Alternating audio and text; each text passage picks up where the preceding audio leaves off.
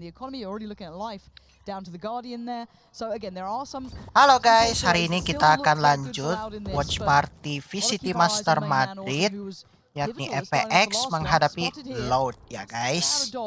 Sampai sahur lagi kayaknya ini live-nya ya.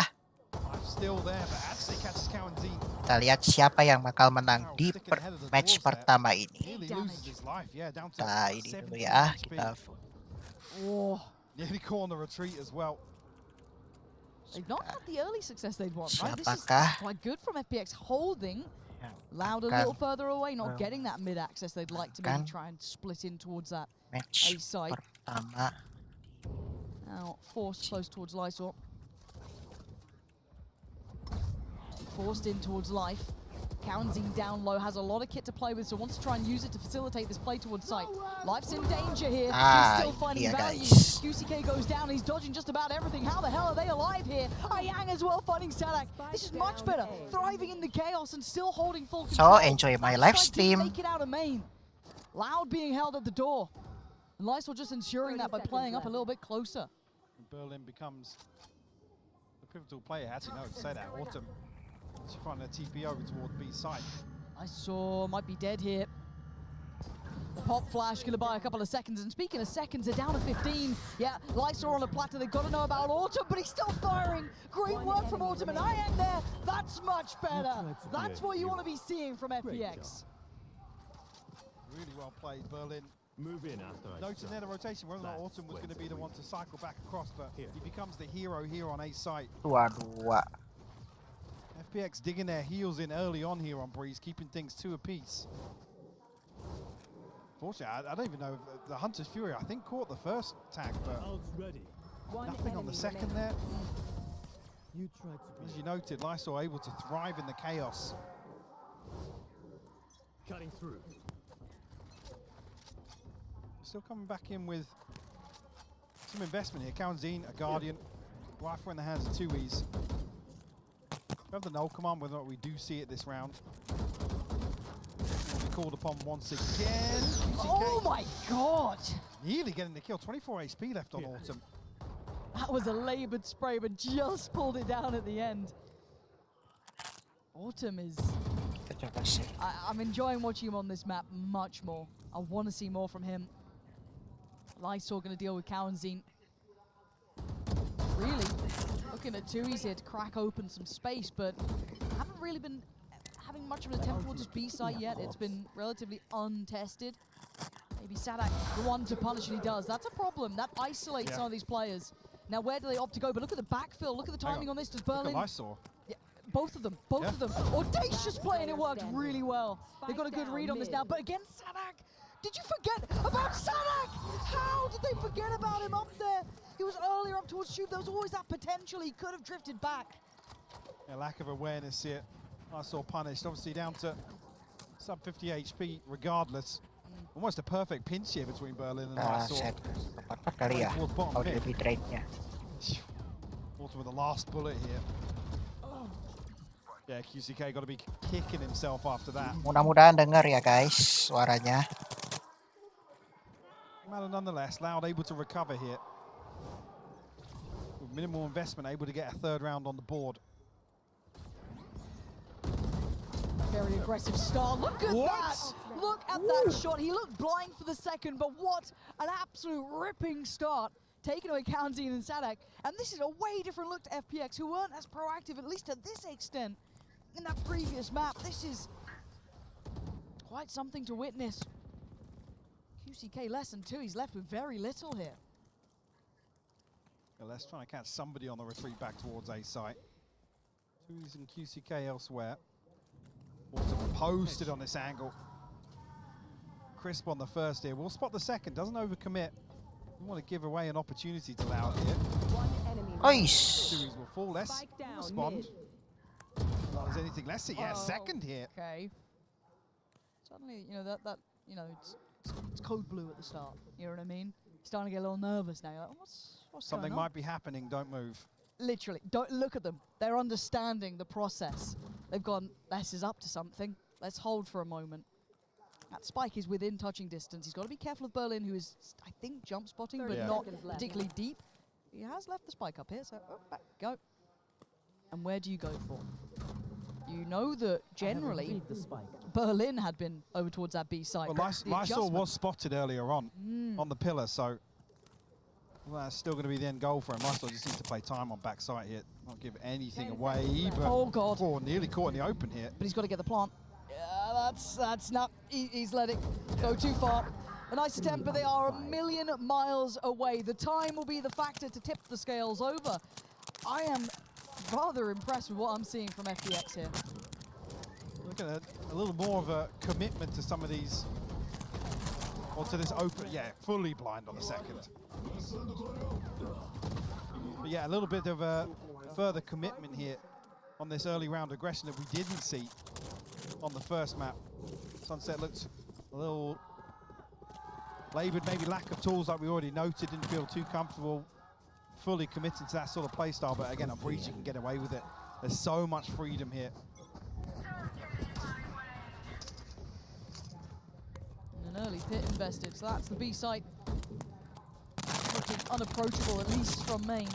So maybe gonna have to opt for that play up through middle, which is what Les is trying to test a little bit for now, but progress towards the tube, it's something that has been left somewhat vulnerable, but Autumn slowly coming back around. It's gonna be QCK again in the fight, and Autumn just, his form individually is really starting to heat up. Yeah, I love this from Loud though, spotting him over towards Nest, setting up this flash, reading that he's going to be the one to pick up the slack at the end of tube here. Salak still posted up. Doubt we'll see a reaggress here. Autumn's down to 56 HP. Might fancy his chances. Go on, Still Sadak. curious, isn't he? Yeah, he's fancying it. Sadak being tested, and it's not just Sadak. Look what's behind him. There's other players trying to follow this pathing. Less waiting towards middle, but you've got Cowanzine here too. It's a pressure point they want to try and explore, and a weapon they want to get into hand. There's still 3 players to clear on A, and they can exchange goods, right? They can go, okay, well, you can have tube, we'll go take main, but there is a player there as well. So a battle on 2 fronts, and not a comfortable one. Live gonna spot 2Es. That was a little sketchy, but he's losing his support system. They found the player in CT, they found the player at the back of site, and now they got to fight on 2 fronts. And FPX win it out. 13 seconds. It's a scramble. Berlin goes down, but Life's position could still be devastating. Where's his support? Where is Lysol? Oh god, he's got a judge. And the position going to be seen. They now know where both of these players are. There's still a question mark for Cowanzine. Does he double back? But Les's position could be pivotal. And Lysol does get an upgrade here, so a rifle in hand, but HP on life, definitely a concern. Recon bolt available. Oh, wow. That's going to be caught in this snake bite, but Cowanzine with the bailout. What a savior of the Lysol, though, outdoes Les, and now it's game back on, but time. Cowanzine can can hear that disconnect tick. from this, yeah. This is really difficult for Lysol. He needs to find a pixel out of place or a shot for free, which really Cowanzine isn't going to give. And look at the plant position. It's something that Cowanzine can play, and Lysol knows it. Time to back away. A really nice attempt there, but still Loud just scraping that through. A very close round though. 2Es unable to really hold down control there of A main. Life once again, alongside Berlin, making things work here. Beautiful hold initially, but like I said, once you remove that one player from A main and allow a force towards the backside of A site, unfortunately lose out elsewhere. It's Loud ultimately have no recovery factor. There's no safe spot to fall back to after losing that security of A main. Oh dear me, Cowanzine. He's going to take a little nap this round, right off the rip. Life. Halo. You can see the purchase M is pacar missing some Firdaus elements R. as well. Ayang is down without armor as well. So the money was getting a little close, and Berlin actually falls. That might open up a huge chance towards this A site QCK. Yeah, that confirms it. Can Autumn be the one to change this? His position will be considered. He's been there more often than not. But Life bringing death against Loud. QCK joining Kalian on the victim list, and away they go. They fancy Apa their odds. They're not MM? going to let him escape. He's hunting them down. Just losing out on the knife there, but still want to do some damage. Lights are working off the back of the information Autumn's putting down, and they're still going to try and get that pressure, but no start on the plant just yet. No defuse to begin until now. Autumn stands his ground, takes down less. Two is what you got. Anything, he's going to take down only one, and that is nowhere near enough. FPX heating up now. On the back of both Autumn and Life here in this round. You know, from the front. Beautiful fight back through. Loud unable to convert this position. No surprises to see a timeout called after that. A little bit of a pace change here, but Planted. I didn't even see the switch back from the knife there. Yeah, unfortunately, I mean, Sadak obviously fallen to the snake bite here. Can't really be avoided. Well placed by Lysor. FPX clinging to life here, and Loud, I gotta say, not having as much as of an easy time in terms of these opening engagements that they did versus Gen G. Oh, you're Like I said, it was very cut and dry, very vanilla the way that Loud approached this map last time. No, you're on the money. I'm really liking what I'm seeing between Autumn and Life. I can't stress it enough. And don't get me wrong, it's not that a.k.a, Lysor and Berlin aren't doing well. They're doing very well at their jobs. They're playing the roles that they need to. But I'm loving seeing that kind of combination, that duo between Autumn and Life, working here in comparison when it didn't on Sunset. Absolutely, and if you let a Yoru and a Jet perform like this on the defense, you know they come into their attack in half feeling way better about themselves. Especially coming out of a map loss to open the series, sorry. Yeah, and a dreary loss. It's not pretty. 5 rounds, you're not going to feel happy with it. Yeah, sometimes a quick loss is easier than one that's drawn out. But not in an elimination series. That's not the case. So to bounce back like this is really quite something to witness. Now, has Loud got the chops, though, to find a little bit of something to work for them here? They've been finding it very hard to handle both of these pressure points of Life and Autumn. And the test begins again. Oh, Autumn, this guy is just out of this world. The only real threat to that round was going to be QCK, and he is gone in the blink of an eye. Kalian, yeah, he's got a Guardian, but beyond that, you've got a Sheriff and a Ghost. Basically trying to mirror Life from the previous round. Find that opener in mid. We still have Guardian in the hands of Kalian, but you're right, the Blade Storm was really going to be... Autumn actually found a headshot there. That was only 66 HP left on 2Es. Kalian found a time in here. Okay, that's a rifle. If 2Es can possibly cross up to it, I don't think he's got the time to do it now, but... He's got to wait for his Toxin to rebuild. I mean, the end game looks like less to eventually creep towards A, but this is a really hard fight for Kalian because the timing's rotten. Yeah, Life perfectly played that. Yeah, looking to police that weapon. And prevent anybody from coming through. So aware of the possibility of less. 30 seconds left. Not much left for Loud to really do here. A Sheriff and a Ghost. Life going to give this one away. Yeah, he's drifting. Did he get spotted No, at I don't think all? so. No, ping coming through. Right, he's cleared though. And now 2Es with 13 seconds, and the dream doesn't even get to be started. FPX, look, the early attempt, the early goer for Loud was going to be off the back of that ult invested from QCK, but he's had a quiet performance so far. That could have been a nice way to push him up in this map at least, should I say. And not going to get it. There it is. Look at this guy. Get out of my way. Yeah, Autumn's very nice to watch. This is what it should have been about, right? That timeout that came in, probably not for the last round, but the one between. This is what it was for, the buy round that's coming in now. And 5-4, Loud need answers because FPX have been meeting them every step of the way, and it's been individual, it's been punchy, but it's been damn good. Here. Gonna note a couple steps. Bring the alarm bell towards middle. And a further adjustment here again from FPX. Obviously posting Life up. So won't expect to see him getting too aggressive here. Especially with nobody on the side of Loud on the other side of the halls to him. And if you're Loud, you're so conditioned to be worried about, okay, Yeah, to make the plays, exactly. Life going to be here, They're where waiting are to they? see who shows where around the map. Berlin drifting a little out into the sights there. Left. I concealment. wanting for HP. But he isn't alone. Autumn by his side, and we noted it early, and as did you now watching. Life creeping closer. There is a player watching 2E's. Who gets the timing right here? Life walking in. He's been seen, and he gets to keep his life, which is the more surprising part. So now the 3-play stack that was on this side of the map going to be rewarded, and he's actually just going for it. Berlin's fallen, as has Life. It's all on Autumn. What can this man do? Nothing this round. Put down, and the side plant should be coming in very comfortably here, as the other 2 players quite far away. Yeah, punchy reaction Spike there plant. to the pressure coming through towards the loud spawn. Unfortunately, that site hold just crumbling under the pressure. I saw it was a little curious.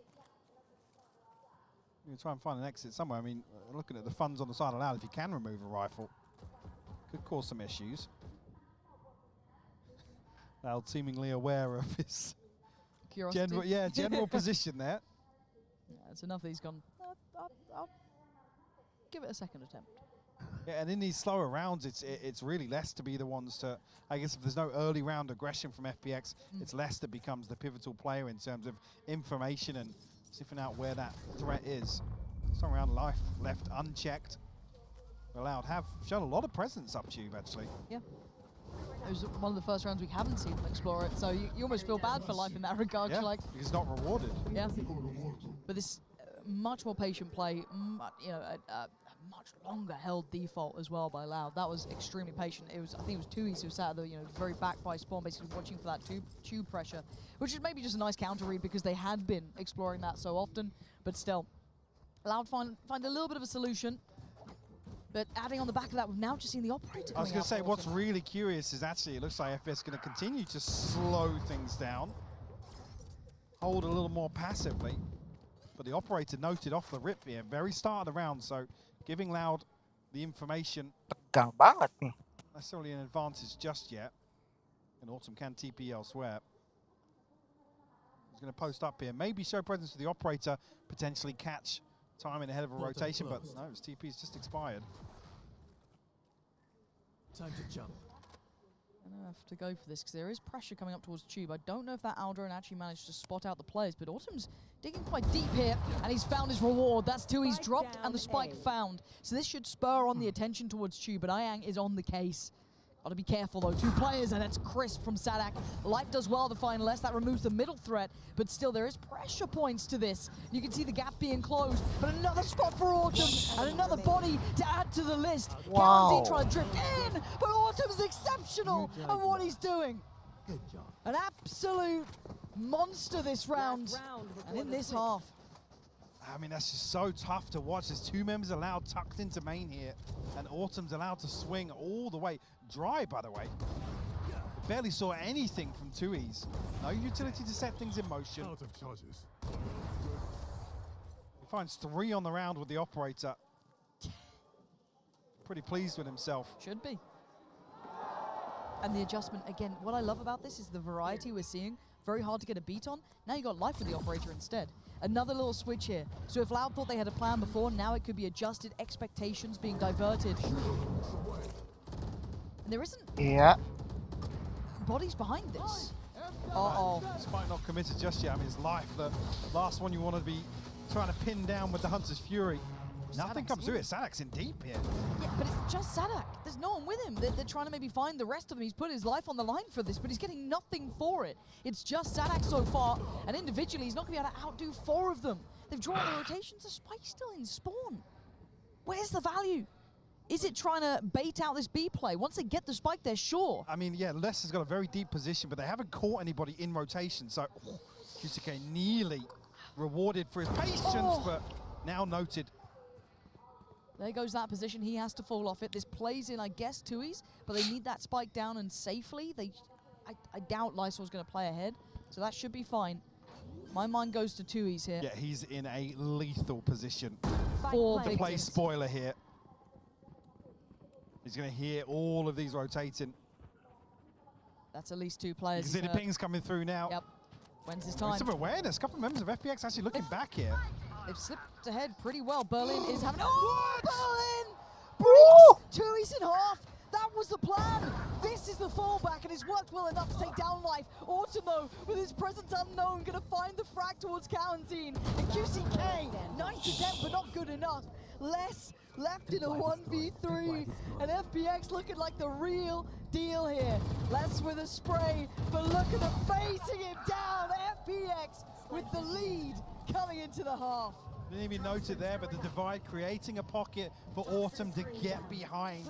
Loud, beautifully constructed retake here. Heartbreaking for Tui's. It's just unreal from Berlin. This is what we wanted out of map 2. A closer affair, a better game. FPX showing us a lot more caliber here. Loud, no way out of it with 5 rounds to their name, but this is the perfect opportunity to check in with FPX.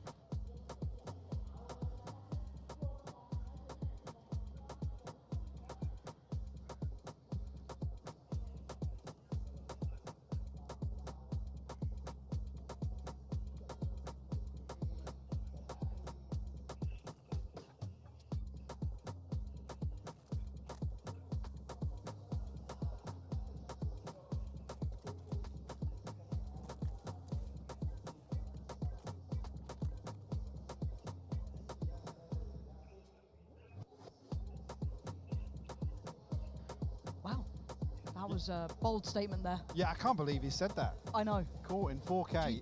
I hope someone clipped it. Yeah. Very insight there. It was. We should stop playing with them now. Yeah, I know. It's all good. There was nothing played. Don't worry. Of course, things don't work when we're here. Look, we got to bring a little curse to it. Otherwise, you know. It's been a while since we were to feel a halftime. Actually, I feel a bit lost. Yeah, I'd say, like, what do you want to talk about? You're the analyst. Have fun. I was hoping to get someone from the interview there. Well, that's unlucky, isn't it? I'll come back to the same point. Obviously, Go for it. after the first map and it being very, very one-sided, now with this performance on defense, you really got to dial in and hope that Autumn and Life can be the deciding factor here for FPX to force a map 3. I mean, sorry, I was going to say less.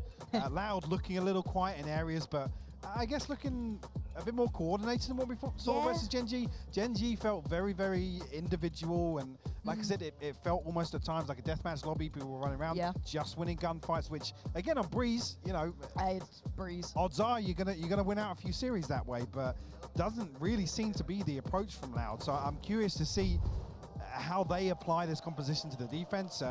Obviously, Autumn's going to be the slippery one, the one they need to pin down here and keep in check early on. I can't wait to see it. Couple seconds to go now. Was this a flash in the pan, a death rattle from FPX, or was there truly some life to them here? I want to see it. I think this first half has got me excited. Loud having to scramble for some answers, which, again, leaves you wondering, what does this second half look like? An early work from Life. He's straight up middle. Yeah.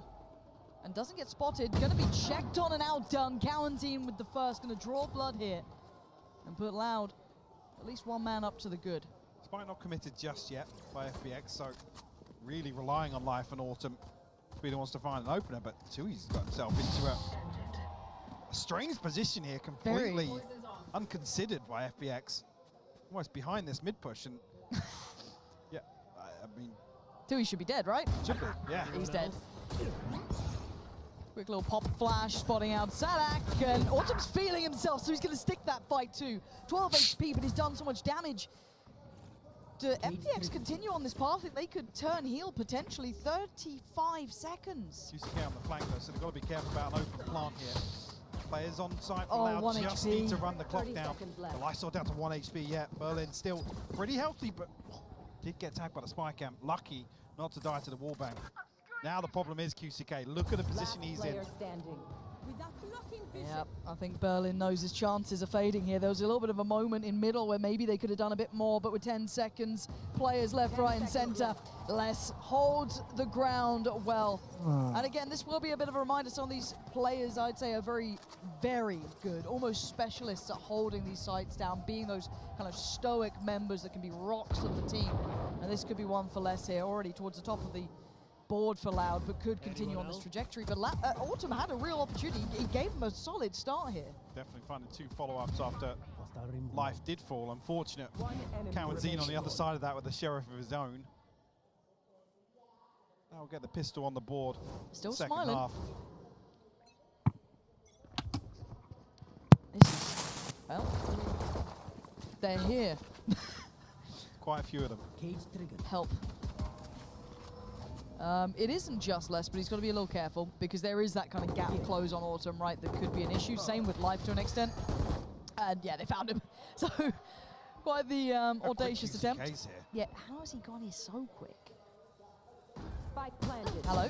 Oh, that looked on. That one is. Second time of asking. And Loud looking composed. He's not falling until then. Les going to go down, but that's not the end of the world. They'll be able to get themselves the defuse and close up the scoreline here. But again, keep in mind, if I'm not mistaken, first half Loud did the same as well. They got the first two. Yeah. QCK looking a little rough around the edges, to be honest, from the first half. Yeah.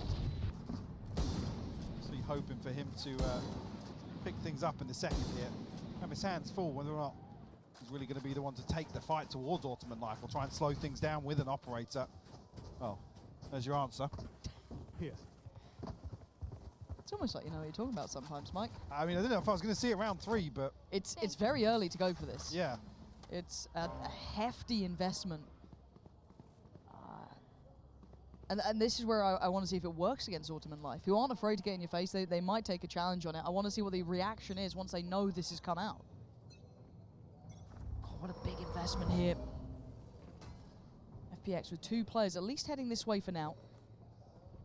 QCK only on 4 kills. He's not had the impact he'd want here, and he can feel that pressure starting to mount. Life going to cop a fair crack of damage, as does Autumn at this point. So both of them suffering. Yeah, Good that's start for Loud. You'd be happy with that, and obviously for FPX, that's going to take the wind out of your sails. Yeah, both duelists kept in check here.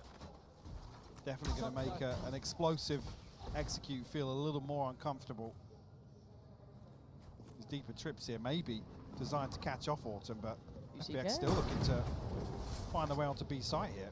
He's trying to ignore the one and look for the others, but the TP's been taken. QCK's in a little bit of trouble here, opting for the third rather than the first or the second, because he's really banking on Kalian, but he was surrounded by the end of it. Even with lower HP, Life's still able to do enough damage, but they haven't got that spike across. They haven't been able to ferry it forward.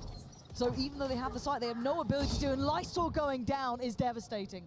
That, and there's the surround, right? Like, what can Berlin do about this? He's lost in the lurk, just not enough progress made early 30 on here. seconds left. Spike not committed. I mean, I guess this was the long con for FPX to try and make something work, pull a rotation and play in either Lysol or Berlin. But it just doesn't happen. Loud too decisive on the site. So he's going to try and hold on to this rifle here. 10 seconds But actually, left. Tui's might catch him on Yeah. the retreat. Oh, I don't know. I don't think Berlin saw it. They're really clean. Okay, hit a shot like Berlin that. just has Tui's number, man. Like, Apparently. it's just the awareness towards him. Absolutely unreal.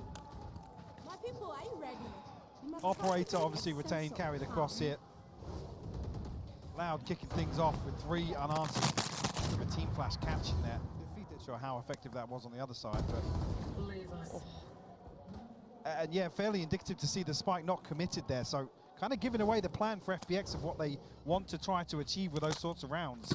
Maybe because Life and Autumn were tagged up and they wanted to try and formulate some sort of fake and, like I said, catch somebody in rotation, but seems a little disjointed.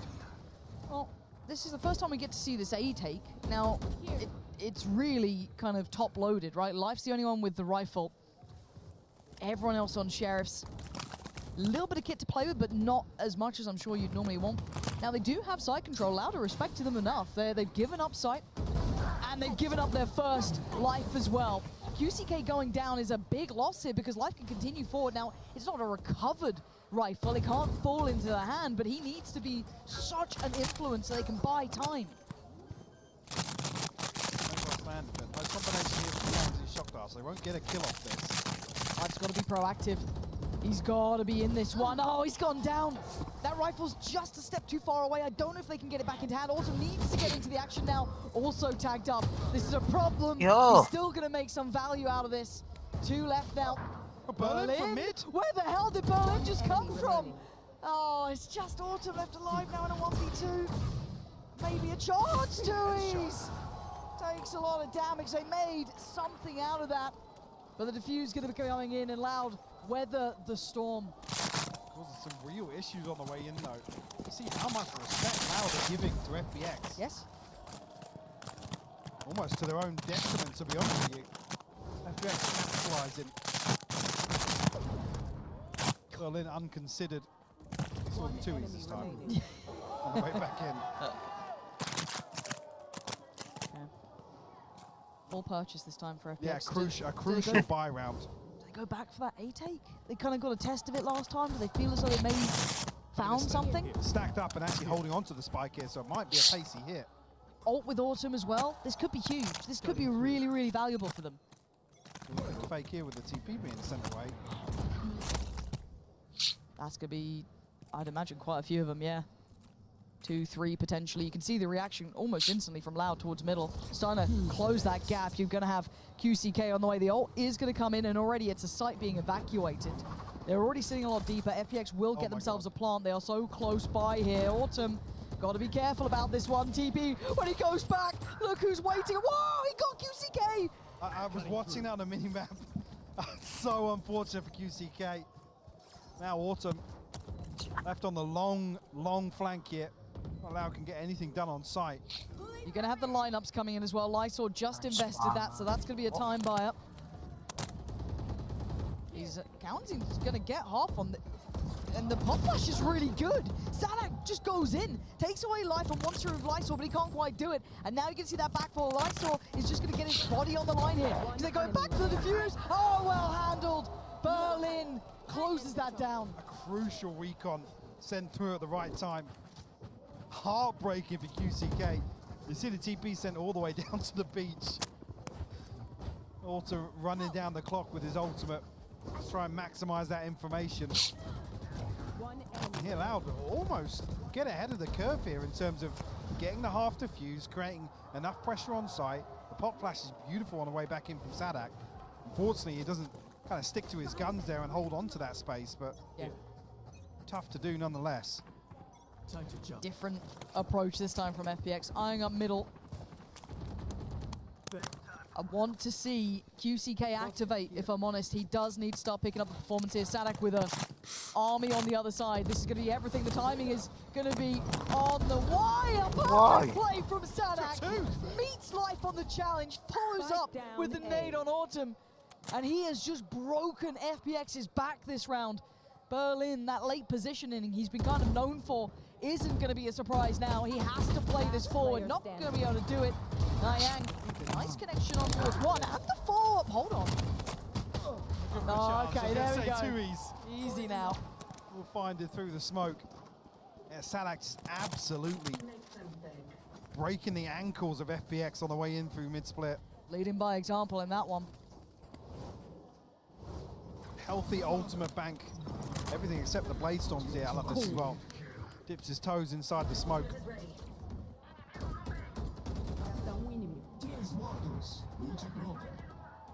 Fantastic stuff here. We'll be allowed to call a timeout. Actually, no, sorry, my mistake. Did just change. Just got debated. Not your mistake. I promise it wasn't. It did say Loud. Maybe they both called timeouts. They could have both. You never know. It's a mystery. We'll start with the FPX timeout. Talk to me. Talk to me about what the game plan is here, because Loud have, even in, let's say, I wouldn't say the ideal way, because I would have liked, I don't want to harp on about it, but I would have liked to see QCK a little bit more involved. He has been somewhat absent this game. Autumn and Life have had his number. But yeah, I mean, he's got his hands full on the front line, right? So previously, a concern coming out of the KC series was FPX's inability to convert First Bloods into round wins. They were winning out on the opening duels, but things were kind of slipping through their fingers elsewhere, and I feel like that's kind of the same here.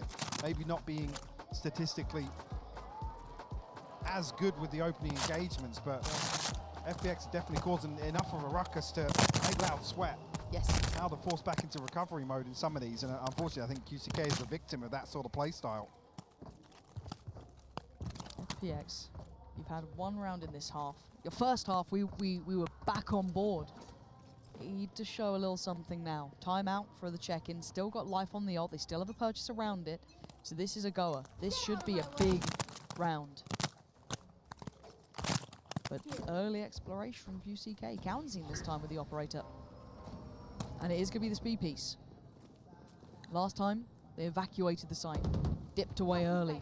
This time, sticking around. Life on the way, though. Can he close that gap? Can he find a target? Find someone to play towards? Autumn's right by his side. And Autumn's already claimed one. They could do with a little bit more. Less still lingering around. And Autumn just bringing absolute fury to this site. Less left walking away. Wounded. 5 bullets to play with. And he thinks it's enough. And it is. Autumn is audacious in his work. And he's got them the site. But the flank. QCK finally makes it here. Have you got a 1v2 in you? Have you got the ability to do something about this? Oh, he was on for it. But Autumn just that bit better. And keeping FPX in touching distance of that scoreline. Not going to suffer financially coming out there. I think 2, maybe 3 purchases available. Still got the Blade Storm, so an opportunity to force back in here. But the ult command almost perfect at shutting down, I guess, the second leg of this execute. Once Autumn TP's in, the Astra smokes come up and create a couple of pockets for FPX to work out of. Nonetheless, FPX find their 9th. Going to switch things up, back over towards A once again. Same setup, same TP for Autumn, so expecting him purely dedicated towards information gathering. Pick that up, no one saw. Oh dear. QCK over the top, found life. And Sadak with a ghost just got IM. What has just happened here? Well, Hunter's Fury here as well, yeah. They can clear out a lot of A. Yeah, Lysor has to play much closer, not the lineups he'd probably be wanting to go for. They have to play right next to them. Lysor is panicking surely in this one. He's got an army against him. Bodies on bodies here. QCK trying to play ahead, gets a little bit of a glimpse, but it's Autumn you got to be worried about. He makes his appearance known. Oh, and that's just perfect again. 10 sama, Kills, gila. 3 kills in this round. Autumn is just out of this world. What a player. Elimination on the line, and he's stepping up to the plate. 25 and 15 right now. Keeping the hopes alive for FPX. I was going to say, Mike, you know, that last round, call it a good round, but also got to know Autumn got 4 kills there. And I said, well, surely you can't do it again in my head. I was thinking, well, can you depend on that? Apparently you can. This adjust through middle was just really rather godsend. All things tied up now. Operator in play for QCK. He's going walkabouts. He's committed. He's committed on this one. So deep out of here. Oh, Lord. And Dash is expired. He's punished. He's desperate to make up for it. You can feel it. Yeah. He's trying so hard, almost too hard, to try and be the difference maker, to pick up the scoreline that's just not sitting well with him. And he's been punished thoroughly on that. A little ambitious. Cow and Zine also off exploring here. Might hear this. We'll definitely hear Lysor invest the wall. Always an awkward angle though. Loud, a little ahead of themselves. And a misread. Here. They're responding to what they're FPX seeing. have sold this, yeah. Yeah, they've seen utility, they've seen players, and they've got life on the site. FPX. Now they lose the camera as well. That would have confirmed that this was a fake. Loud have fallen for this hook, line and sinker, and Life looking to be the Reaper on the site, but he can't quite close out Tui's. Nor could he find Sadak in time, but by now the round, your heart almost drops when you hear that spike going down and you are on the other side of the map. Can they at least recover the operator? Is it even worth it to keep into hand? I mean, it's not been going well for them. Opting for it here. FPX gonna be taking the lead now. Really activating, yes, individually in a couple of these, but now we're seeing this kind of, I'd say, across the board effect here. Oh, unfortunately. Have to consider things in the next round as well. You look at the funds available. Oh, yeah. Yes, there will be a rifle and the operator to carry across, but it's the FPX finding 11, potentially 12 off of the back of this round 21 victory.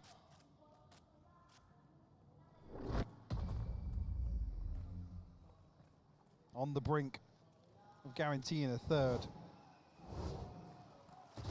Yeah, you see, it looks even worse from Lysor's perspective, just how deep QCK is looking to dig for that opener.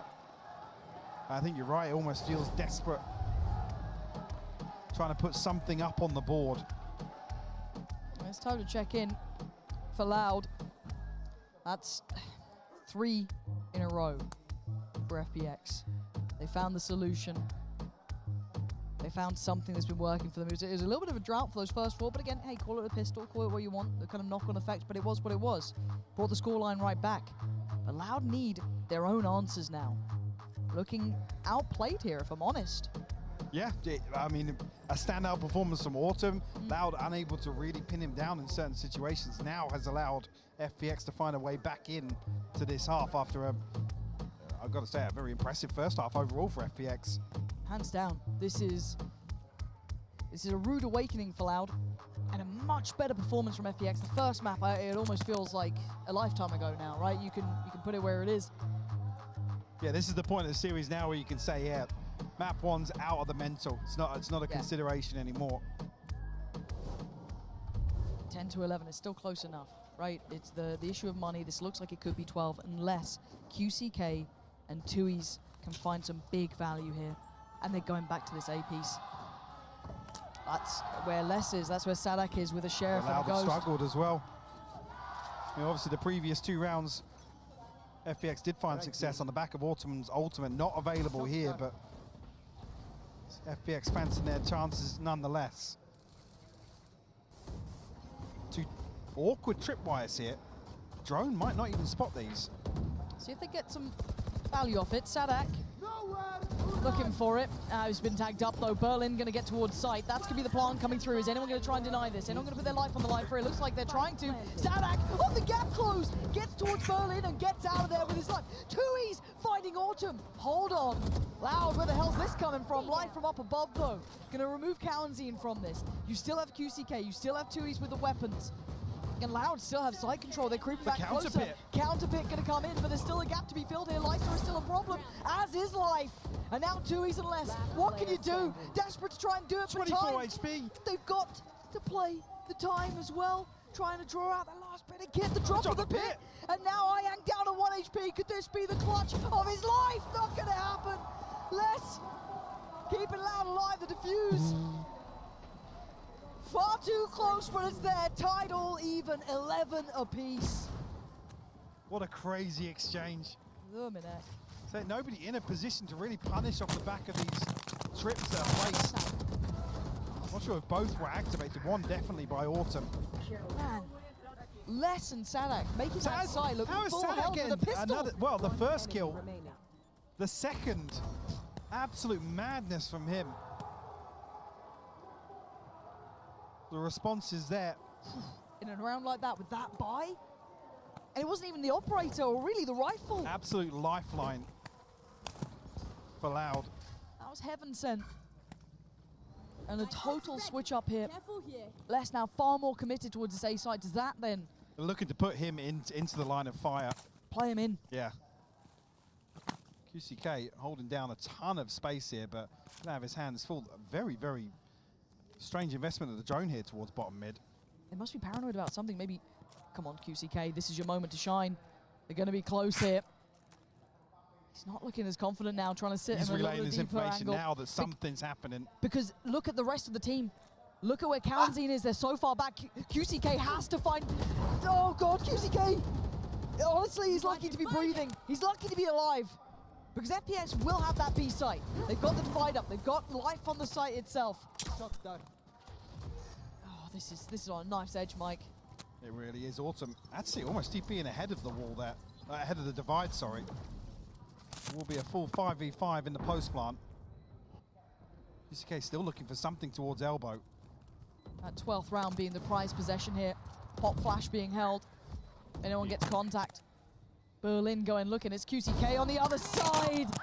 And it's just nightmare after nightmare until then. An answer found over by Pillar. Sadak on the site with a tap on the spike. He's down low, but he's still going to find value for the trade. Tui still good for it. Man to the advantage. Autumn falls. It's on Lightsaw in a 1v3. He's got one. He needs 2 more. But up above, brutal angle to break and less.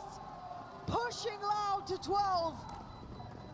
I haven't seen Loud have to dig this deep in a while, but they've just about got to the 12th round.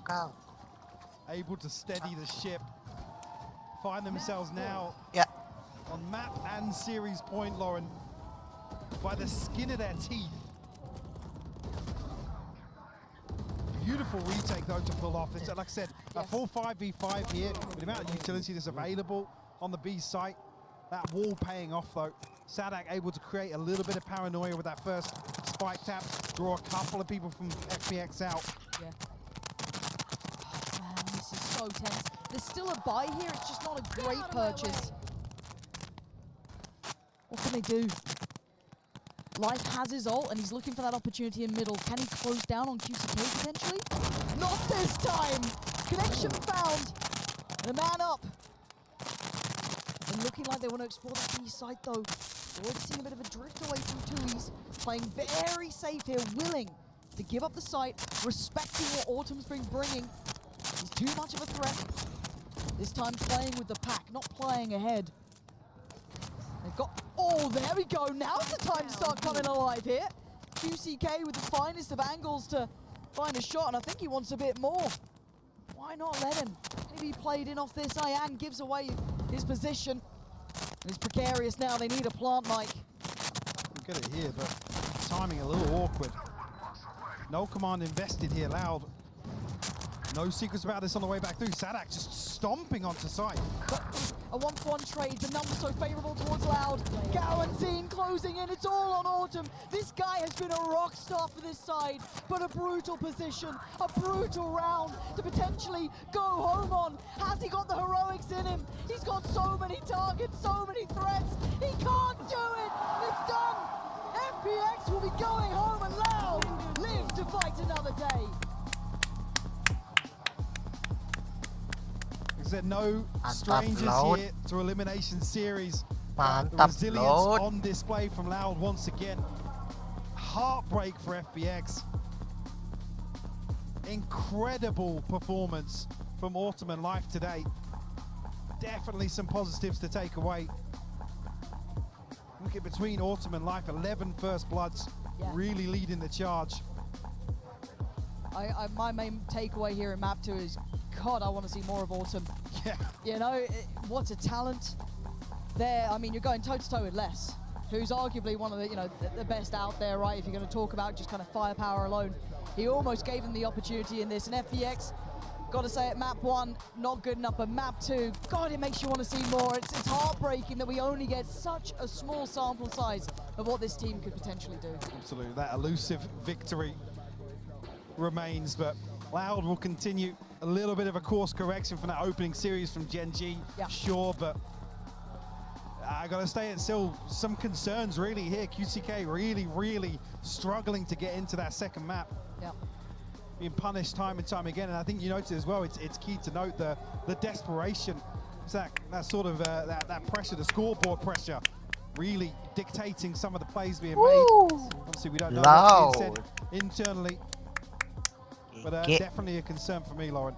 No, and I'm with you in that, and I hope that's something, again, if you're an IGL, a coach, though, you could look at that and you're going to instantly identify it, and they'll need to start identifying those issues if they want to make a deep run here. But they are still alive, they are still kicking, and we're heading back to the desk. Thanks, guys. Appreciate it. Great cast as always. And man, that was like, I totally agree with them. Autumn really was impressive. We say goodbye to FPX. Kita main dulu sebentar. Kita main dulu game.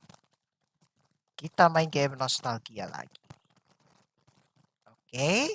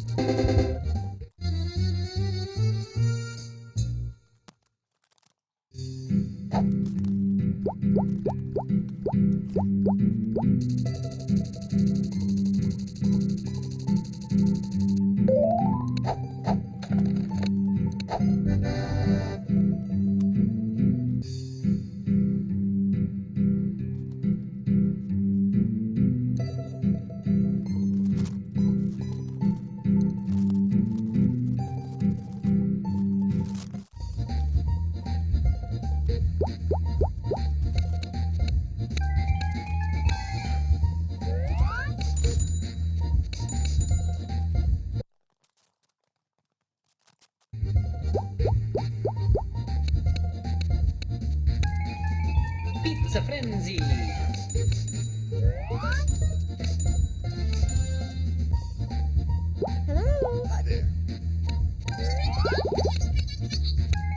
That pizza looks fabulous.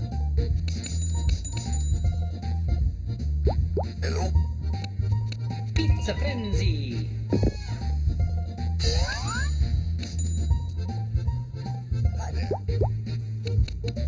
That pizza looks fabulous.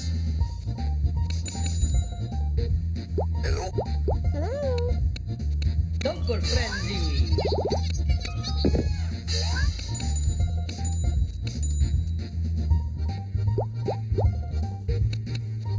Triple Frenzy.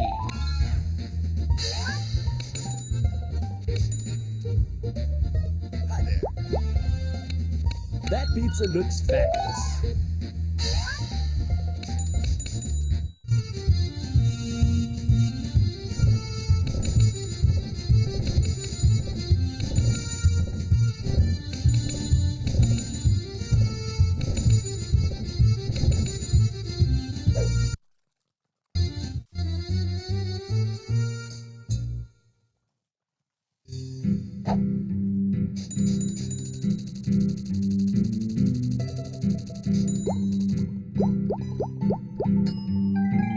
Pizza Frenzy. Double Frenzy. Triple Frenzy.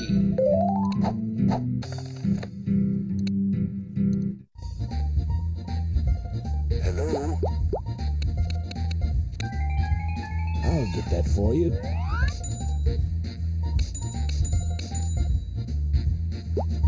Hello? Pizza Frenzy. I'll get that for you.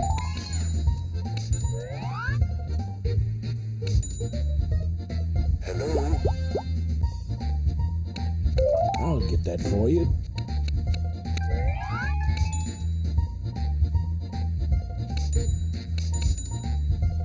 Hello? Pizza Frenzy. I'll get that for you. Double Frenzy.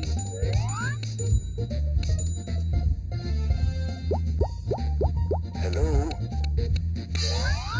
I'll get that for you. Triple Frenzy.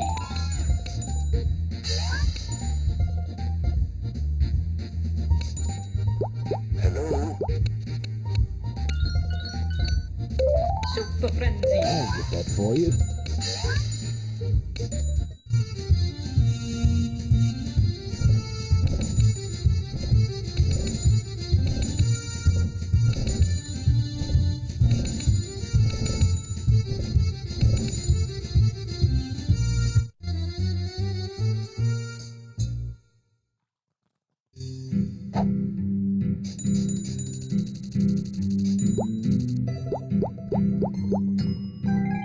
Pizza Frenzy. Double Frenzy. Triple Frenzy. Super Frenzy.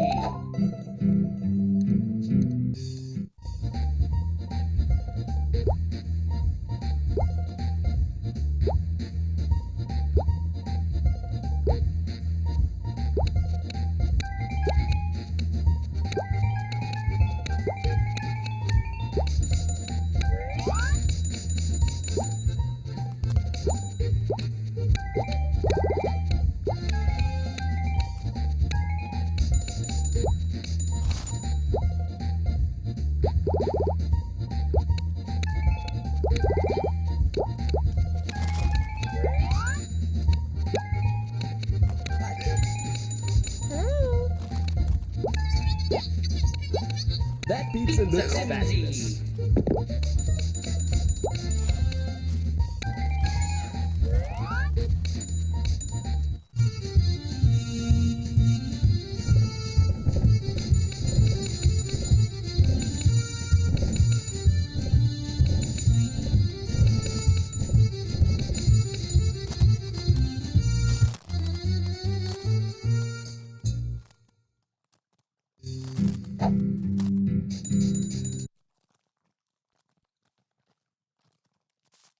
Pizza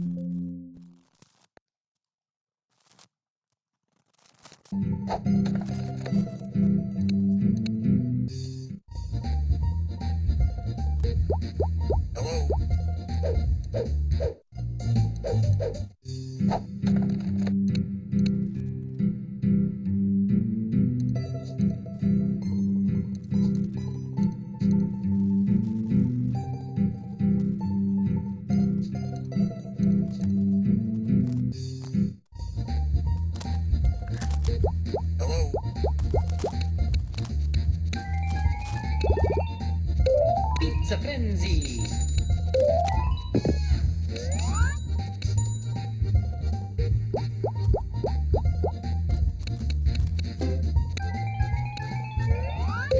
Pizza Frenzy.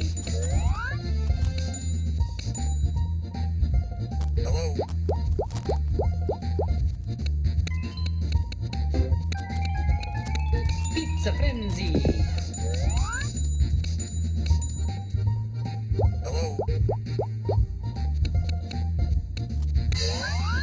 Double Frenzy.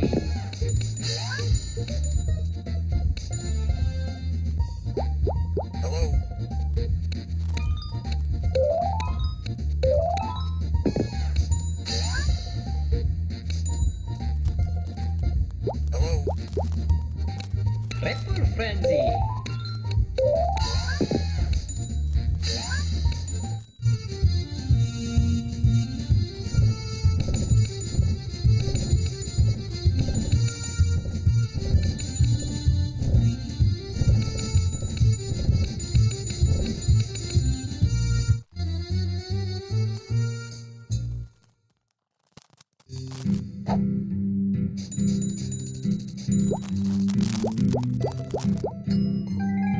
Pizza Frenzy. Double Frenzy. Triple Frenzy.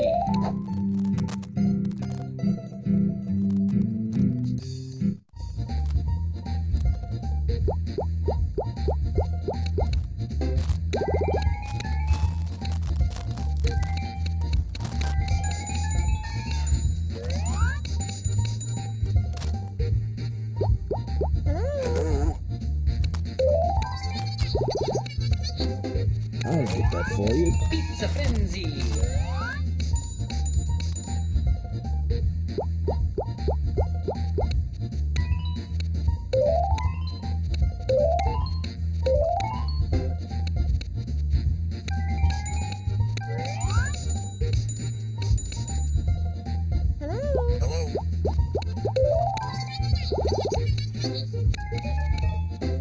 Pizza Frenzy.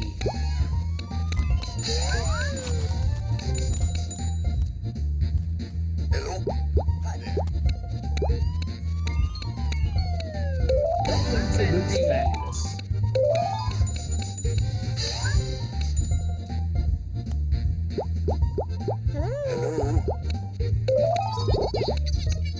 I'll get that for you. Super Frenzy.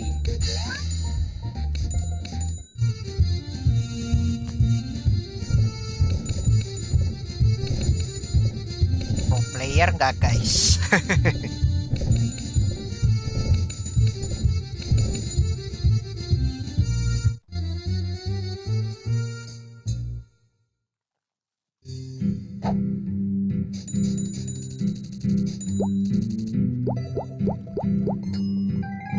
Pizza Frenzy. Double Frenzy. Triple Frenzy. Super Frenzy.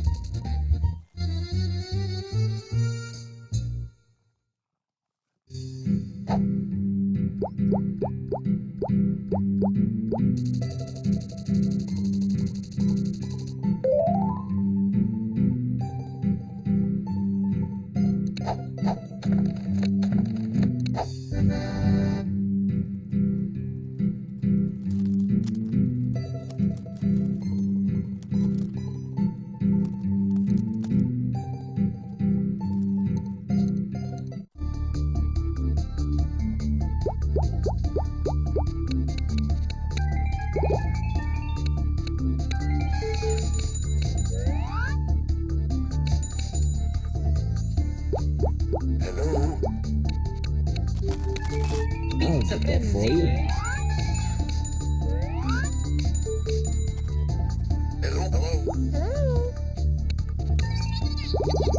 Pizza frenzy.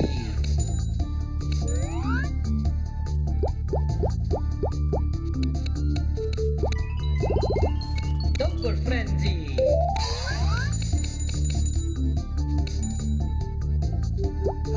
Hello. I'll get that for That you. pizza looks fabulous.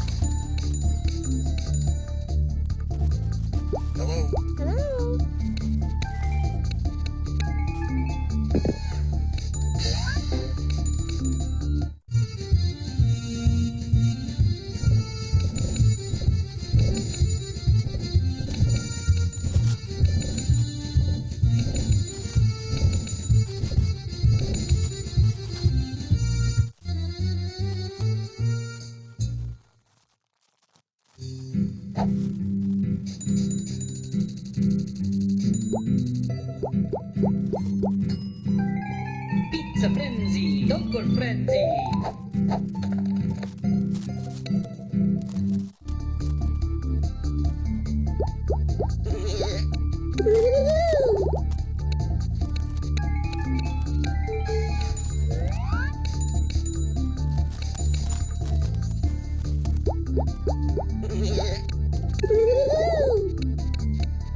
Pizza frenzy.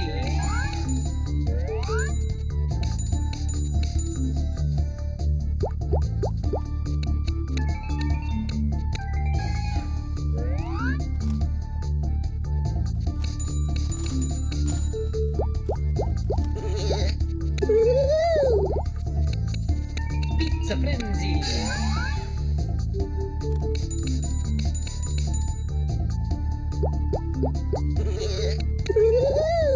Pizza frenzy.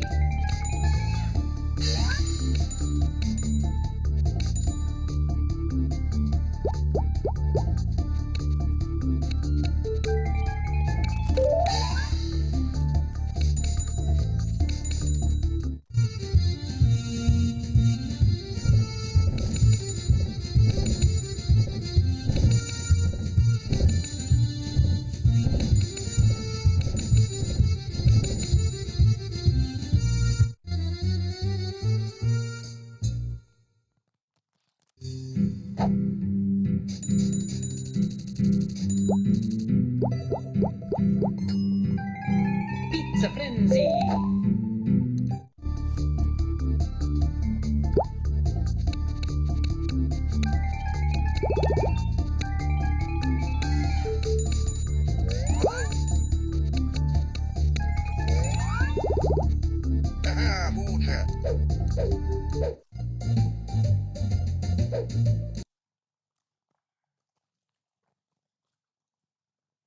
Oke, saatnya Valorant. On my EMEA bias to have an argument about VCT The Valorant. reality is, you know, I'm facing facts now.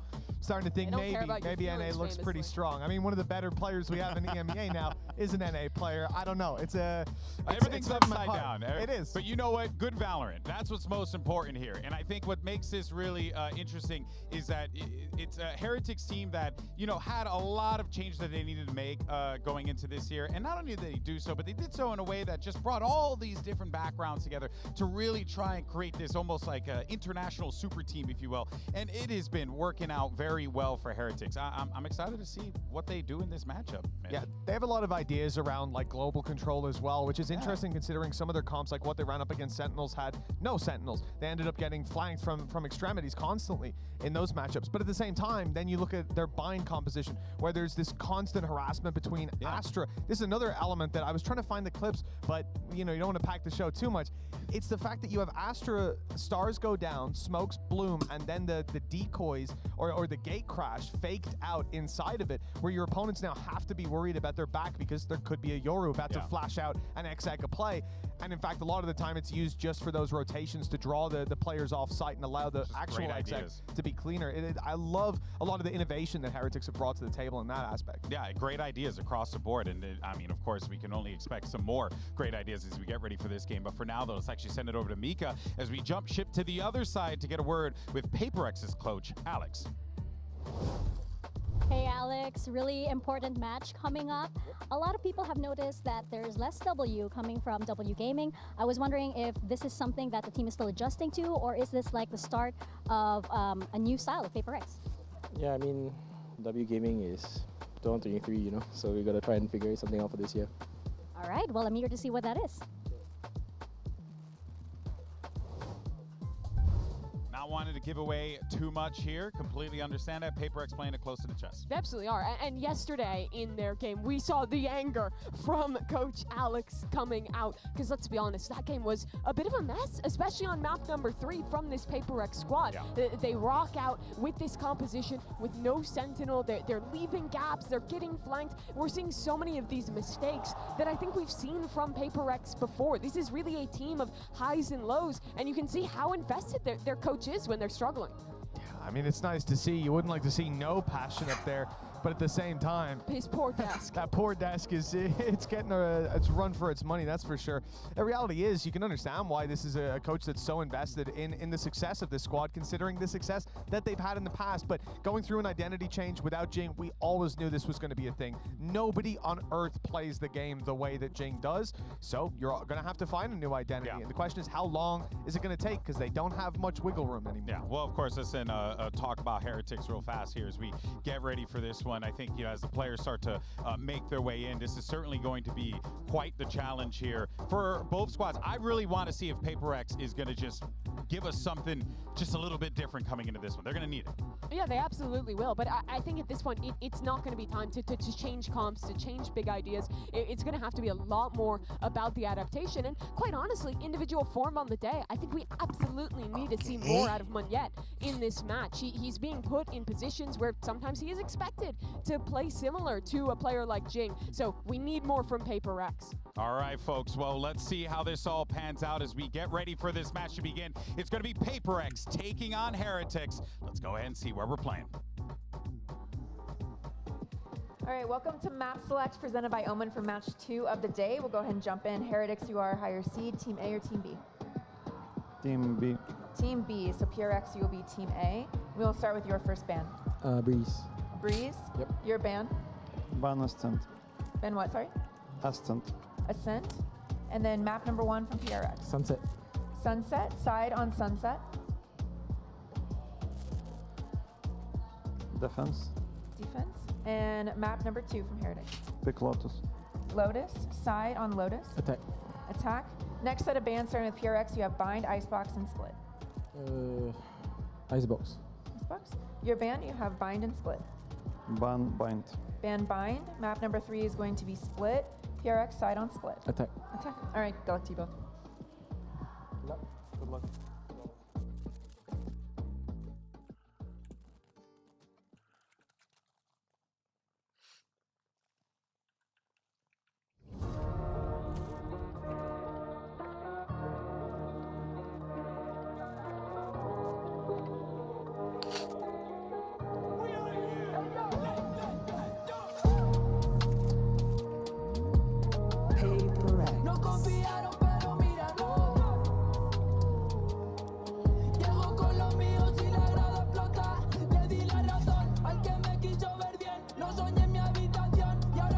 Hola.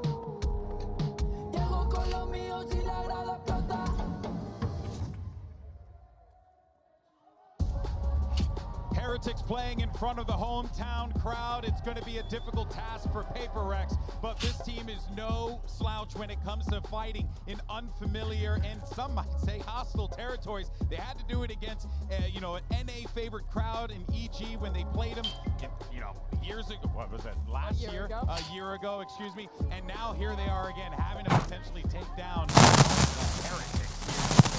You got to think about Masters Copenhagen as well. Same sort of situation up against FPX. You're in EU, you're playing an EU team. That's right.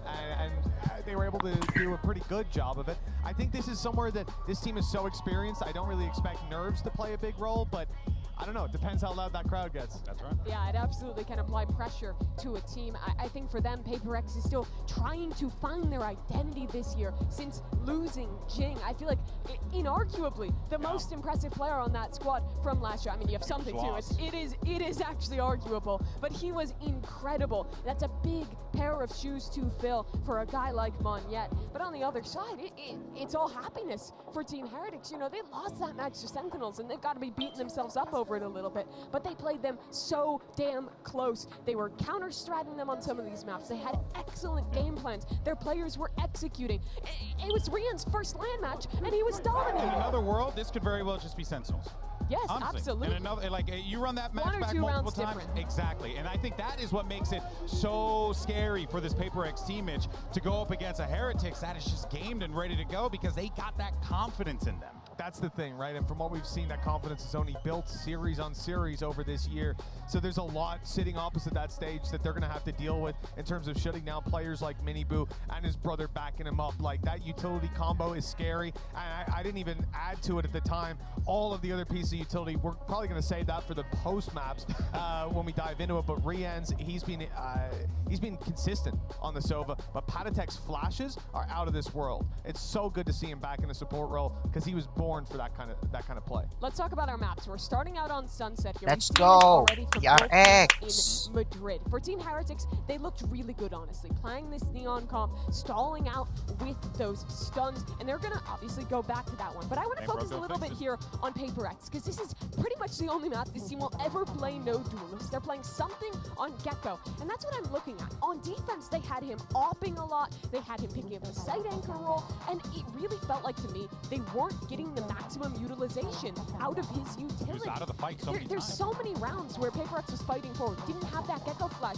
because he was opping, because he was changing something up. But they did end up winning that map, and it was off of a really impressive attack side, which they're starting on now. However, Team Heretics has tape, they've had time, and I think this comp is preppable, especially with the trips and the stun that can really punish a no-dive comp. And we've talked a little bit about Neil Zinho, but I think Weber deserves a lot of credit for what we should see coming into this server. That guy has had time to look at those VODs, and that is really where things get scary. Like Mimi said, guy's a big brain player. He played on the server, and he's going to help them play today. Yeah, well, we'll see, of course, how this works out as we have a Heretic squad that really wants to put on a show for their hometown crowd. Can PRX silence them, though? Let's send it over to your casters. Give a warm welcome to Brent and Sideshow.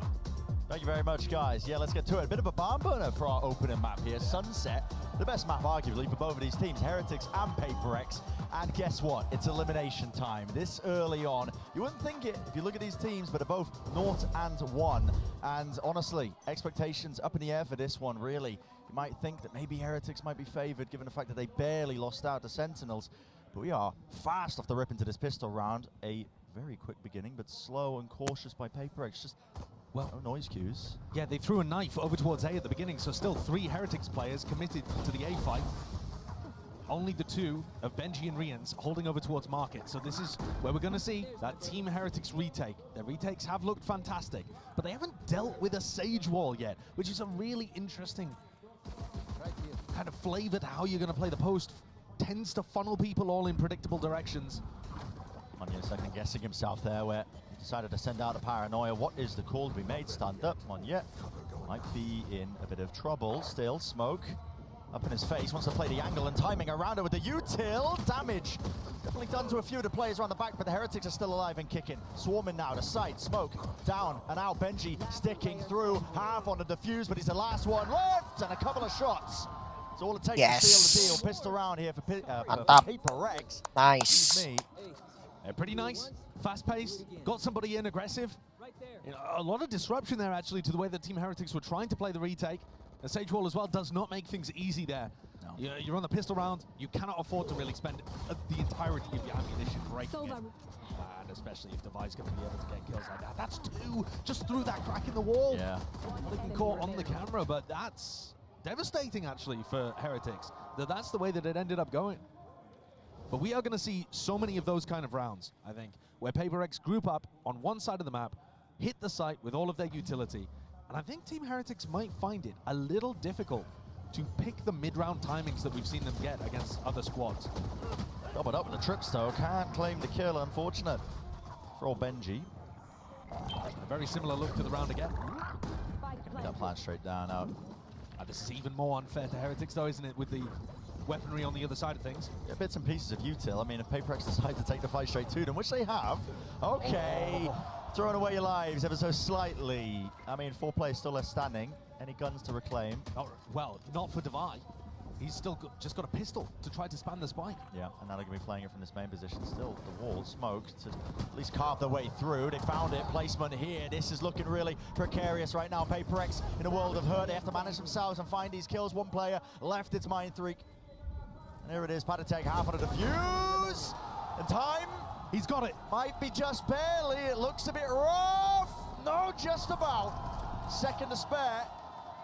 Wonderful, wonderful eco round for Heretics. Yeah, amazing. Once they got themselves up into the player advantage situation, that's where you saw the Heretics kind of system thrive. The stun from Miniboo and that swing from Rians could not have been better timed. Paranoia, Boo with the follow-up. This smoke that Boo lands as well, really lovely for making sure that the retakers only need to focus on one area at once. And the half that they got on the defuse, so crucial, so important. Now, take a look at PRX buying back into this one. Yeah. They are not happy to just let this one go. They have got plants in both of these rounds and a fair amount of kills, so the money's not dreadful here. Still that danger towards it. Flash forwards with that Thrash is going to be setting this one up, so clears through into market. A couple of players backside. Detainment online there. I don't think you can follow up on this. No, surely not. I mean, he's being bodyguarded basically by 2 of his teammates, and Forsaken, not sure if that was just trying to follow it up. Patatech takes him out anyway. Holding at the ground, and still Miniboo left to contain. No gaps left into the play. Moniette will get the gun though. And Moniette's position here is difficult to root out. The Sage Wall. 2 players not looking, twists and turns. They can't really find themselves an easy kill, but there it is. Okay, toppling. 2 left standing, make it just 1 again. Mindfreak. Close to the pillar. Damage definitely done to a few of them. Still how the shot's just landing. So, investment getting punished here by PRX. And I got down again. I gotta say, I'm so impressed with Boo. The way that he runs these retakes and as the IGL, but also the way that he pats and he uses his utility. You saw his smoke being absolutely crucial in the previous retake, the Paranoia too. This time, as you can see, Rians and Paddy defending Benji. Miniboo comes around the back, and then Boo goes for the reflanking market too. That's his Paranoia you see there. Onto Moniette. Just making sure that all the gaps are solved, and they don't just have to run into Moniette over and over again. Finally, this is going to break the economy of PRX. Struggle as they might to try to keep guns on board, Heretics are going to be able to stabilize perhaps just a little here, unless the Sheriffs can sing. And for the first time, we see PRX going for more of a defaulty approach. Throwing that knife over towards A. Forsaken did that on the pistol as well, and it ended up in a B group up. It's fairly similar to what PRX are going for again here. Contacting, removing the first layer of the trip, out in the open with the util, no punishment. Onto Forsaken. Now the group up towards B, but it seems like Heretics have got good awareness of it. Benji Fishy's holding it down just with the rifle. The spam damage, no punishment in sight though with a counterplay. Another one of these rounds. They want to play aggressive. Look at this. Straight into market. Paranoia push forwards. Blinded. Flashed up. Round to the side. There's no real guns and no real danger towards that. Cheeky idea, nevertheless. I mean, I think that was a team flash, though, wasn't it? That was Forsaken's flash that came through and ended up blinding some of the PRX players that were trying to push. It's feeling a little bit improv-y towards the back of the site. Traded. Dart. Gliding his way straight to Divine. It points him directly to the target they were looking for. And look at the confidence on the Heretics players. They're not scared to try to take these fights, especially when they can group up together. And I think that's such an important part of what's making Team Heretics flourish on the big stage. Remember that they played and qualified without dropping a map, but it was all with ping. They had to play online because Rians couldn't get there to play at kickoff in person. So this was their first time, for starters, playing on a stage this big, playing in front of a crowd like this, but also playing on the LAN servers and getting used to that. Does it seem to have made the slightest bit of difference? Nope. Not at all. No. Wouldn't expect it. There's a lot of talk about, you know, rookies and how they perform when it comes to the big stage like this. But to be honest, there is no clear-cut correlation. New players don't always crumble on the big stage. New players don't always dominate. But Heretics seems to have those kind of people that love to step up to the occasion. Oh, yeah. And this is yet another example of what I think is kind of the theme of Masters Madrid, which is the old guard taking on the new upcoming talent. And PRX here representing that old guard. The old gods can fall. Team Heretics took down Na'Vi to be able to get to this point. They qualified over Fnatic, who are not here. They know that these gods can bleed. Absolutely. Seen it firsthand. For PRX, it's been quite some time since they've really just kind of spiraled out of control at a tournament. I mean, Champs 2022 comes to mind. PRX are no strangers to it. It's not like they've had dominance throughout their entire existence as an org, but based on the tail end of 2023, there are some relatively high expectations, I think, leveled against them. Absolutely. But for the players, maybe not so much. You know, they've spoken. They said they were playing in a 6 out of 10 compared to 6 out of 10 year. is what they were rating themselves. And just kind of going into Madrid, I think, expecting to just have a bit of fun, which is the PRX way of things, a bit of style. Well, it seems like they're scrimming the BXX at the moment, Brett. Yeah. That knife caught all 5 players. So they know exactly. It's a refight call. Panatech forwards. That flash is magnificent. The PRX are the ones coming out on top. And the res, too. Skirmish, the res, yeah. Already a fast flank. As soon as the knife tagged onto 5, Boo, he's fast behind him. Will he get the punish? Wide round is traded. 1 for 1. Yeah. But that's not good enough. That just opens up the A side of the map. Can Riens read it? Can he cut somebody off? Because otherwise, this looks like a round all wrapped up already for PRX. And this really begins because they expect PRX to stop when they get 5-person knife. If you remove all of the abilities from your opponents, you expect them not to keep hitting the W button. And yet PRX, nah. They don't care. Nah. They do not care. And that's why that flash timing doesn't quite work. Paddy's assuming that they'll have put a pause into their play here. Let's have a look at Riens and Benji, though, and see if they can recover this. A lot to do for them. Now, Mindfreak on the flank is actually a wild ways off. He's going to have to work his way up through mid here. There's one opener still. Something shuts that down. Nice. Last one left. Yes. The trade. So, nice job. Second one. And that round, maybe a bit of a preview of things to come if PRX can find a little more success. Because I think one of the biggest ways that PRX are going to find win conditions in this is going to be by disrupting the timings that Heretics want to take. It's all about the tempo. Heretics have played against a lot of teams that play quite standard Valorant, where you can find good timings to re-clear, you expect them to slow down. The set plays that Heretics go for need a little bit of time and space to set up, and PRX, are they going to give them that? Unlikely most of the time. Well, Boo. TP close to tiles, he's holding a flash, but guess what? Mindfreak's already off cam contact. No, it's a smoke as well. He's holding the next layer of it. Mindfreak! Disgusting work, but Miniboo's still active, still kicking. Into the fight, back out of there, using the wall, not quite. They catch him on the heels. Another situation again, Brent, where the cam contact that you can see them pinging out right now doesn't anticipate somebody going for a wide swing. If that's just a shallow little jiggle to spot anybody in mid, the cam takes contact, paranoia can be used, and Team Heretics can crunch the mid players. But instead, they just swung out fully and took the fight. Purely W gaming. So these setups that Heretics are using, not really optimized for the pace and the aggression that PRX are going to throw in. We'll see how they adapt over the course of this series. Spike planted. 2v3. Getting that info that everybody's playing towards main there with an Neural Theft. Wall broken. One less thing to really worry about here. Still one hell of a task. MADRID bounce. The Vi's going to be forced out wide. Shots need to be landed here by Benji. Flash to set it up. Everybody evacuating. Magnificent once more. And everybody topples. Beautiful supportive utility by Padatech.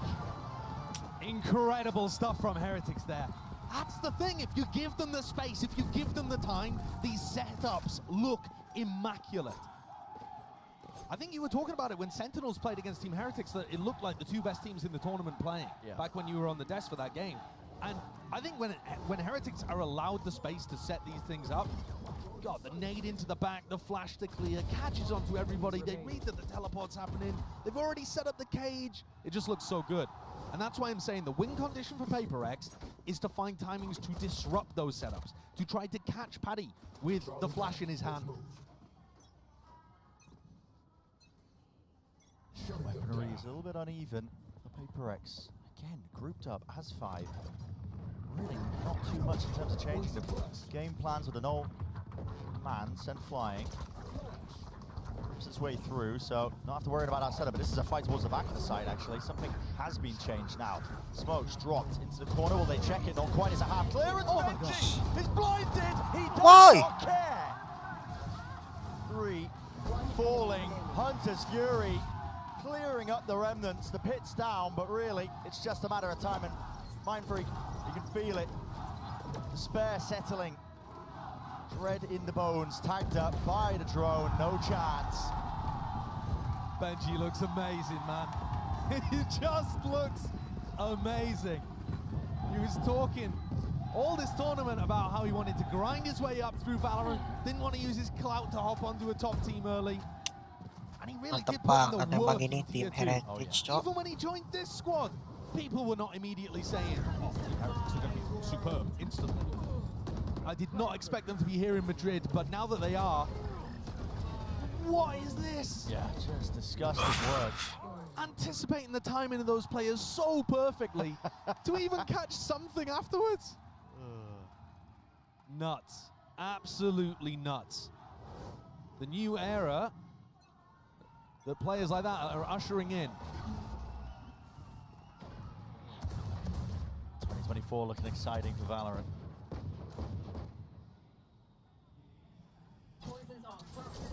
Danger in this round with Mind Freak. He's managed to work his way in, just walking past this. Does Boo expect it? Believe he must have called it. No, his head's gone. Oh my. Mini Budo returns it with the stun, back round the side, using the wall.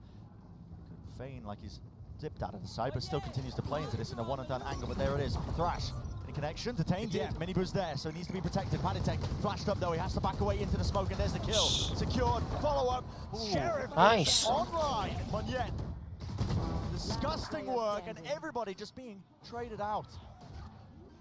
Benji got a 3K in the previous round, but it wasn't as difficult as all of this. He has no great information about where PRX are playing and has to break this wall, giving away exactly what angles he's going to be fighting on.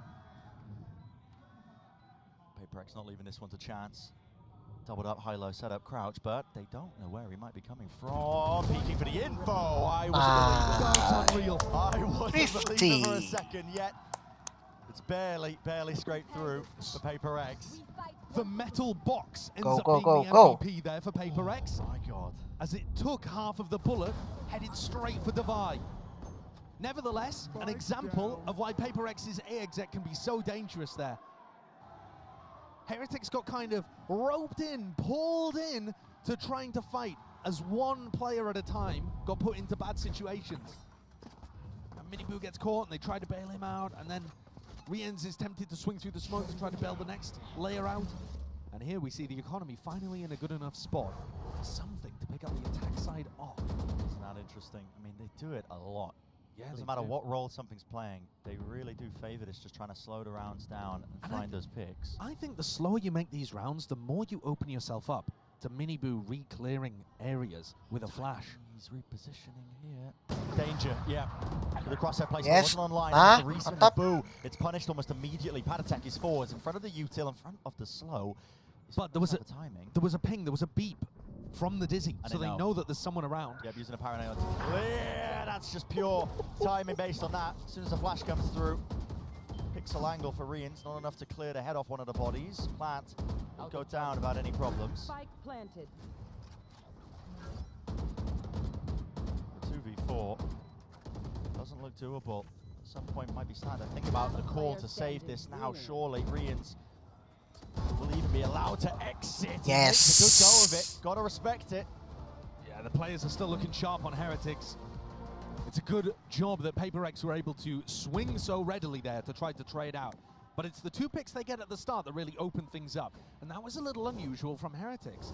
They did not read that the op was online here, I don't think. Yeah. They went for a dry re-clear. No utility used. Usually Heretics are the king of cooking up these on-the-fly set plays.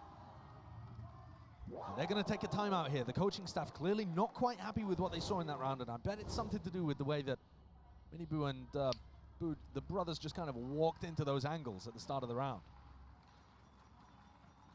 And normally, I mean, listen, talking about something with this operator, I'm not a huge fan of it when I've been watching him play with it just prior. They really got punished hard, I think, at the EDG match, where they just weren't showing presence. They weren't given the opportunity for pickoffs. And Heretics themselves could play more passively, trying to play for retakes. I'm not sure that that would be the best strategy, though. PRX have been known to mix in some of those contacting plays, especially in the rounds where they have the op online. Yeah. And that you can get into some really uncomfortable spots when that's happening. Forsaken ready to go with another null command.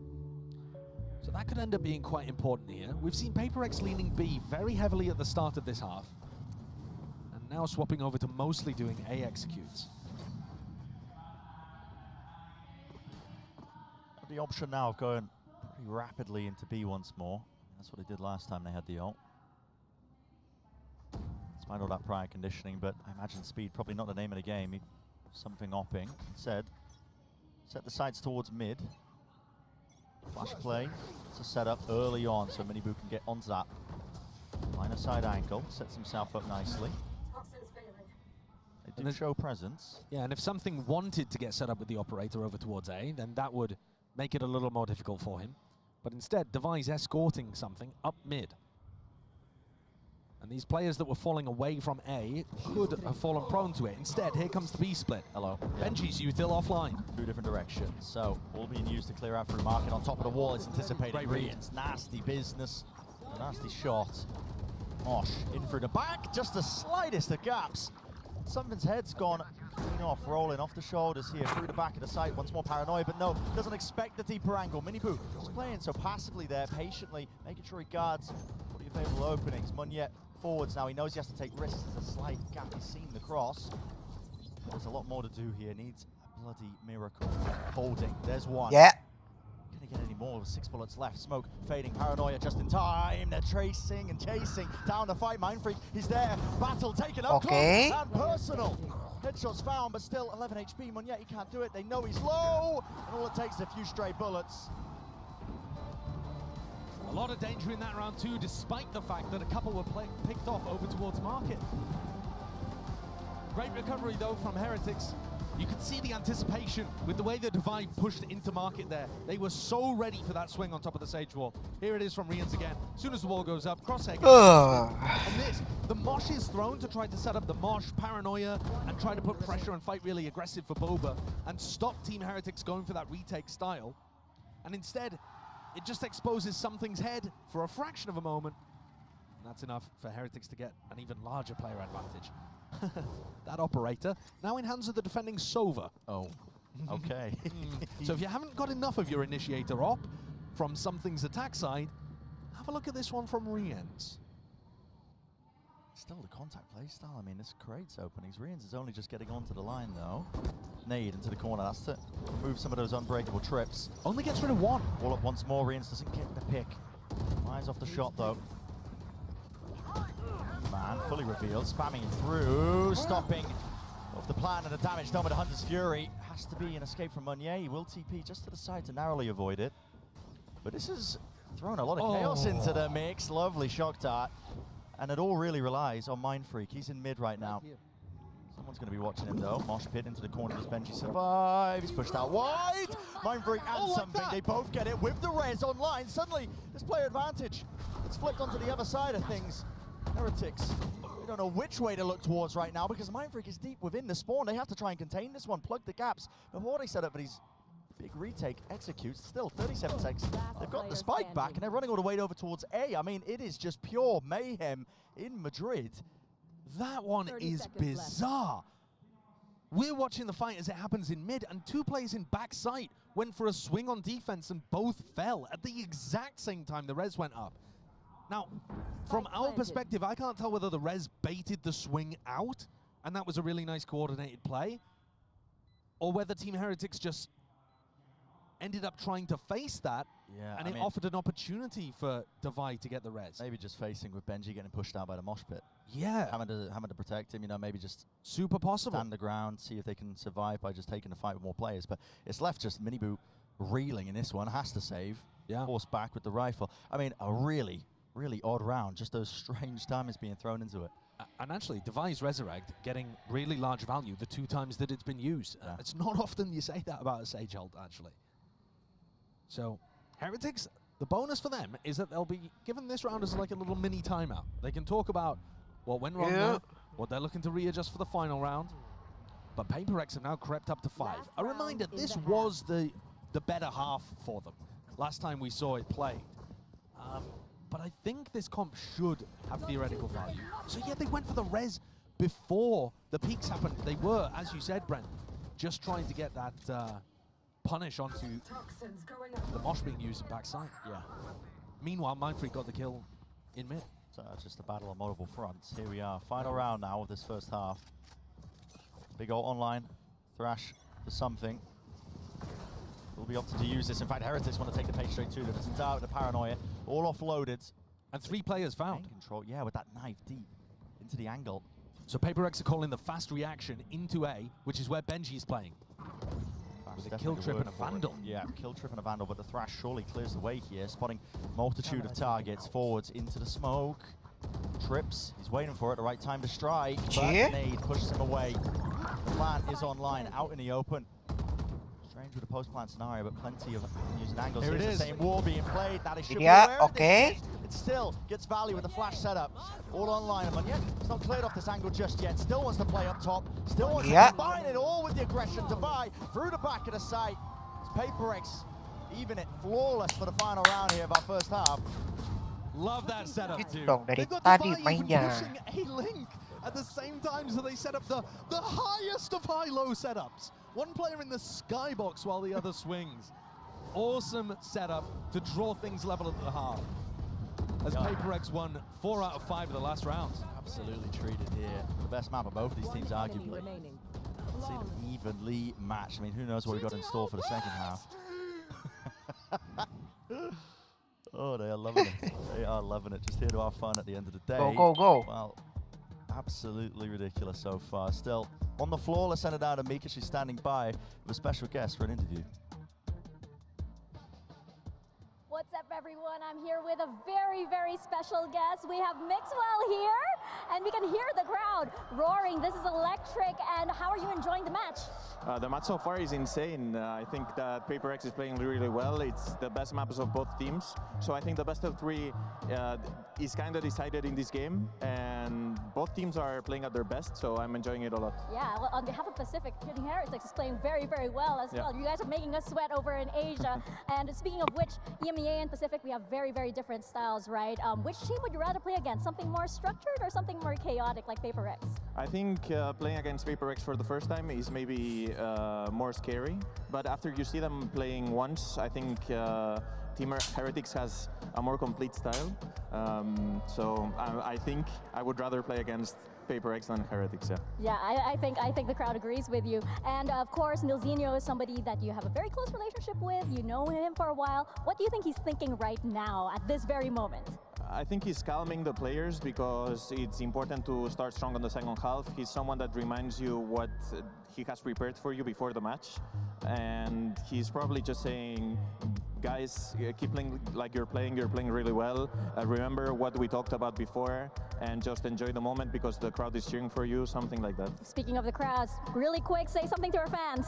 Chicos, tenemos que ganar este partido sea como sea y vosotros sois el 6º jugador, así que gritad como nunca, por favor. ¡Vamos! All right, let's get back into the game. Maxwell's got a future, I think, in crowd work as well. I mean, this guy, he knows.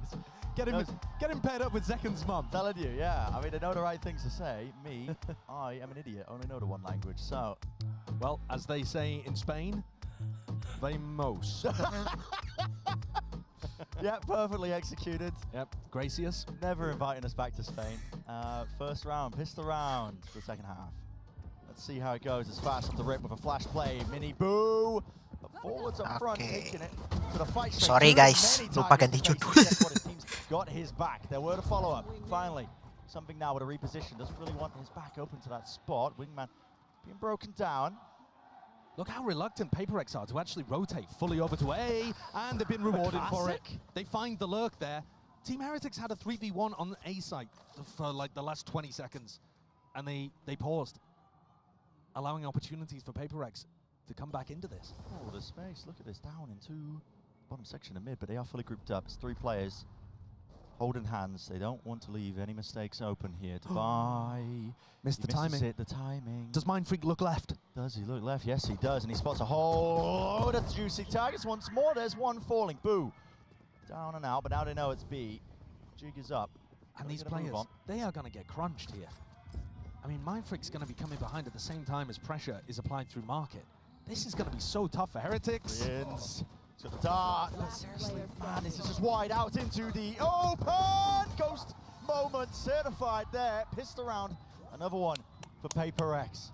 They're going to be kicking themselves for that decision making after managing to find 2 picks at the beginning and setting themselves up with such an advantage, deciding to put that pause into the round. As soon as Benji gets picked off, you lose all info and control over the rest of the map. And PRX, it is so unusual to see a team still playing 1-1-1 after Elbow's been destroyed. But yeah, ended up working perfectly for PRX. Anticipation perhaps of that pause coming through. They were not scared. That's all smiles, man. They really are just here to have a good time. Leveled their own expectations. Here's a deep knife. Forwards with the dizzy. I mean, where do you think the Heretics players are? I've got more than a good guess. They're just holding, expecting maybe just that re-clearance, re-push. When we saw PRX playing up against EDG, when PRX won on the defense side, outside of the pistol and the follow-up, they only won 2 of the rifle rounds. Ooh! So, even though these are absolutely plastered, yes, it remains to be seen how they're going to get it done once rifles are on board. Do we mix it up? Double down? They did struggle. Even though they're 8-6 in the lead right now, you need to see it working in rounds where Team Heretics can fight back. There is only one player on the other side of things still with light armor. That's Rians, as we head into the next round. So Forsaken's Outlaw is going to struggle to get a little bit of value. Respect being showcased here. And for Heretics, there's no spread default. A rapid take of B main control is what's called and ordered. The Bulldog, well, just all bark, no bite there. Loses out the duel. Mini boo, this guy. Outrageous. He's just ripping him to shreds. That's so strong. I mean, aim punched as well by the Bulldog in the first fight. Okay, well, weakened enough though that Forsaken does get value with the Outlaw. Tagged up by it, mosh pit forwards. Still haven't got the plant down, by the way. Really being pushed back. Finding it difficult to get that time, but finally it goes through the window with the dizzy, up over the top, but no connections. Now the paranoia and a flash, underhanded. To clear it forward, positions, no way are they going to start winning this one out, surely not. Heretics doubled up. Close to the wall, Rians side by side, him and Benji Fishy, but in a position of being squeezed. How are they managing that? They just win both the duels in that situation. PRX have their pick of the timings. Monya and Something have done such an incredible job up until that point. Something managed to turn a double face into a 1v1, got the kill. Monya kills somebody, B-main. But they can't close it out, even though they're coming from opposite sides, can pick their timings. Look at that kill through the aim punch. Utilizing the flash to force his opponent into the corner, and then the recon to be able to get the illumination on his opponent. Good response, right when they needed it. Something has picked up the operator. Onion's got walkabouts, okay. Early kill onto Boo. Might throw things into a bit of disarray. There's a deep smoke. This was placed down early. I mean, Heretics, they've cooked this one up. They were pinging it out just into the pre-round, but they've all got it contained. PRX following through with it, and Mindfreak's there. They've just got it watched for. Top mid, Spike drop down. Rian's the last one left, and he's gone. In the blink of an eye, round finished. Team Heretics are going to go for that mid play quite a lot, where they smoke the right side of mid and apply some pressure. Sometimes it's going to be fake, sometimes it's real. And PRX there threatened like they were just going to walk through the zone. And that actually pulled the crosshair away quickly enough for Miniboo. The PRX were able to find really easy timings. Even if they hadn't taken down Boo at the beginning, like an absolute freebie, I think PRX had a great protocol for what to do against that. And you can see the market pressure got dealt with instantly too. Just a wall in the face of the drone. And that is such a difference to the way that, for example, Sentinels would play this KO Gecko comp. Here's that same smoke again. Like I said, Heretics love this kind of setup. Smoke, instead of blooming in mid, just cuts off one side of it. Stops any crossfire setup. But it's not always going to be real pressure. T-pop angle as well. Something, getting all sorts of mid-round information. And yet it's the really one in danger. Yeah, here it is. I mean, the jiggle peek for information gets the head clean off. Gotta be honest with you, I didn't even see Miniboo. Forsaken now going to be tucking, cowering. Needs a bit of backup, and he's got it. In the form of Devi. Top round the guns. Set Miniboo up for success. Flash, repeat, and it is good. Damage there. And a kill, still it's traded. Hunter's Fury, negated. Perfect. Yeah, beautiful work there with the ult. Good timing from Forsaken as well, because he was tagged up. He was the one who was really in danger of going down. Here, tagged up by the cam, backing away, and it's a lot of chaos strewn into the mix. One player. Can Boo dodge it? Yeah. Does that make a difference? Does he perhaps call them back over towards A? It looks quite committed. He's just spotted him. Benji Fishy out wide. Does he expect another play? Yes! Yeah. Mindfreak. Unrelenting from the start. Will not give anything away. Boo. Earns the ult, but no time left, surely. 15 seconds left. Is he really going to make a go of this one? He's getting the move on. Listen, I know he's got the new knife set, but it doesn't actually make you move any faster. 9 seconds. He wants to go for it. 7 seconds. Shut down. Predicted, dealt with. Little disappointing the way that Heretics were posted up in B main there, just one at a time, swinging forwards, instead of trying to get somebody posted. There are multiple angles there that need to be covered. This play, though, great idea from Forsaken. Really nice punish of that ultimate being used, but it's this moment I'm wondering about. Paddy is just kind of looking at the wall while Rians sets up a dart. I feel like he could have been double holding that. Nevertheless, PRX are squeezing away, and I was setting expectations for this defense half based on what we saw when PRX played against EDG, right? And we saw that the defense half, actually, they weren't able to get those rounds on the board very easily. But here, it's looking great at dealing with what Heretics have. There's been clear improvement and awareness of the kind of things that Heretics want to do. That mid play in particular. Yeah. Had the right answers. Almost everything that's gone thrown their way. And this is now the final timeout for the Heretics coaches to try to have some of their own input. And we're pretty far away from the finish line. It'd have to be another 6 rounds that Heretics get on the board. Twice as fast as PRX. To be able to get the win here, and you heard it from Mixwell's mouth earlier on, he said the winner on Sunset is probably going to win the BO3. Now, I think Heretics still has win possibilities on Lotus and Split, but if Heretics end up getting stomped here, puts a very different flavor on the series for sure. Really does. A team like PRX stepping up at the right moments. I'm out of here. Here it is, fast. Through with the paranoia. Through into elbow now with the dart. Careful here. A couple of waves of that util, making sure all of it is clear, but it's given up entirely for the retake. PRX, look at them, happy for it. And this comp is really good at retaking too. You have a lot of utility to throw out. Between the Gecko, the KO, and the Paranoias, it can be overwhelming. One-way smoke blocks off one yet, so he can't actually fight into that angle. Still, a chance for Devi. He's not smoked off at all. Miniboo, no way, drops down. Damage done, but still hits the head. Here, traded forwards, detained into the corner. Left cowering, Forsaken, can't adjust the aim in time. It's good movement from Brians, but he will fall regardless. Man sent flying, cage in his face, something not to be deterred. The Molly to set that one up, out through elbow. I think Boo just spotted the tip of the operator there. Now it's been called, a bit of a pause, pump the brakes. Wait, it's out. Smoke online, Mind Freak. I know exactly. I'm guessing it's the right timing, wants to take it with a neural theft. Forwards there. No danger with a mosh pit. Second burst and a neural theft as well, so the position's revealed. The shot fired off, something. He's so fast. He's hoping to take a rapid elbow. reposition, isn't he? Yeah. He will have to slow down a little just to check these positions. And the longer he takes, the more Heretics should start to think about different angles. Here, Boo gets smoke over towards A-Link, allows Benji to hold. He's holding the angle now. It all comes down to this one angle and one fight shot going wide. Repositions back together. Doubled up. There should be no danger in this round. Should be no danger at all.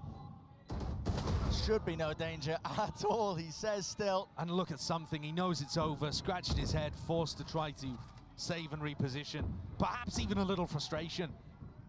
I don't know how, but he seems to expect himself to hit shots like that. But it's going to be Heretics getting it up to 8. As something escapes with the operator online. There were plenty of moments where that could have gone wrong. Another situation, actually, when Miniboo is still able to get the entry going. Despite the fact that he's been shot at by an opponent. He's like already so weak by the time he manages to land that kill on Divine. Menegangkan Is that a juga. little nod of respect for how good the entry was, or is he looking at somebody else's kills? Something looking to set up an early peak here, perhaps? Often there's going to be a cam with a paranoia to go off-cam info, but Benji's over towards B this time. Something backs off, didn't like the look of things early on. And Benji's got his cam actually inside Mind Freak's pit. Could end up being useful at some point. Oh, well. Knife going to be at least taking down all the kit here. Mosh pit held. Ready for some sort of play to punish.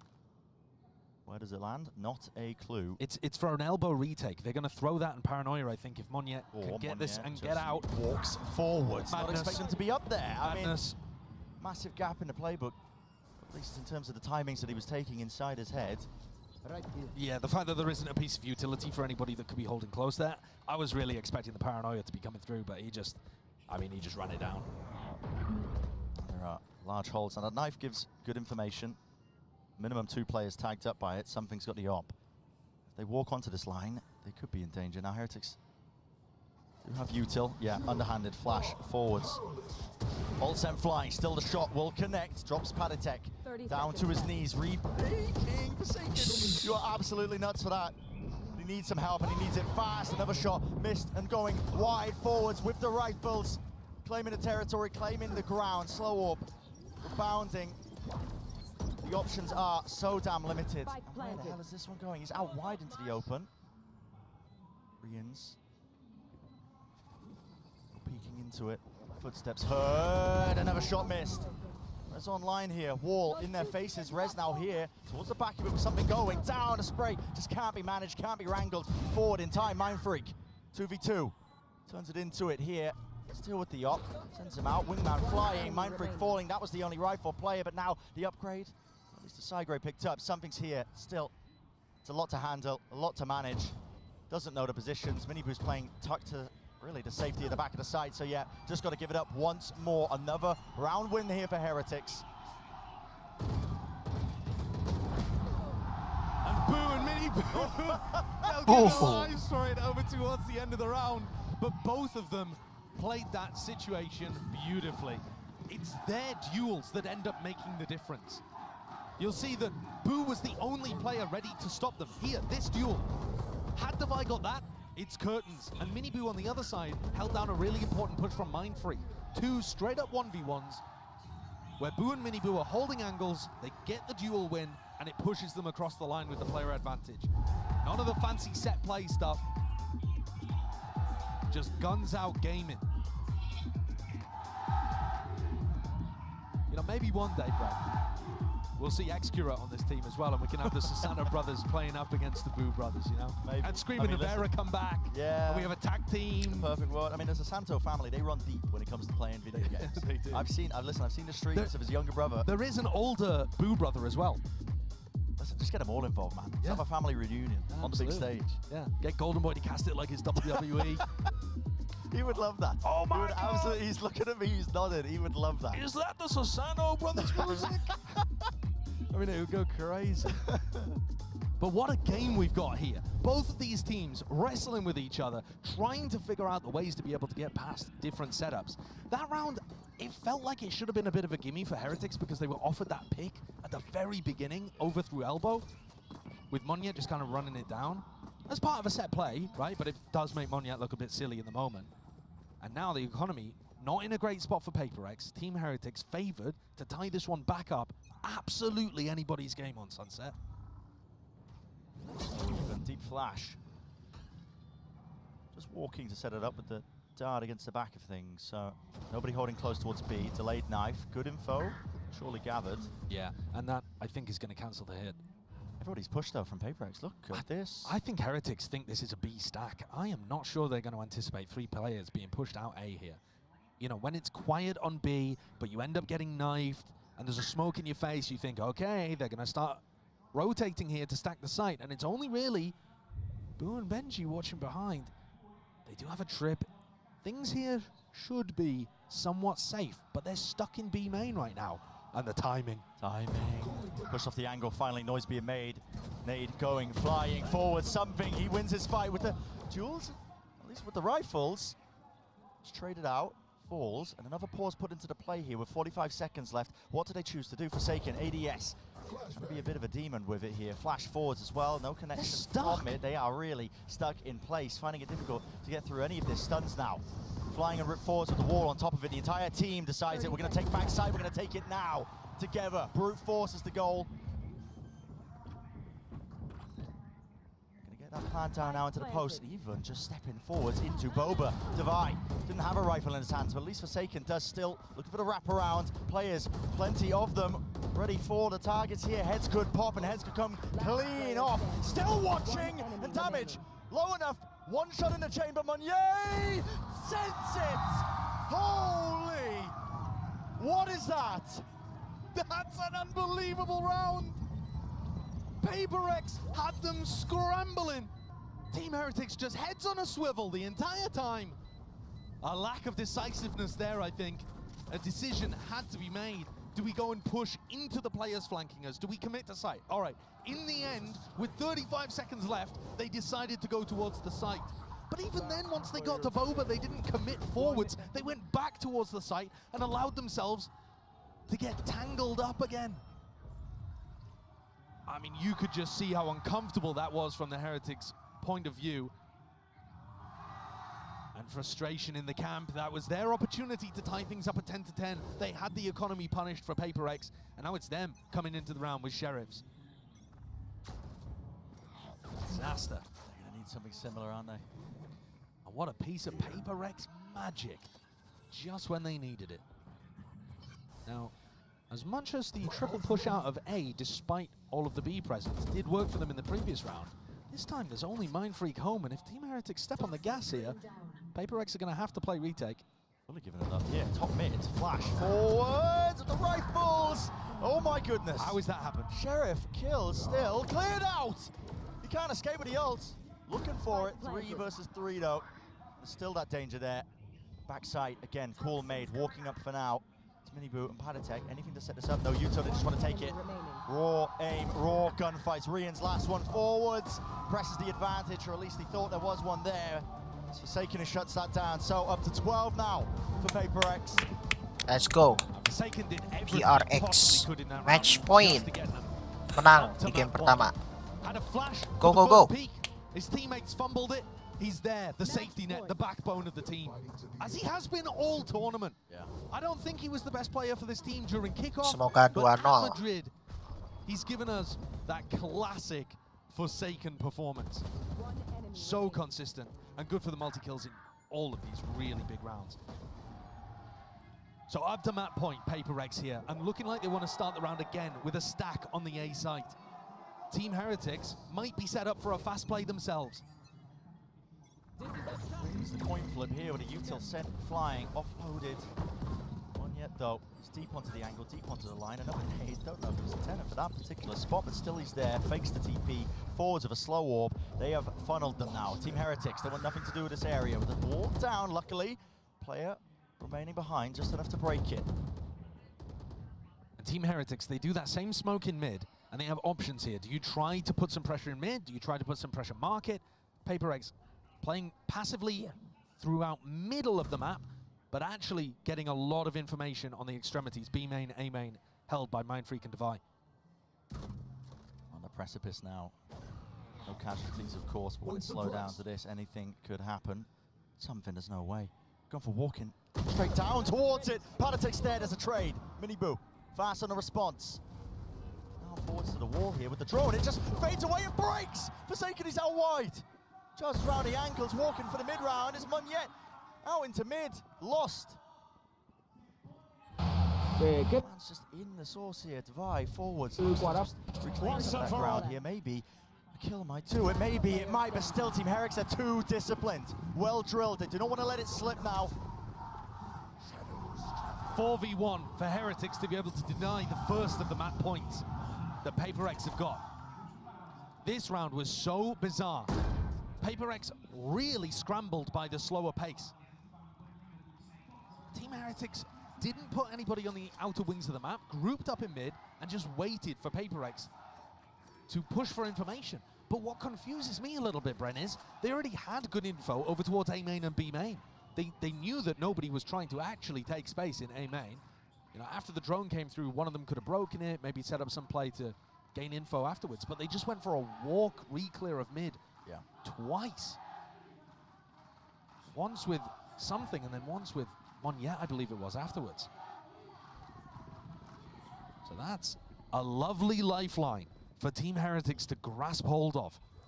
There are still 2 chances here for PRX to be able to close out map 1. We've been hammering on about how important this initial map is. You know, Sunset, one of the best maps for both of these teams. And even Mixwell as well in that halftime interview talking about it. Whoever wins map 1, he reckons will win the entire series. That's just how important it is. You can feel it, tensions are running high here. The new guard versus the old guard. Chances slipping away despite the early beginnings to the series. Now Team Heretics have seen that PRX have begun stacking the A site at the start of these rounds. So if this is a little faster towards B main, I wouldn't be surprised. But Miniboo's not there, so that entry power. What's with the timing? What's going on here? Cam broken. They want to try and fight this one forward. Still, they missed Benji. They're weaving in and out the smokes. Yeah, this is just a confusing round all in all. Miniboo, he's through market. It's a wall through the window, man. He's already worked his way through and stuns up. Connects. Might break. He's still stunned. Hunter's Fury, though. Connection wide here. Something back into it. It's chaos, man. Pure chaos. But can you expect anything less? PRX, they thrive in it. Born in it, molded by it. Benji left to pick up the pieces and maybe forge something out of it, but it's a triple face. You do not stand, you fall against this team. Map 1 goes entirely their way. In classic PRX fashion, the final round. Let's go, PRX. I think they'll detain on both players trying to follow up on Miniboo. And those rounds, one team looks like they're in a disadvantage. A couple players in B main stuck inside the smoke, Mindfreak, Munyet, and yet their team bails them out. An insane map 1, but plenty more to go. Do not go anywhere you know you're not going to want to miss it. Kita main lagi.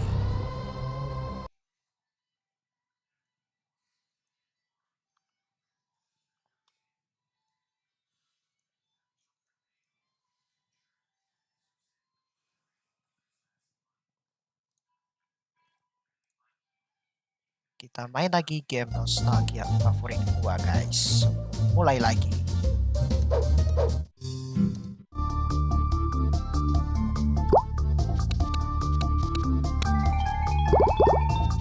Pizza Frenzy.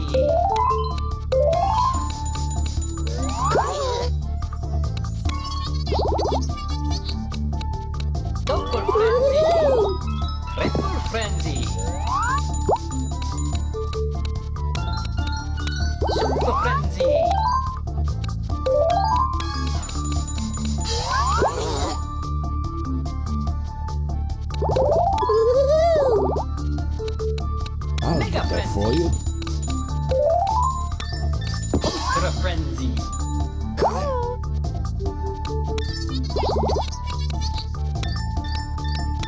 That pizza looks fabulous. Ultra Frenzy.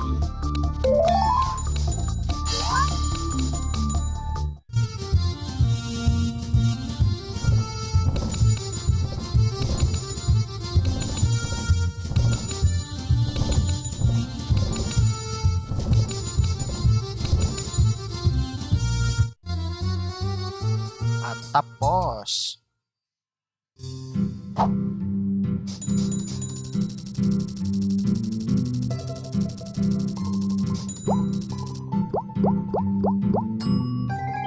Pizza Frenzy, Double Frenzy, Triple Frenzy, Super Frenzy, Mega Frenzy, Ultra Frenzy. Ultra Frenzy.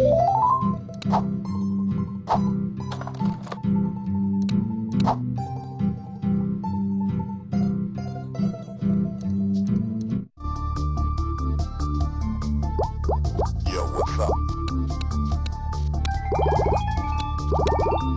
Pizza Frenzy.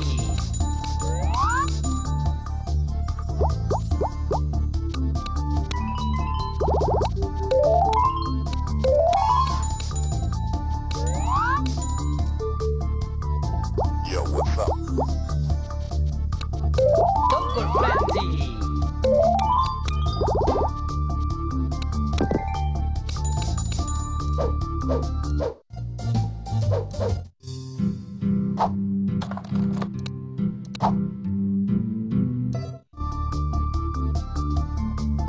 Yo, what's up?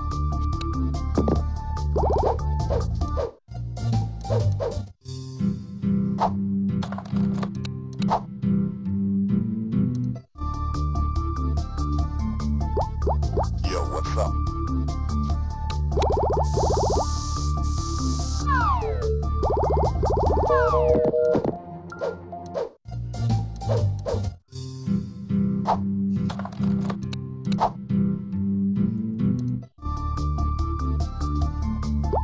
Yo, what's up?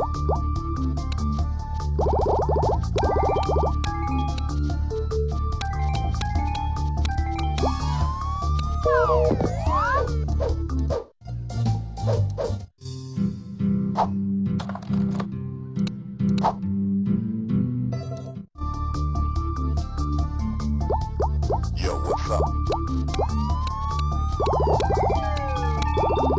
Pizza Frenzy.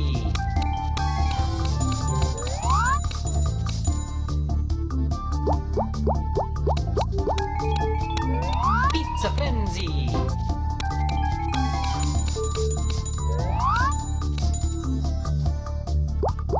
Yo, what's up?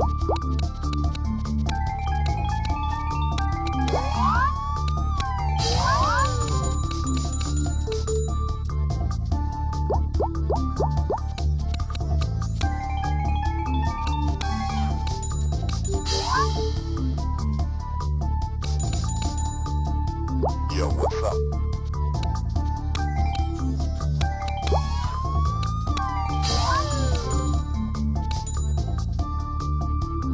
Yo, what's up?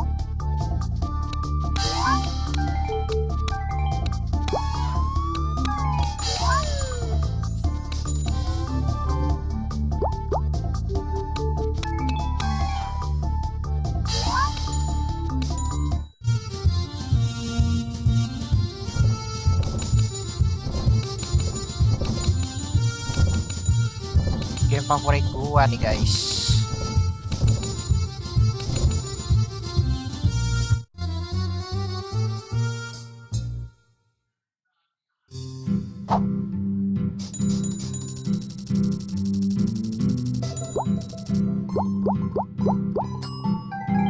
Pizza Frenzy.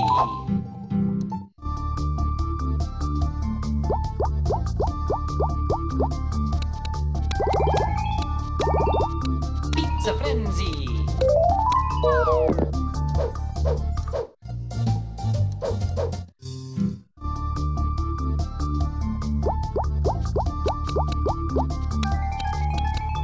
Pizza Frenzy.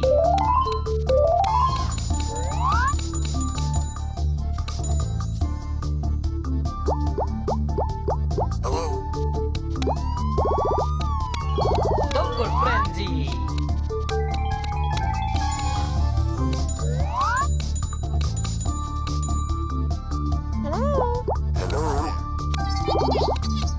That pizza looks fat. Pizza frenzy. Yo, what's up?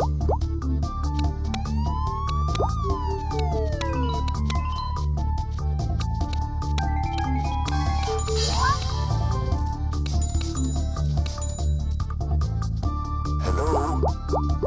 Hello? I'll get that for you.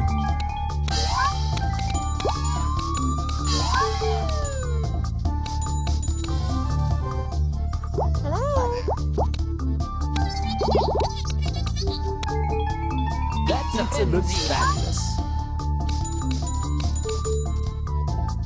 Yo, what's up?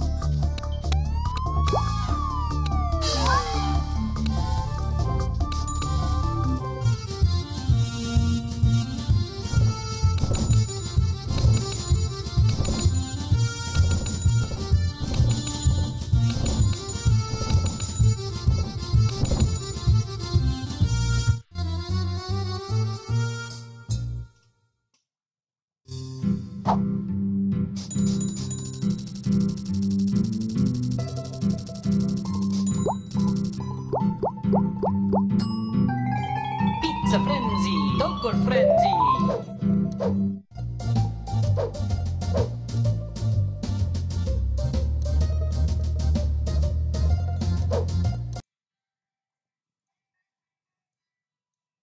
Of to get our fundamentals back and listen to Boo, because he kind of lost control there because everyone's doing their own thing. They're running around taking in fights, and our macro just completely, it was abandoned. So that's why we lost the attack, and we're going to change that for Lotus. So.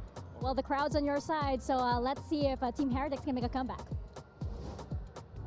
I think Neil's on the money there. For most of that map, it seemed like Team Heretics had control. Their retakes in the first half were looking clean. They were playing the structured Valorant that we always expect from them. But PRX everywhere that they wanted them to be. Absolutely. But like Josh was mentioning on the cast, once you give this PRX team space, or once you give them opportunities, they will push all the way through. They will shut you down. They make it so much harder to go for that set, honest Valorant that Team Heretics have really perfected through this season thus far. And that puts them in a brutal position now, GB, heading into Lotus, a map away from elimination for this team who we were just talking about is one of the best in the tournament with that close loss to Sen. Which is honestly mind-blowing to think about. W Gaming truly living and breathing here in that first map. But the thing is, though, is that you got to put that first map aside, Mitch. Now you got to focus on map 2, Lotus, and we'll see what we end up getting as far as the agents are concerned here. Don't really expect too much shenanigans, but I think ultimately this is really just a Heretics team that now is going to be feeling the heat on that stage. Absolutely, and we mentioned Mindfreak a lot. His Viper is good, his Omen is even better, and we expect him to be switching over to that here on Lotus, having already fired off on all cylinders. I think he's about to add another one. This could be dangerous for Heretics, because I've seen the side of PRX snowball before, and I'm starting to feel it this time. Yeah, and it was a close game that Heretics lost on this map against Sentinels. I think their biggest issues on their defense was that Sentinels was fighting forward into smokes, getting ahead of their retakes and really punishing them. But it has been a stronghold map for this squad for quite a while. Looking at the agent select now, thankfully, something playing Jet. I don't like a double duelist comp. I was going to ask you about I was going to ask you about the double duelist. What do you make of that, Mitch? I certainly prefer the Jet over Arena, which is what he's been running before. Although, considering that it is something, again, he's one of those players that could make the argument for it. But I think this composition, it can allow them to go back to that dive that they're so goddamn good at. The pressure is going to be applied to Heretics from the second those barriers go up. You're sacrificing the Viper. So on your attacking side, you tend to be a lot more telegraphed on these hits, and you're sacrificing that second initiator, which means re-clearing is hard. Heretics, a chance to stay alive here in map number 2. All I know is this joint's going to be insane, and I just want to jump back into it. Let's see if we get a map 3. Bren, Sideshow, you take it away from me. Exciting one here for Lotus, isn't it? My goodness, a lot on the line in this elimination game. Heretics, but their backs against the wall. Listen, the crowd might be behind them, but listen, all the sport in the world sometimes can withstand against the W key, which PRX they know perfectly well at the back of their hands. So when we saw Heretics play against Sentinels, Neil talked to them. After map 1, map 2, they came out destroyed. Have Heretics tightened up those fundamental plays? That's what they felt like was missing here. One-way smoke, Boo. Just tucks himself behind. He got plenty of backup right behind him now, but PRX, I don't like the They sight do not of like it. As soon as that one way was put down, they're like, nah, we are not going round. A very greedy turret there, being placed by Benji, letting them know if anybody's over towards A at all. They don't care about a util either, disrespecting it. Alarm bot triggered. I mean, listen, not even worried about the protocols for clearing through tree. They're only just doing it now. Yeah, and I'm a little bit, oh, here we go. They're going for an aggressive post plant as well. Trip broken immediately, one way up through. So Nate to set this up as soon as the first wave is going to be sent flying from Heretics. Heretics played every single defense round on Sunset as a retake. They're all going stairs. And doing the same again here. They're all going stairs. I don't think PRX are ready for this one at all. Look at this. They have to try and fight them forwards. The dash by something. Damage done. Look at that. No kills collected. It's all being filled up in the feed, a full of green. And greedy maybe perhaps is what you would describe it for PRX. Trying to play that one. Just misreading what kind of timing it could take. That is a great retake setup though from Heretics. Most of the top teams that we see play do put the pressure over towards Heaven. If you think back to how Sentinels play the post plant setups as well, same one way, a duelist in position up towards there, somebody playing pit, and usually there's going to be a pretty heavy denial in that area. And Rians just wanders in. Yep. I mean, he has such a free passageway to the site based on the utility that they throw from tree. And yeah, Alex head in hands there at the gap that's developed. And remember, last time we saw PRX invest into this kind of round. They went for some kind of force after losing the follow-up, but deciding not to go for a force buy here. Ooh. Whoa, chances there. Yeah, very risky timing to go for, actually. You got to be worried on timings like that. All up, all down. Marshall in the hands of something. Important pistol round though for Heretics 2 of 1. Didn't end up winning any of them in that prior map. It's part of the reason why PRX were able to take it. You know, they were losing in some of the other metrics. Cover going out. Okay, hell of a kill. Yeah, that's just a peek from Paddytech, punished. Trailblazer spotted that, so Benji, he's noted. He is going to be playing onto that corner. 62 health, won't go down to a single shot of the Sheriff, but the Marshal might do it. Has to back away from this surely. Still, tucks himself, but now backing away, respecting with a flash in his face. Out over the top, crouching and praying. You don't get your head taken off. Another retake round for Heretics. Every single defense round in this match so far. Have executes for it. Mosh pit. We're going to be landing towards the back of the side as a flash forwards. Miniboo's already there. Smokes cutting up all the available angles. Mind Freak Sheriff still not dissuaded. Beautiful flash. Forsaken. He's called himself 2. 93 health though. He's working with a bit of a disadvantage. Spike. Over the top. No way. Oh, just expecting the movement. Predicted with almost ease and finesse. And it's just a repeat of that first map, except on the other side of things. PRX winning the eco. I think the big read there is that he doesn't go to try to break the wingman immediately. Yeah. And so Rians just thinks that he's not facing the wingman at all. Completely misunderstanding where Forsaken was repositioned to. And that's cerebral stuff, man. But I mean, that's devastating for Heretics again. Neilzinho's going to be screaming. Fans are too, apparently. Here we are. Exchange of the util. Skirmish time. Paranoia. Flying. Stun misses. Stun missing. Classics. Still want to take it with the rifles. There's a lot of danger here, but okay, might just be able to bail themselves out. Benji forwards into corner, locked down. Something. With something. It's going to be handy with the guns in his hands. Doesn't matter what he's got. Couple weak players, but a 1v3 for Paddy to try to take when he's only got that Heretics classic. And yeah, just going to be watching for the smokes. So Mind Freak shuts down any available options, any weaknesses there. And so, again, Brent, I mean, this is actually one of the first rounds where we see Heretics not playing for the retake, right? They're actually fighting over rubble control at the start of the round. But I'm worried because in most of these rounds, they are just giving PRX the plant. And I don't think that that's a feasible way of being able to play 100% of the time. Doesn't matter how good your retakes are, you're not going to win them all. Yeah. You're going to give PRX too many advantages with the clock on their side once they get the spike down.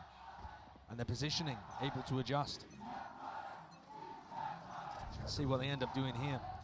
Ult starting to get online. Seekers could be potentially large, and something has it on. Hello. Yeah, he uses the smoke to cross here. There are many players waiting for this, but he has the dash to get himself out of there. Disengages. Hello. Forwards. It's a call going to be made here by Forsaken, using the Seekers now on top of him. Molly at the feet there through the door. Padatek, a few stray bullets. Moniette was fast through with that satchel. One more. Two hands. Going to be using it to try and cut himself up onto the gap, but this is a good call by Heretics, or at least it was. Topple in the end. Two of them just trying to fight the one section of the site. Now backside control. Game for Moniette, but he is alone. Wingman down and out here, just spamming randomly with the bullets going all over the place. Mini Boot doesn't stand a chance of getting that trade. And if Neil Zenio was worried about the fundamentals, again, he is not going to be impressed in that situation. Wingman goes out to clear one side of it. Miniboo still has slide available. They don't go for a double push through the smoke to try to make sure they can trade. Semoga aman ya suaranya. Suaranya guys. Rians just jumps out the smoke on his own. Discipline is slipping. It is, and this is one of the biggest things actually that has powered both of the EMEA teams through so much success. And if you can't hold it together when the pressure is on, you aren't going to be able to make it deep in tournaments like this. Never been on more than this. Heat up to max, it's elimination. Keep reminding everybody at home because sometimes the format can get confusing. Yeah, that play, I mean, listen, that call to just collapse onto the one section of the site almost goes their way. They get blinded up in the process, but... Yeah. And Devi finding big value out of playing solo initiator Sky, something that most teams have moved away from. This looks like Miniboo wants to take a timing. He goes for this kind of flash peek, looking to try and take a fight really early on with a smoke. He's normally good for it. He's just been so sharp. Go for it again. There it is. Plenty more where that came from, Miniboo. So good. Yeah, rings true. But on the other side of the map, Boo tries to fight solo over towards Mal, dies. That opens up the C site. And it's only Miniboo that has a rifle online. Look how quick something is to get into position. Twists and turns, but he has to adjust here. Surely there's a high-low goal. What is happening over here? Okay. For apparently no reason, Mindfreak is taking a 1v2 and winning it because he has the rifle and you don't. Yeah, why not? Rians, by the way, got blind foul, but okay. Only at the sheriff anyway. And Miniboo, who opened it up, is now asked to ace in order to close it if there was any chance of being able to win the Thrifty, which it doesn't look like there is. Yeah, all over the place. And again, I think a lot of people are going to be thinking to themselves, right, we were just waiting for PaperX to wake up. But they have had some rough tournament showings in the past. Slow start for 2023. Yeah, absolutely. But on the other side of things, I feel like a result like this, if it continues spiraling out of control, is gutting for Heretics, because they were only a few rounds away, as the desk was saying at the beginning of this match, from putting Sentinels in this kind of position. Yeah. And we saw, if they're having close games against Sentinels, and they were the first team to be able to qualify through the playoffs, they should be able to be considered favorites in a matchup like this, you would think, with the current form of PaperX. Surely. But so much of the pressure that PaperX provides with their willingness to take fights and their pace is catching Team Heretics off and opening up cracks that other teams have not been able really to exploit. Yeah. You know, PaperX is public enemy #1 for the armchair analyst. It's already been through that whole spiel, don't get me wrong, because you the get shot. they play, yeah, you get shot, you die, Mindfreak, classic example, thank you for showing me. Enemy remaining. And, you know, they don't play Orthodox comps most of the time. This is maybe the closest you can get, but they don't even play double controller here on Lotus. No. But it's about the tempo and timings that they take and the confidence in which they take those fights, and it really does rattle some of these teams if they haven't played against a team like this. And listen, there's not many teams in EMEA that are going to be playing like PaperX. And look at the amount of utility that Team Heretics are now conditioned to put into Mound. And PaperX, they're going to start to spiral off in another direction. Benji Fishy has a good retake ultimate here, but he's in a fairly committed position on site. Not completely. How do they want to play this? There are 3 players ready to defend. Round and back. Oh, it's watched for. 2 players there onto the corner. Someone yet doesn't get away with it. In fact, Forsaken, an attempt to at least grapple some control of the map. He's alone, though, doing so, and he will be falling. So, great opener now for Heretics. And a change-up, right? They played that actually to hard anchor the site and flood defend instead of going for the retake. And I think mixing that up is probably going to be a bit of a win con for them. You don't want to count PaperX out, though, still in a 3v5. Smoke propped. Where is Freak off to? He's taking risks, exploring over towards Heaven. Something with the op! He just peeks into that. I mean, Heretics are playing that with the most discipline, the utmost discipline. 2 players.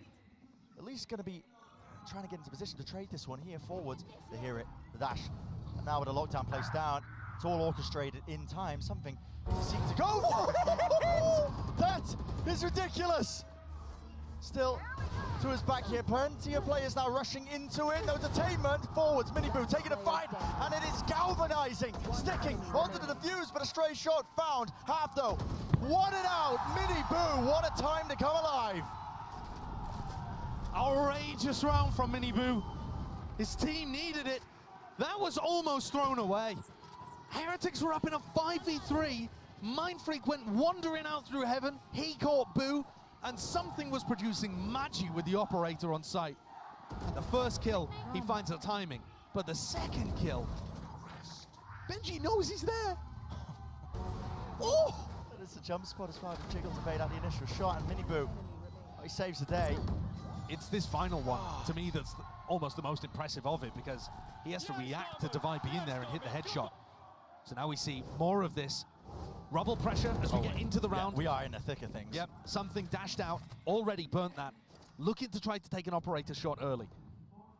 And so Heretics have made this adjustment on the defense side. We are going to control rubble, even if it costs us the Mosh and the Dizzy at the beginning of the round. We are just going to invest those.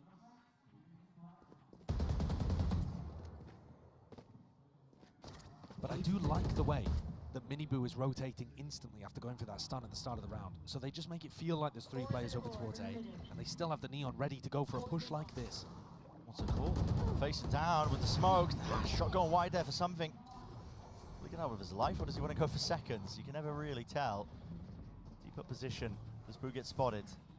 Doesn't look like it. Yep, Munya's right behind him. There's no protocols in place for this one, and he's playing it patiently, really waiting it out. Could be a risk being played, but no, he's just lined it up for the 2, and they are beamed down.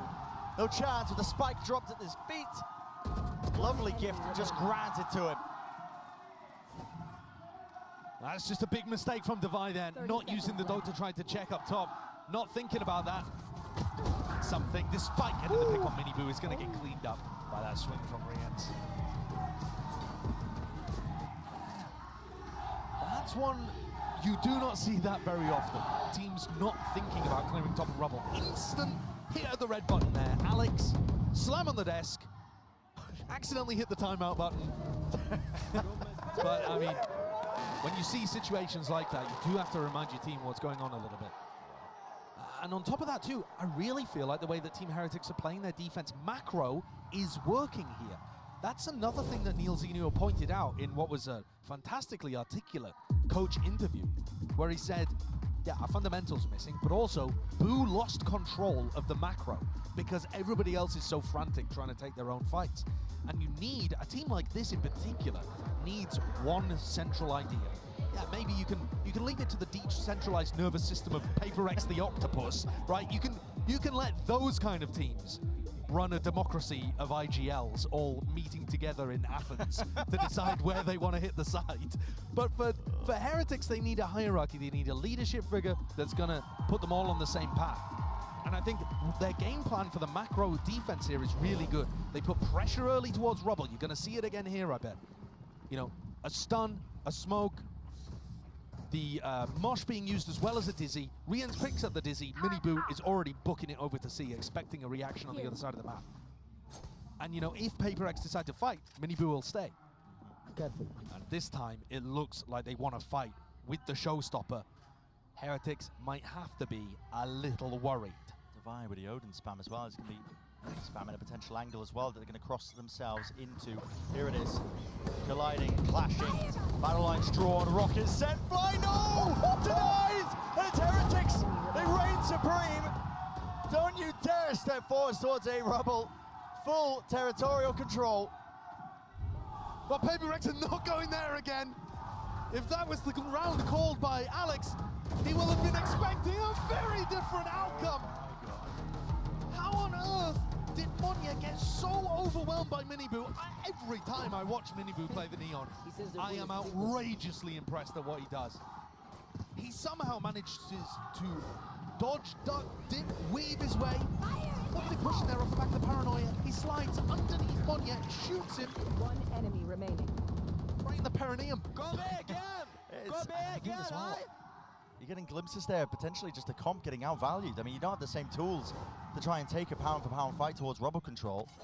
And now Heretics with that in their back pocket, looking to condition again. Look at it, they send similar util flying over towards the A side, but PRX have different ideas. They're in through B. Lambot, it's going into a completely different direction. Not sure what happened there with it. You're holding util into your hands. Paranoia forwards. Boombot though, he's still the target. Who's going out of there?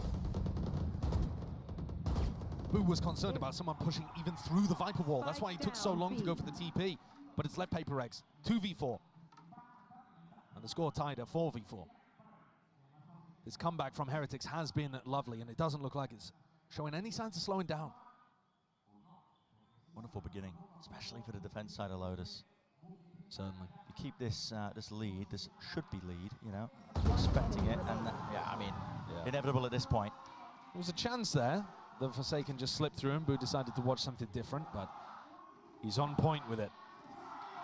And PRX, again, it's these macro ideas that they're now starting to struggle with a little bit. This time, they're like, right, well, we're not going to fight Rubble, but if they're committing 3 players to A at the start of the round, we're going to try and take that early round timing and pounce somewhere else around the map. B seemed like a good idea, but they just weren't able to capitalize.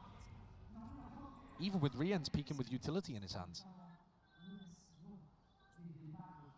Paddy got a very fast response with that snakebite going down. And Monyet, the final one left for 10 seconds.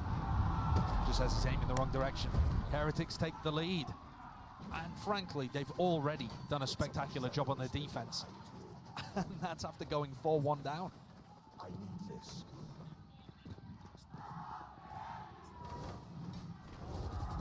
Ult's building up for Heretics on top of it. It's all looking good. Final bullet there that Patty decided to spray with, where he catches Mindfreak. Not quite sure if Mindfreak himself was vulnerable, but there was a snakebite down there to try to put pressure on the players getting in. Squeeze being put on these PRX players. What will be the answer? Get away over towards C. Getting a move on, getting a bit of a jog on there. Dash now activated. Something. Updraft, forwards. They've beaten Miniboo to the site. Yeah, right into it, aren't they? Towards the back of the site. Now, the turret taken care of. Do they want to seek to try and fight this one? Surely Heretics might have some protocols. Listen to this. Look at this, man. Just straight through the gap. Something glides his way out of there. Plant now down. First kill. Advantage now for them, but Thrash in through. No, broken almost immediately there. And the Trip really doing the most to slow it all the way down. Trailblazer now being utilized. Device spots too. Is going to be calling out for his team. Dizzy dealt with. Popped like a balloon straight into the sky here, but now it comes down to the gunfights, and something is unleashed entirely. Sky will not take no for an answer. Ace stolen away, but I don't think they care. It's a round on the board. And finally, PRX find that early round timing. Right, they go over towards C at the beginning of this one and create themselves a lovely little angle for something to fight over this one, over the top of the smoke. Great stuff, and don't overstay their welcome either. Bit of anti-synergy, I think, in terms of Rien's utility as he went to try to retake. But PRX will be super happy about that. They can still make a serious go of this attack half. Yeah, they certainly can. And everybody grouped up again over towards C. Listen, if it works, just keep running it. Apparently it's the PRX way. Right, but this time Paddy is there so early, so there is going to be a vulnerable here. Yeah, this is the adaptation here. Nana Swarm, vulnerable, applied with the snakebite players. They are doubled up, moving towards it. Another flash here, just spots it as well. Glowing the halo ring around the head. And Benji, Fishy, beautiful with the movement. Offsets it just enough and sets himself up for another one, but still sprayed down. Miniboo! Oh my God! So good with it. Just impeccable stuff. And already anticipating the TP. Mindfreak reclaims the spike. The players, though, are scattered to the winds. They are expecting it towards A, towards B. And this is where Mindfreak can absolutely freak their minds. I was hoping you wouldn't say it. But I mean, the mind games here genuinely are so huge, right? Yeah. Everybody on Heretics backs off, anticipating that Omen ult. And Mindfreak's tucked himself down over towards water. He's managed to engineer himself quite a good opportunity to win this. Yeah, he has. He will be facing against Mosh, Wingman on Diffuse, Paranoia. So Heretics, these are the players that didn't actually have to flood defense C, so they still have a lot of util. Shadows traveling. First layer of it, Mosh, defuse, sticking through, no, the bullets do not connect, but he stops it onto half. They still don't claim the kill. What is the call? Paranoia forwards, cuts off the sound cues, Rians, he's just sticking it, he knows he can. That is immaculate stuff by Heretics. Beautifully done. Playing with the noise cues. And Heretics take themselves into the lead. So now PRX, from a macro perspective again, Bren, what do you go for? Because you thought the C hit was going to work. You thought you could beat the timing of Miniboo getting over to the C site. And instead, it's Patty who runs in to help Benji. And Patty, he just goes in there as a utility sponge. Oh, yeah. But it allows everybody else to focus on Patty, and Benji gets that little safe spot to be able to pick up two. Same again, 3 players, control rubble for the defense. Paddy immediately sprints over to try to help Benji, anticipating the C hit. But instead, PRX, okay, we're gonna go for the late round re-clear over towards rubble. Making noise over towards C. I mean, it does pull all sorts of players over. Boo, skipping a hop, he has to just try and tuck his head in, and he does, just narrowly avoiding the knives, but he can't avoid the explosive. The bullets follow it. All the way up here. Now Rian's in position, way ahead of the curve. That's something. Did not think anyone was home. Warcraft will reveal the location of a few of these players now. Still, they set themselves up into the post plan. It's a good position for it, but when you, or at least Mindfreak has decided to play for backside on top of this box. Now, it's unusual, unorthodox. Last time the retake came from stairs, sorry. Is again, once more players doubled up. Forsaken will fall. Breaking the util though, back of the site. Removing one, still with the judge in hand. Not enough can be done here. Mindfreak has got so much more to do, can't do it. Can't withstand it.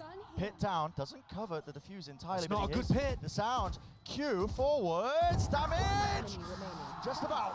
And half on it, plenty more time as well. So Heretics, that's a 7-5 finish here on the defense side of Lotus. They're going to be more than happy with that. Yeah, they're going to be so pleased with what they've been able to put together. 4 out of 5 of the rounds for PRX were right at the start. Team Heretics win the pistol, and PRX break that, go on a run, and somehow Team Heretics are still able to get back into this. And yeah, it all points towards it, the Heretics advantage. Well, we know they're going to be happy. Let's find out what the fans think.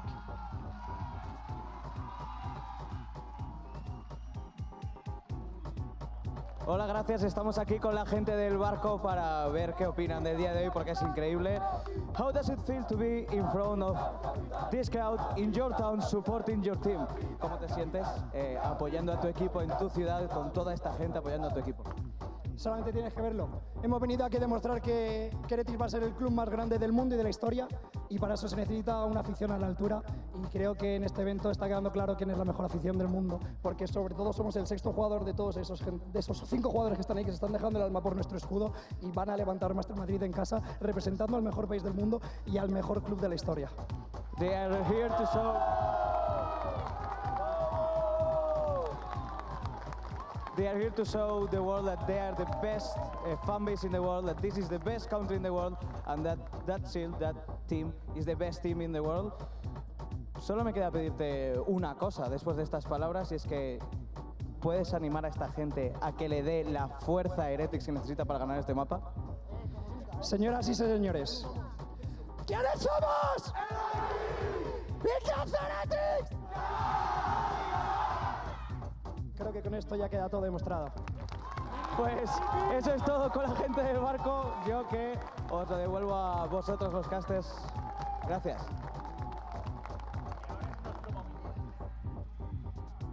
I got most of that. Oh man, I wish I could speak Spanish. Because that chant was hype. It was hype. Listen, the fans, but of course, are behind this team. But I mean, I rolled a perception check there, 0. No understanding. Yeah, but listen, you know they're excited, you know they're happy. And they should be. This is a great position for Heretics to be in. Not the fact that they're down 0-1 in maps, obviously, but the fact that they put up 7 on the defense side and looking towards, on the horizon, a split where PRX looked a little dodgy with an unusual composition.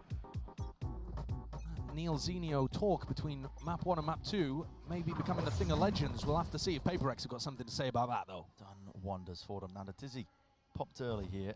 Something removes it. Didn't have to use the stash though in response because he didn't want to get overwhelmed, but there's no follow-up, no rush afterwards. It's a fake presence over towards C Mound, right? When something fights over it like that, it makes it feel like there's a big stack over towards C. And instead, the trap play is Monya hidden in a corner on A. Yeah, and he's about to give away his position. So the flashback, he's just opened the door, blinded up, and it's a complete collapse. I mean, listen, could go in either direction. Still, only 2 players left to stand. Withstand that kind of pressure. Boo's already snuck his way through, but he's being watched for. Understanding that fully, Benji, fishy, nade out and wide, but a couple of chances, but no dice, not with the kills here. That is great. I love that pistol round play from PRX. Right, when you're on a pistol round and you see utility and presence over towards Mound, you're going to think that the stack is over there. And teams are normally going to play some kind of 1-1-3 on this map. And here, I mean, the frustration from Boo, because he realizes he just wandered straight into that trap play from PRX. Important pistol round for PRX. That's a definite silence across the arena. Madrid not happy. Sets PRX up for a nice little slam dunk for the next round here. But okay, just slowly re-clearing out towards Mound now. Cam's going to be spotting it. Here we go with the judge. You should be able to absolutely eviscerate. Take your pick, Forsaken. Boo! Oh my, where's he pulled that from? Knife in the back pocket. Yes. Shanking the opposition. But he's far. Apa sih? Oh, that's amazing. What am I watching? That's incredible. Has anyone Mantap. told the players it's an elimination game? Sama. On yet. You realize your tournament life's on the line, buddy? Oh. Oh, I love how much fun PRX have with every game. It is so infectious. I mean, the knife play here makes sense for Boo, right? He knows that there's a play with the judge. Just run out of bullets. That one is just mental. Oh, Alex is pissed, man. Oh, that's so funny. Oh, God. You would not think it's an elimination match. No, you really wouldn't. So, bonus round setup. A lot of util now. An explosion out towards A Rubble with the walls across themselves. Up in a counter play. They want to try and fight this. What? A shot nailed it with the damage. The nade on top. It's all being overlapped and through and found. So many kills. All flowing. PRX on fire with it. Benji. A nice go of things, but not enough to withstand the pressure. And oh my, oh my, oh my. That is a wonderful round to win here for PRX. That's a bonus round conversion. Yeah, that's monumental for PRX. Being able to crush Team Heretics there so decisively. Their economy is about to get out of control. And it also sets that fear into Heretics. Okay, we're not actually going to be able to contest Rubble. How? How have we failed to take Rubble against a team that, you know, is playing double duelist with a Cypher here? But they still have quite a lot of tools to go with, and they're willing to fight. They're willing to commit bodies. Something might be able to just clean up here. Yeah, okay, despite the fact that he was blinded up, goop on his face. Angle played by Forsaken, he's stunned. They don't expect it. They don't expect it, yet they still find the shots. Forsaken, a bit of whiffage in play. Go, go, go. Reclaimed a gun, actually. That's a massively important one. That shot was very close to connecting. Miniboo does only have 125 health. That's going to take some of the damage out of picking up that Phantom, I think. No matter how good your aim is. Trailblazer sees 2. That's the call now for the Paranoia play. It has to be used in response to try and push them back, but they want to push it and re-clear it together now. Angles, watch. Miniboo, you're the most to do. Yes. Maybe you can really stand and deliver the result you're expecting here. That is the danger when you hand this guy a rifle. He's been so incredible. 15-9, but just winning enormous impact frags. Cool, calm, and collected with the aim. Hands it over as well. Knows that he's the lowest player. Now he's going to be the bait being played forward. Something! Oh, hopes and dreams dashed to the winds there. And all of the tension sucked out of the round in a moment. That's the power of the Outlaw. I don't think we've seen a double kill like that in a high pressure round from the Outlaw particularly, but those bang, bang, down they went.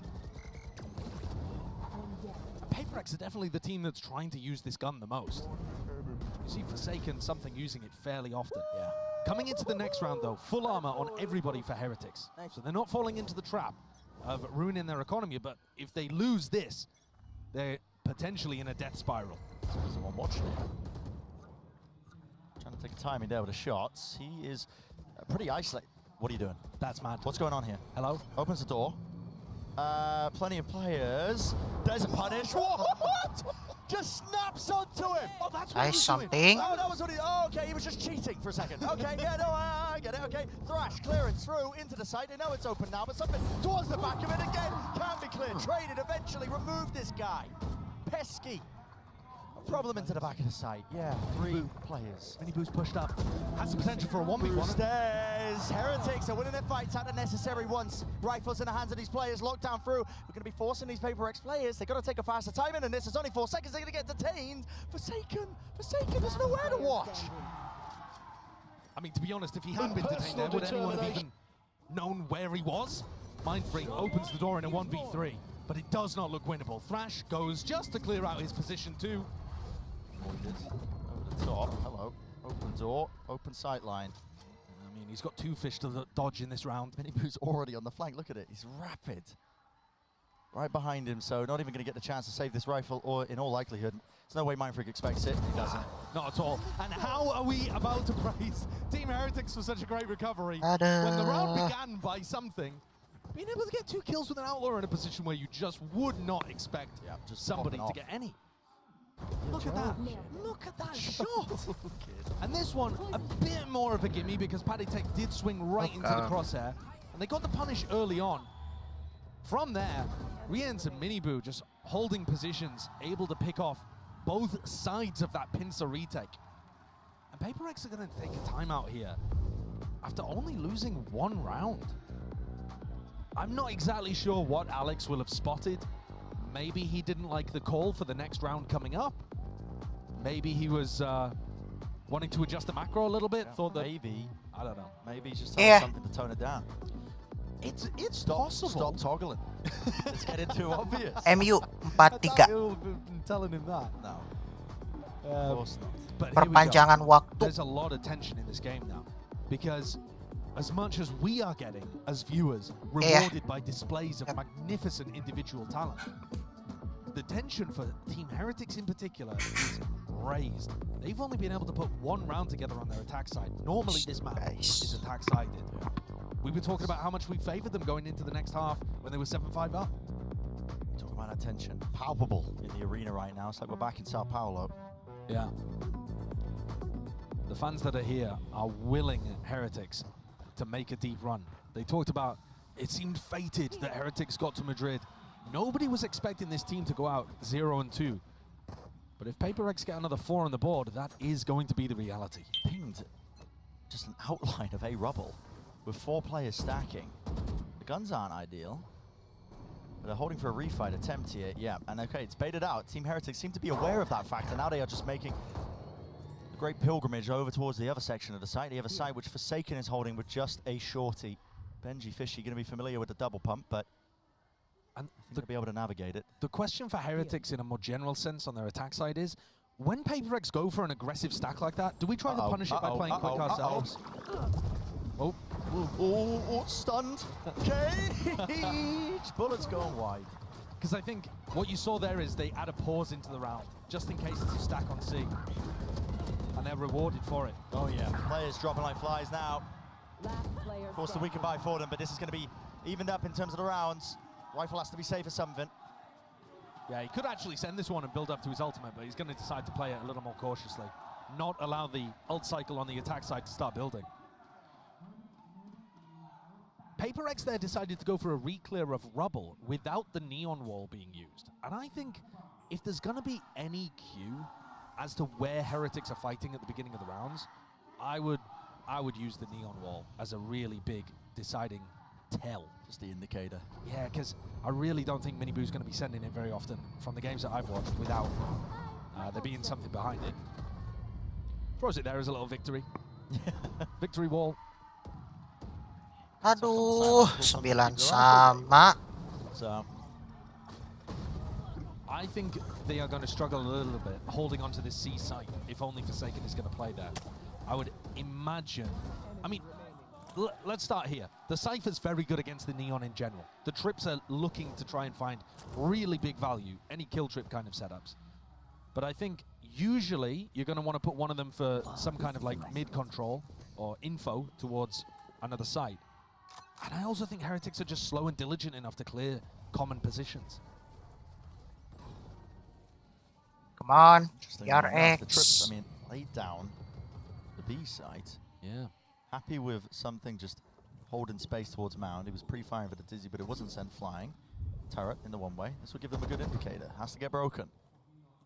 And Boo is on a high ground angle. This guy will be able to see the exit across the side if somebody decides to play out of that Mound area. Not quite. Yeah, the angle just watching the push up. Yeah. And I think something's more likely to go for that if Team Heretics put any pressure towards A, but they've been silent on that side of the map. The Dizzy's there, Paranoia with the stun. I mean, beautiful util.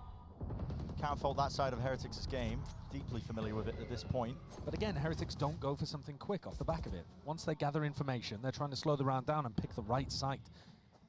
Against a team like PRX, though, who are happy to gamble, that can be a little wait a second. dangerous. False information, Mindfreak cancels. Did he hear the shots being fired at him? Seekers now through the wall. This is going to be breaking the door.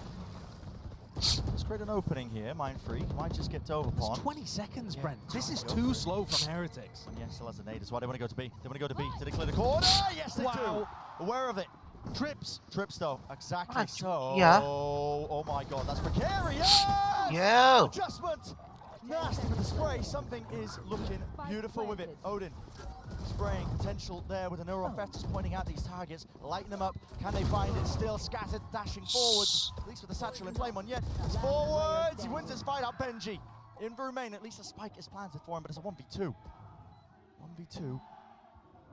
Ayo. Now Swarm, slow it down still. He might have to just hit an absolute worldie. Come on, Dafai. The time pressure, it's against these PRX players. Munyet sticking, kill, needs to be found, half on it, defuse already, game! Yes! A real chance for PRX. They land their shots. Let's go. It's favored for them anyway in that particular spot. And Ayo, 2-0. Too slow, I think, from any Heretics spins? in this I round. may have down to my Trying to feet. spin to a site with only 20 seconds left added so much danger. You know, even with Riens being able to pick up Mindfreak there, they're going into a trip setup. Sure, something does hit. An unbelievable 2K there. Outrageous. But just on the balance of things, there was so much danger for them to navigate in that kind of situation. And I do love the way that PRX played that retake up through heaven, diving Monyet in and swinging behind with an Odin. Last day, it's the call's made. Gonna hear this U-turn now, Forsaken. Playing up close to the tree. He's got an Odin spam. He's waiting for the door to be popped. Here, pops the cage. Doesn't feel like he can really play that position. Now there's a kill trip set up on the one side of the site. Stuns. Rattled through. It's Forsaken in a spot to really punish this kill trip if somebody does walk into it. I think so. It's from heaven. But doesn't look likely. Trailblazer. Players back. Backside control. Now a fight towards Rubber once more, actually, with that flash. Now the thrash. Can Benji stop these guys? That's going to be the question. Benji right towards the back there. Updraft to avoid at least the detainment, but it doesn't entirely. He's going to be locked up, restricted, restrained. Devi just catching a bullet straight to the head. The spam by Forsaken. Again, this looks like, just again, an even round for Heretics. Earn themselves up to 10. The call has to be made here, and they will back away, so PRX giving it up. Back and forth we go. And Team Heretics, they tie it up 10 to 10. I just want to explain a little bit about how difficult the macro calls are when you play against a team like PRX. We've seen Heretics are trying with Boo at the IGL position to figure out what the setup looks like and then try to slow the round down enough to make sure they're making the right call. This round, they decide, well, PRX are just kind of rotating around the map to figure out where we are in gambling. So let's just send it A. Let's increase the pace. Let's not bother with these slower pace rounds. And let's just try to overwhelm them and hope that they're not forced stacking A for some random reason. And this time, the stack isn't there. They get in onto the A site. Everything goes cleanly. Can you imagine if they ran that and PRX just decided to fight Rubble there? Would have been a totally different situation. And now PRX going for the mound presence. So once more, Heretics looking pretty good with this Rubble control. Yoda, no, this time I don't think it's going to be pushed back so easily. Here's it, door switched. Oh my god, the guns! Running and gunning does not win it out. Knives in the face of Benji Fishy, couple in the chest. We'll drop it. Nice. Get. Nice something. When they went for that flank. So now Team Heretics have to either push forwards to get control somewhere else, or set somebody else up to watch behind. Might be their aim. Heal online, something. Back up to 100. Doubled up position, holding in the pit. Boo is low though. It's like Breeze might just topple him over. Here we go, a rapid offense approach into it. Not dari belakang. Really only just spotting the one. Nice. The second, surely not here. Through into tree, satchel back and away. Boo. Again, as I said, he's low. Heretics regaining that lead right back. Going Apa for a sih? setup there with 2 in pit. A little bait and switch. Tapi Taking that hidup space nih forwards on the nontonnya. site instead of all getting stuck inside tree. And PRX didn't send anyone heaven. They all went through stairs or through into sight. Nobody going heaven to try to clear out pit. Buffering.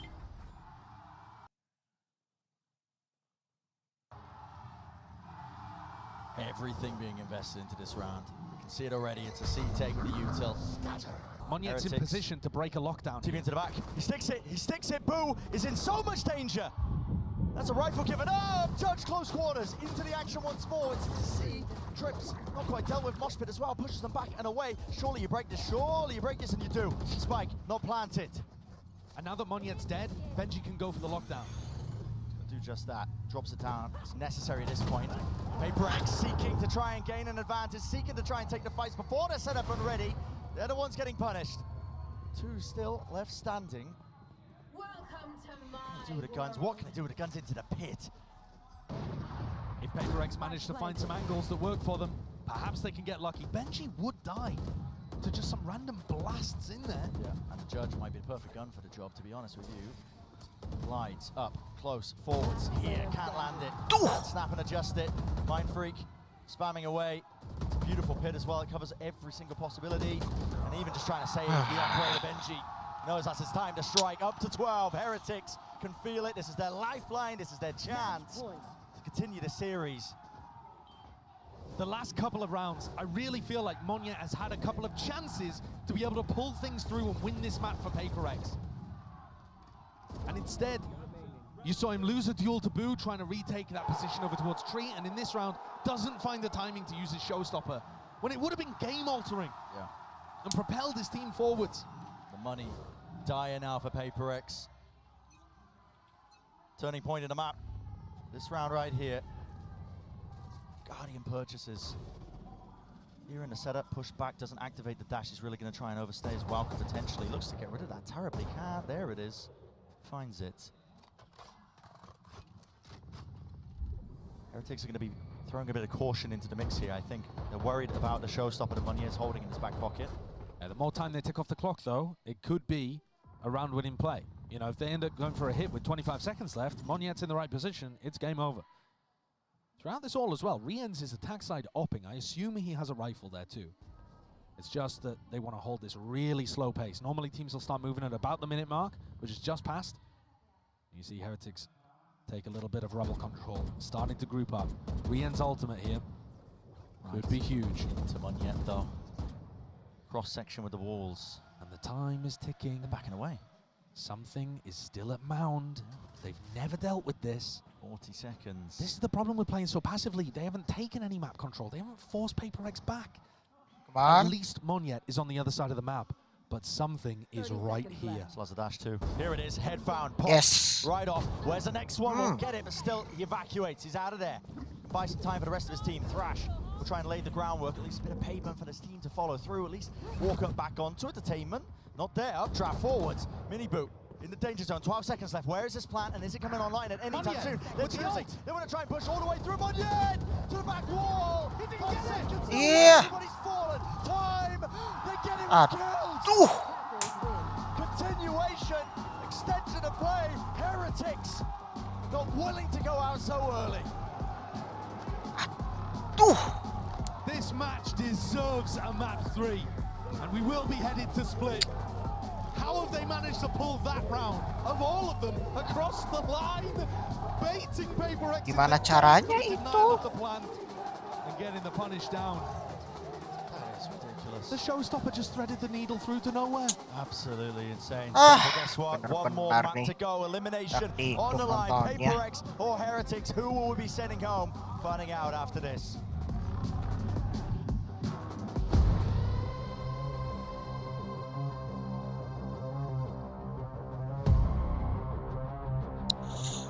Ntar dulu guys, gue tidur dulu tiduran dulu.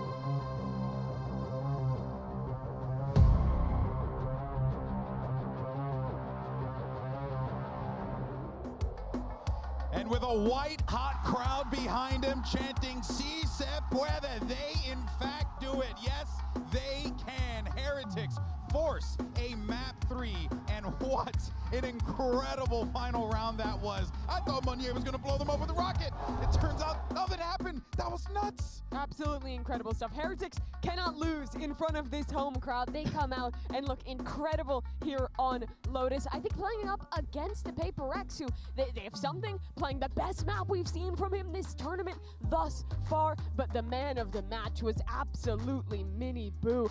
This guy's Neon. I've really never seen anything else like it. It looks like he's in the Matrix. Every time he's sliding into one of these forward plays, he's just so precise at avoiding utility and isolating these kills. Well, this is the thing, you know, Miniboo, you might even look at the kills there and see Benji Fish, he ends up with more kills than him, but it's the way Miniboo's doing it. It's the impact of those opening kills when you're sliding into angles, when you're taking this map control for your squad, and as you can see there, securing it by not only getting onto a site, but then continuing the aggression further into their spawn. You know, we talk a lot about PRX being a squad, especially previously, but still a squad that has that identity as being able to come out, like GB says, and punch you in the mouth. But here, it looks like they weren't able to match up pound for pound on Lotus. Just look at his movement. This guy is nuts. He's incredible at this agent. No one else in this tournament is playing Neon, and there's a reason, because I think mechanically Neon is the hardest agent you can play in Valorant, and he executes it so well. Beyond just being a fragger and setting up these plays, his stuns are also so incredibly impactful on their defense, stalling out these hits, preventing swings and trades from PRX. It really is such an incredible agent that Heretics build around incredibly well. Yeah, it really feels like he's playing a completely different game. Like, I'm just blown away by how Miniboo can take an agent that no one else is really using to great effect and own it. Own it like a champ. That stuff right there, that's the stuff of legend, though. But let's actually go ahead and check out our HyperX Reflex moment of the day. Of course, we got to show some love, though, to the other side of the field. Got to show some love to something. He's always going to do some silliness, though, right? And Mitch, you know, again, you're really going to be looking for this output from something, especially going into map 3. Well, yeah, absolutely. Especially if he pulls the Gecko back out. That's when I'd be excited. But this is absolutely beautiful.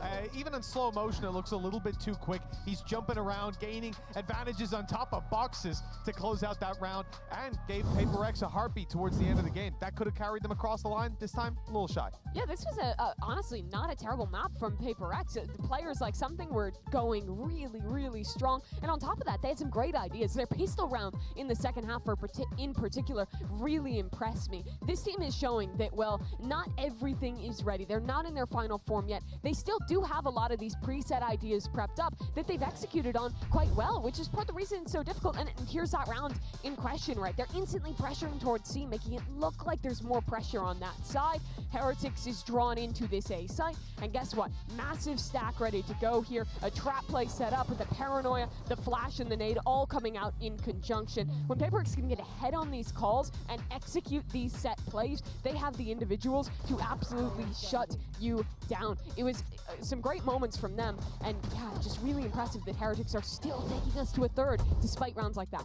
Yeah, absolutely, because it wasn't just used there in the pistol, right? We saw the follow-up again, I think 2 rounds later, where this squad is trying to push out and take control over Mound, and you see this constant bombardment, not just the paranoia, not just the sky flash, but the nade as well. The door open for a player to take a fight inside of it. It's so difficult to deal with that many players and that much utility coming your way so early on in the round. We're going to split now, and you got to be worried for PRX, because this map did not look good for them the other day, right? When they were playing up against EDG, they were constantly leaving space on these flanks. How Dong was abusing the A ramp control when PRX was on their defense, because they're running a triple duelist, double smokes comp that not only has no sentinel to actively hold space, but also really lacks active info, because you have no initiator to make those re-clears easier.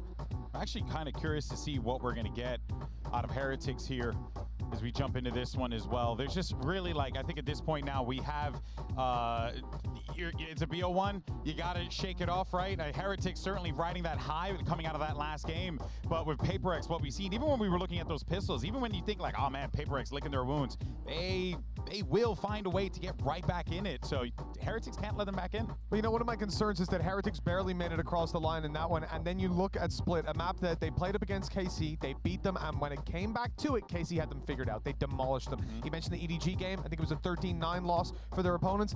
Well, PRX looked a little better because Heretics was 13-5 loss. Agent select in, and PRX, I'm happy to see this. They're reinventing the comp a little bit, switching Devi on to a initiator here, the Sky, instead of what was previously basically that third duelist in the mix. So they still don't have a sentinel, but their re-clears are going to be a lot stronger on defense, and they're going to have a lot more utility behind the 1-2 punch of Something and Forsaken. This comp will play a lot more similar to what we've seen previously in this series with these double duelist comps.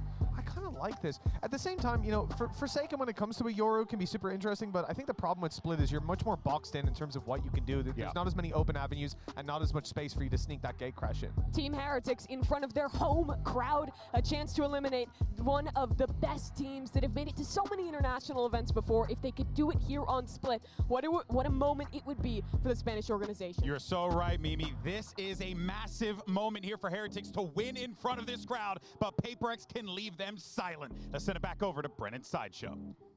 Thank you very much, guys. Let's get to it, man. Elimination game as it's already been set up, and we set our sights to Split. Now, I was anticipating, we've had some silly rounds, don't get me wrong, but I was anticipating something a little bit sillier, maybe PRX throw in that triple duelist once more. Hasn't been the case, though. Going back to something that's a bit more, I mean, tried and tested, to put it lightly. Yeah. And it reminds me of Alex's arrival quote when he came today. He said, W Gaming is 2023. So we've got to figure something out for this year. And this really feels like Madrid has been an evolution process of PRX, trying to figure out their identity, struggling to reinvent themselves a little. Let's see how good they look running basically last year's meta composition, except with Monyet not on the Astra. Benny Boo, straight up through. Look at that. Smoke to cut off the at least backwards retreat potential for the punish, but everybody just wants to react into this one. PRX through into B, they realize it's an open site. Just looking for the hard lurk player, but I think PRX's comp won't have as much of a hard lurk. They're in back side. Looks like they want to try and take a fight. Paranoia. It's Paranoia. Off of whose contact? Something's here. Let loose, let rip. Boo hits the deck. Now there's plenty more players just trying to scoop up and vacuum back up that space. Heretics are worried about it. They're using the flash there to stop the trade, not to set up the kill. Hyper confident that something's going to win the duel. Now just walking right into it. Look at this. Forsaken! Oh my! It's another immaculate pistol round from PRX. These pistol rounds and the thrifties, the low buys in general, have been really solid for PRX. It's been the major win gun for them, man. I mean, the reason why these maps have been so closely contested. The pistol rounds, the bonus rounds, the ecos. Yeah. Forsaken even going for the shorty in this round, just so that he can set up a play like that. So good. Boo's scratching his head just a little there. Another round where Team Heretics were very much playing for the retake. They went for that early round aggression into the opposite side of the map, kind of funneling PRX into the B hit so that they could play retake, and it ended up just getting crushed by post-plant aggression. Got to be wary of that. Something is on a heater so far. It's popping off. Stack though. Nade. Stun. Flooding back in. Lines it up, but Boo was able to just at least capitalize from the back lines. Forwards is the position of Rians.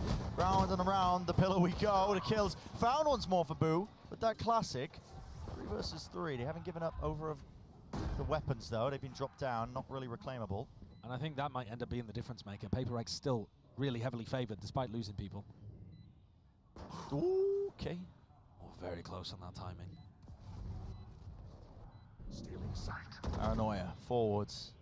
Just clipping the side of the head with the wall taking most of the damage. Something this guy. He's feeling it. He's on one. 4 kills against the eco. Farming up towards the Blade Storm. Yeah, and that's amazing because Monyet and Forsaken both didn't really invest into that round. They can start to buy. Something's getting close to the Blade Storm too. And this has got real power on the bonus round. And I think this is what, again, like you said, Brett, one of the biggest reasons why PRX have been able to make this a really close series so far. Putting a lot of pressure on Heretics when Heretics have looked better in the gun rounds. Yeah. Looking a bit like a library right now in the arena, but a bonus round might just turn the frowns upside down for a lot of the fans. Benji is hiding in this corner. Oh my! Through, hiding into the corner, but what can he really do? There's a cage just to play anti-flash position. Nasty, nasty adjustment. Snaps upwards. They don't know where he is. Lost. They're trying to hunt him down. Lost as anything. And something did not even try to get the trade. He went for a react play into heaven. He's in heaven. Camped, tagged up. That's wild. That is wild. When the Jet engages like that and pushes elbow, you expect, I would say 100% of the time, the Jet is going to then go back into sight to make sure you deal with that troublesome player. Benji normally should be able to get 1 there and then just get shot in the back. And instead he gets 3? Follow up. But my God, what a time to really shine. And okay, it hasn't broken the PaperX economy. I'm so good. Yo, sit down. Yo, sit down. Sit down. But I got to agree. I got to agree. Out of my way. Benji's been a nightmare for them to deal with, but fast, up mid. Oh, again, you anticipate anything else other than it, Mini Boo. He holds it down, rooted in place at times, but he finds that kill against his adversary. Another player who's just been phenomenal individually for Heretics. They've had the firepower today to be able to go toe-to-toe with PaperX. It's just about being able to, get the really important rounds across the line. Ball fades, spots it, one player, stun. Fault line to repeak. Flash through around the back. And a re-clear. Something can tell the rest of his team there that clearly there's a stack over towards B Heaven if they're going to make a play like that. Trips. Disgusting one out towards Heaven. That's to punish a player who might be just trying to updraft, satchel their way up through main into that spot. And that's a classic play that something will go for. What a re-clear. Beautiful read. Timing could not have been better. Now it's left up to just a few stragglers, PaperX players. Nice movement, at least the tip. Tap! Not enough! Benji!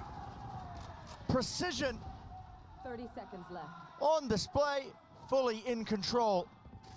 Don't you dare set your sights or your feet whatsoever near his sight, because this guy is on one.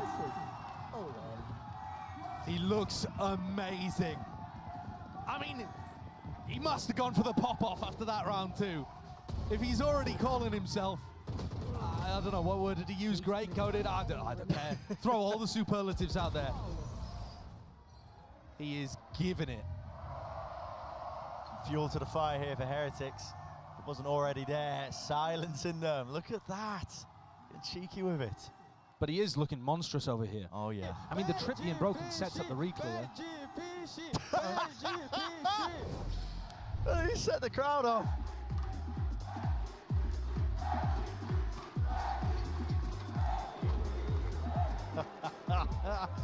Well deserved, but early. This is the final map between both of these teams. Everything's on the line. To think that a couple rounds like that are going to rattle PaperX, even in a crowd like this, oh, you would be sorely mistaken. These are tried and tested players who've been able to get it done before with everything against them. And sure, there are other reasons why you might want to doubt them over here on Split. Their first time picking up this composition after a while playing the triple duelist. But still, Heretics are showcasing they have a system that works. One of the downsides, actually, of Team Heretics' composition is that they don't have an info initiator. But if they can find good timings to flash re-clear areas, and PaperX fall into it like they did in the previous round, well, that's not a weakness anymore. Suddenly it's a strength. The back of the timeout. Looks like the call's been made. Guess what? Looking like they might have wanted to send it, but no, just pausing here in the cam. Up above, oh my. Just some well-timed spam there based on the wall going up. Camera taken out. Benji's in the same spot again. Doesn't care. Yeah, by all metrics, I mean, that should be just a one and done. But the man's been making it a 3 and done. It's also really good because it pulls people onto really deep, committed angles that the rest of your team can play off. Nade, fault line. This is down. This is dangerous actually for Paddy. Giving up heaven control, Benji though. Still, guess what? Same spot here. Yeah, not really with the guns though. The flashing is good and the connection was a T-flash. He maintains his composure. Locking it down and through with the riflesman. Yet, not too much more you can do. Even with Rienz blinding the bejesus out of Benji there, he still manages to deliver in that position. He's so comfortable playing from there. Seen him play that spot so many times in EMEA throughout the kickoff. But you see, even when Moniak goes for that elbow push, it doesn't pull his crosshair. He waits for the next player through. And Rienz is sending those flashes so that he can play off the back of it too, right? He's playing himself into the spot. I'm so sad here. But yeah, something to clean up slightly. Early ramp at the beginning of this round. And this is the first time where we've seen PaperX, from what I can remember, play very spread across the map. They're fighting for both sides of the map at the same time. A ramp and B main. Control of both of them. I can't believe Benji is in the same damn spot. But they also just keep wanting to go, despite the fact that Benji's been doing this one, and they're walking out, No way. Again, they don't expect it. There's no way. Again, a 90-degree snap to the side. Forsaken as a wrist breaker, but he doesn't land any shots in the process.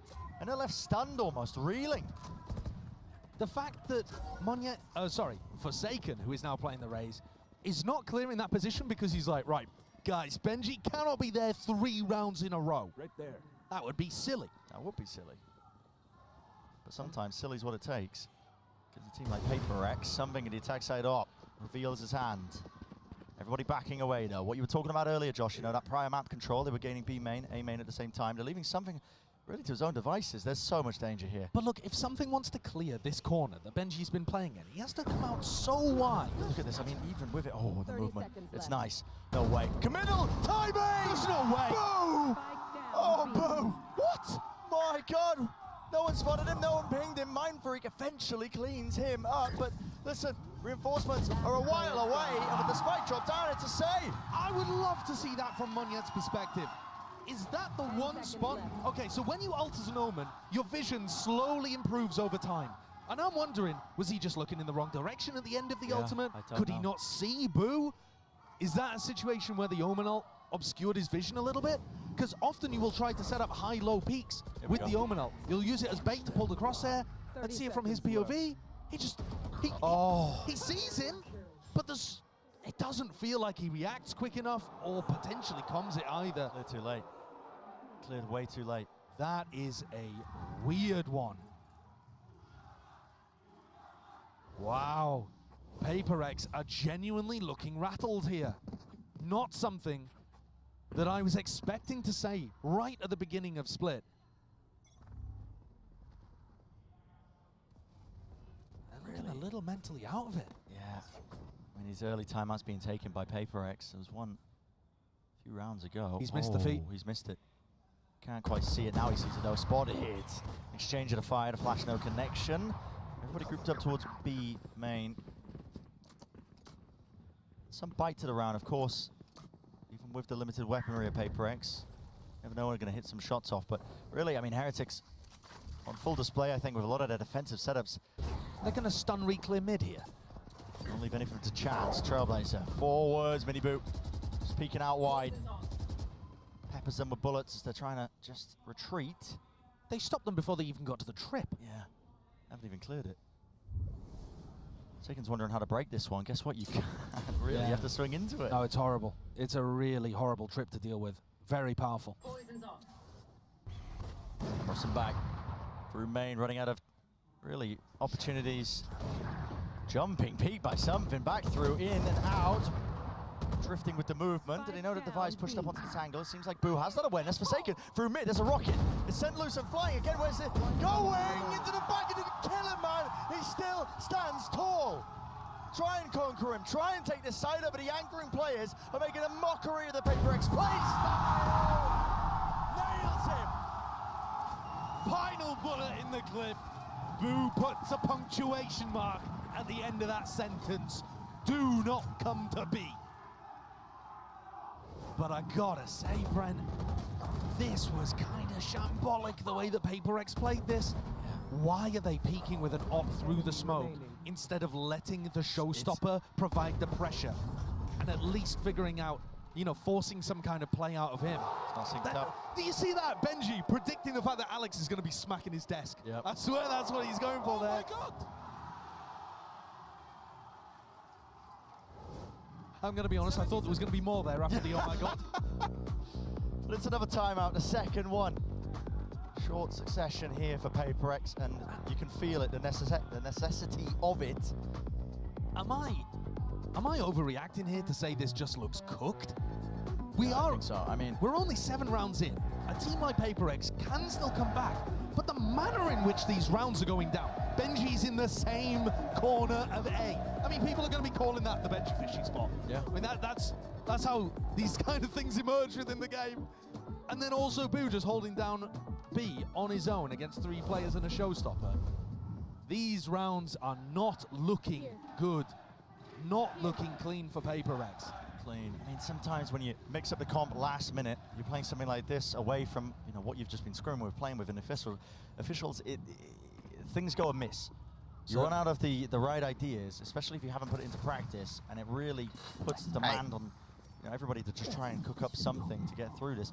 But the trouble is when you're running against such a well-drilled setup like Heretics, when they have these retake protocols, when they have all these ideas, it's just inevitable that you're going to be failing. If you are improving and they've already come up with a Google Doc 20 steps ahead, you're not going to have it. Okay, but Patty's position right now, getting squeezed. Yep, stun, lay down, Forsaken. Can't really move, and he is being squeezed. So, a rifle obtained. Reward for their troubles. Now they're really just making the moves out towards Heaven. Benji forced away from the precious corner that he's been loving to play in. Back towards, again, screens, one-way smokes. At least the cages set up for him. Gives him that covering fire. Monyet finally puts him down, blinded. You absolute animal! You absolute beast! And Monyet, what can you do? Rolling thunder up in the air, target practice. It's inevitable at this point. Heretics, man, they will not be dislodged from Spain. If it's not one of them, it's the other. Benji does a great job. He even manages to get one again from his position, holds them back with a double cage setup. What is that, man? One enemy remaining. It's a paranoia play, another part of the setup, right? But at the same time, you still don't expect Riens to be good enough to pick up 3 off the back in such a short space of time. Filthy, filthy stuff. Cutting it into the round, the options running out. Paranoia finally clears into the corner, but a cage to play into it. It splits it up entirely. Benji, Fishy, take your time. Take your pick, son. Finally, the return of the fire with a shotgun to the face and a vulnerability there with a snake bite. Can't really follow through with the stingers. Hello, and open it. Found and claimed. The site is theirs. The plant will go down. PRX are going to be pushed back away from this one. Planted. 2v4 players are low, and enough out into the open that may be a possibility. These players are weak. Here for Heretics, 2v2. Seekers have to be used. She's trying to count for the players' positions. Broken. Miniboo scared about it. Nade rebounds. Nade rebounds. Monyet in a 1v2. This started as a 4v2. No utility to his name. Doubled up. Heretics, you got to think discipline. Name of the game. A dodge, a weave, a duck, a play. And Monyet saves the bloody day. The Red Bull clutch from Monyet in the round after Benji is screaming across the stage for him to step up. But I've got to be honest with you, Brent, considering that this was a 2v4, I'm not happy with it. Yeah. Enemy remaining. In the sense that they get one on the board and they figured out how to deal with the A anchors, yeah, okay, good stuff. Disappointment on the face there of the Heretics fans, but it's mirrored within the coaching booth of PRX, because even when things go well, there are problems. Trip now set up for Ram. Miniboo, he's in their faces right now with the show stopping the movement. Little bit adjusted though, he can't quite find it. Flash pushing him away. Got to respect that one now. He was looking to try to punish the Trailblazer coming out from Divide, but he couldn't quite. Forsaken had a nade up in his face. Yeah, they kind of called a cancel there. And Benji is watching. Mind free timing, tries to take a timing. Shut down. Now you run your wee little legs right into the B anchor. Guess what? It's we're going for Boo, are we? Yeah. Benji on one side, Boo on the other. Good luck to you. How do you clear him? Boo avoids it, round to the back. Still with the shotgun. No way, he knows it, feels it. Maybe just hearing it, possibly off the sound cues panic attack though. He took that timing and took that chance, gifted with one. Something's there, it's a flood defense, a flood play, right in, resetting, the aim! My God! Get out of here with that! Shadows of the ace that Forsaken got previously. That was incredible individual ability to be able to push them across the line. You're not really doing anything about that. Heretics tried to increase the pace, tried to bring it to them. Double kind of walked out through that and just got picked off. Neil Zinio's immediately taken a timeout, and I think he's going to be trying to talk to them about maybe setting themselves up a little bit so that they have the perfect timing to get out through the smoke. Yeah. But there wasn't much of a mistake there. The timing wasn't that far off. It's more credit, in my opinion, to how good Forsaken's aim looks, rather than anything looking too sloppy for Heretics. And to be honest with you, Brent, if PRX are able to put another 2 on the board here and tie this up 6-6, it will be a miracle for them. Because they were looking so down and out. Yeah, I mean, how would they even do it? I don't want to throw questions into the mix anymore. They've been proving themselves. They have the showstopper to work with here as well, right? Yeah. And also, they've shown that they actually are starting to come up with some really good ideas of how to deal with these site anchors. When they went for the A hit, they had a paranoia towards where Benji plays. They waited to force him inside of his cage and then double cleared it. You know, they're really thinking and trying to adapt on the fly. Not so much macro adjustments, but the small stuff. In our site exec, let's put this piece of utility here instead to deal with this. And it's taken them long enough. It took them until round 9 to look competent on these site hits, but they're getting there, and it might be just enough. Gonna come down a lot to this, though. Yeah. Benji retreating to the back of the site nade. This will clear at least one of the trips, maybe even both if they're lucky. It does. So now, no more defenses. Cages have to be popped off, and the util has to come flying. It's an anchor, flood, call. Now the showstopper, rocket through! Party! What a shot! Clay Pigeon shooting, and he's removed the major threat. But through the back of the site, they're not ready for it. Fast on the tempo, and PRX are increasing it all the way through a wide face. Benji was feeling that heat. It's over. Just like that, the round is finished. Spike planted. Boo in a 1v4. Very few chances of success. The round should be finished. The round should be finished. Okay. And it is. Monya and Something both going for the exploration. Even though Boo slips the cracks, Something's there. And in that round, okay, there was an adjustment from Heretics too. Riens, instead of playing from over towards screens, he tried to get in on the site so that they could double up. But after dealing with Forsaken, they were just not ready for the second player. You know, once Monya swings into backside here, Riens and Benji are not ready for that at all. For some reason, they just did not catch the timing. And so, somehow, PRX, mentally resilient, one away from a tied half. Feeling empowered now, setting it forwards. They change the setup. Seems like wherever they go, they're just destined to try and meet Benji Fishy with some of these setups, but they do clear the trip, at least towards B main, and they're keeping Monya in that position.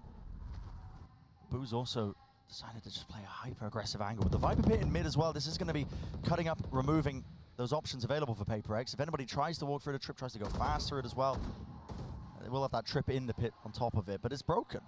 It's definitely Boo's position that's the most vulnerable, but PRX are moving away from that into the stacked site. And to be, what's the call? I believe Mini Boo's holding the nade. Trailblazer sends it flying. Actually predicting this one to just run forwards with the nice split. Something already there with the blade storm out wide to the flash to set it up. Nasty stuff. Nasty one. Benji! Holy! What a return on the fire. Finally, the anchoring player removed. 2 versus 2. Viper's Pit. It's a murky, murky territory now. It's going to be sweeping across the site. A tap, forcing the util out, but finally the plant. Divide. It's good. Vulnerable. Very close. Bullets. Almost going down. 2 versus 2 still. Patience being played now. Gaps and positions to be watched for. And what is the call for either side? How do you choose to play it? Divide. Holding the angle. Stepping out wide. Padatek. Taking it in his stride as a game of timies. They're just bumping into each other. And PRX on the brink.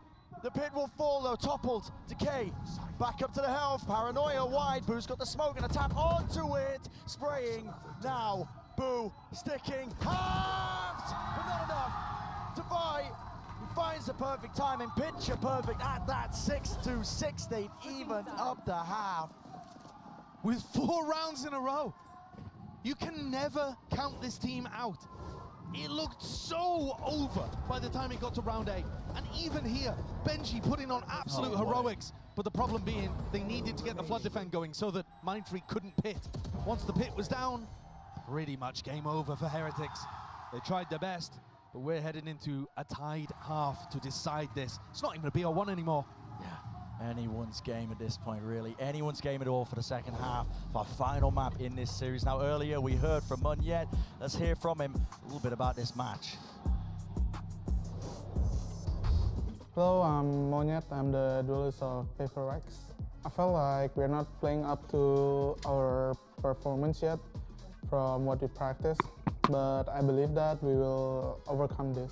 I would say because this is my first time playing against CDG, and all the boys already played G like twice or 3 times. But I would say I think we misread them in the game, and also we have like some like communication problem in those crucial rounds, I would say. Not a lot really to play with. They're going to try and just almost run their way through it, but they're slowly being revealed every single time they try and make their way through. Finally, the Reckoning will fade, but Mind Freak now in position. A cove for Forsaken to try and almost fight within, and they are falling like flies. Forsaken winning every battle!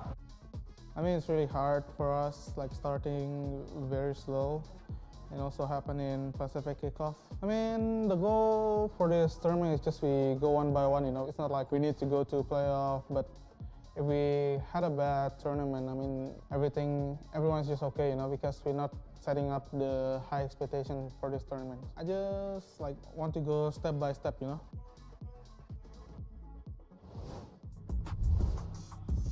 Maybe that's the key to some of the resilience that's been on display here by PRX. I mean, just step by step, round by round, match by match. I mean, not expecting anything moving into this tournament. He even said it himself, you know, like not even expecting playoffs or anything like that. But they're on the verge here of removing potentially one of the tournament favorites, one of the arena favorites at least. I mean, Certainly. still even footings. Maybe getting ahead of myself here, but something at the top of the scoreboard. This guy's been lighting the world on fire. He's been lighting the map on fire. He's awoken.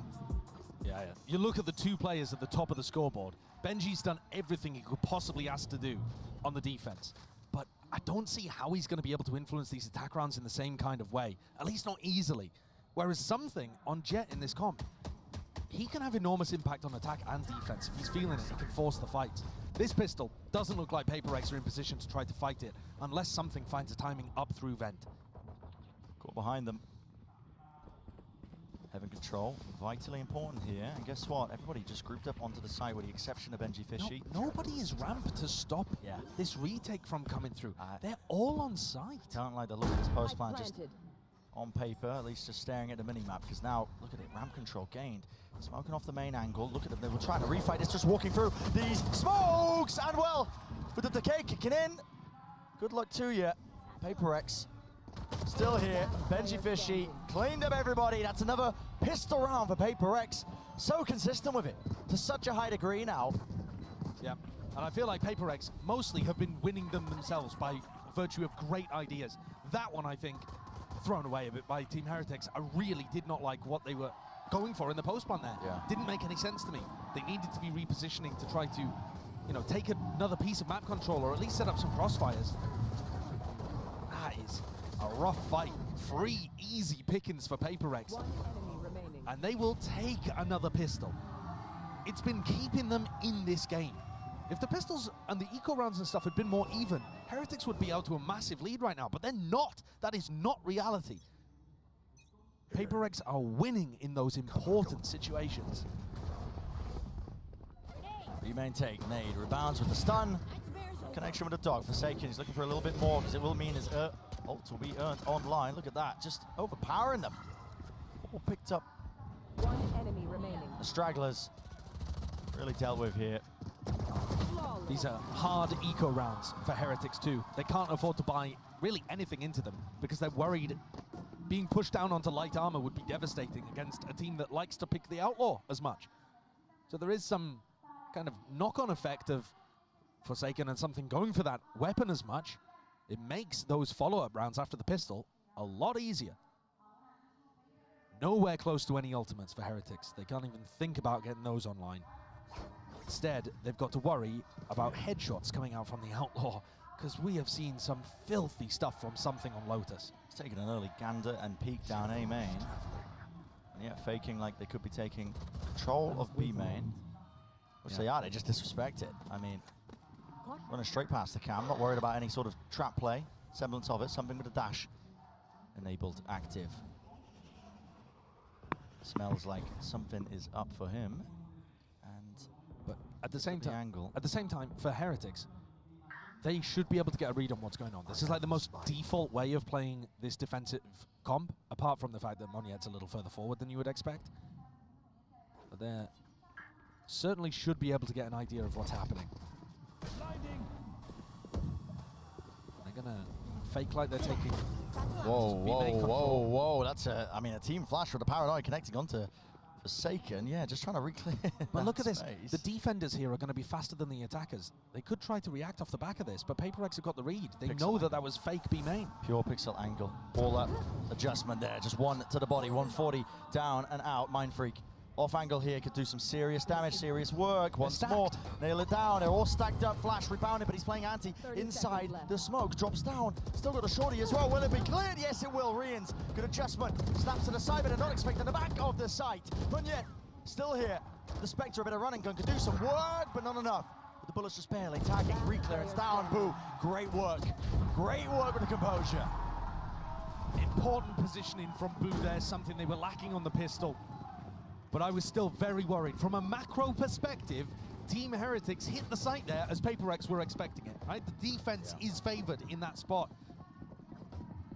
And that's partly because PRX are more willing to go for those rotates, hard reads, gambles. Heretics, sometimes the perfect is the enemy of the good. If you take your time trying to clear every single position, you actually end up giving more time for the defenders to rotate. And yet, they get through it that round. But that is going to be something to keep our eyes on, especially when Forsaken has a big ult like this. Getting ready at the start of the round to see whether anybody was going for early ramp pressure.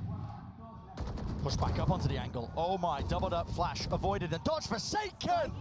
Hopes and dreams, talk about it, dashed away, rocket rebounds. Goodness me. Relentless has to spike drop down too. He wants a little bit more. Boo. One enemy remaining. Sneaking around the sewers. Mini Boo. It's your turn. Can you step up to the challenge? You cannot. Flawless.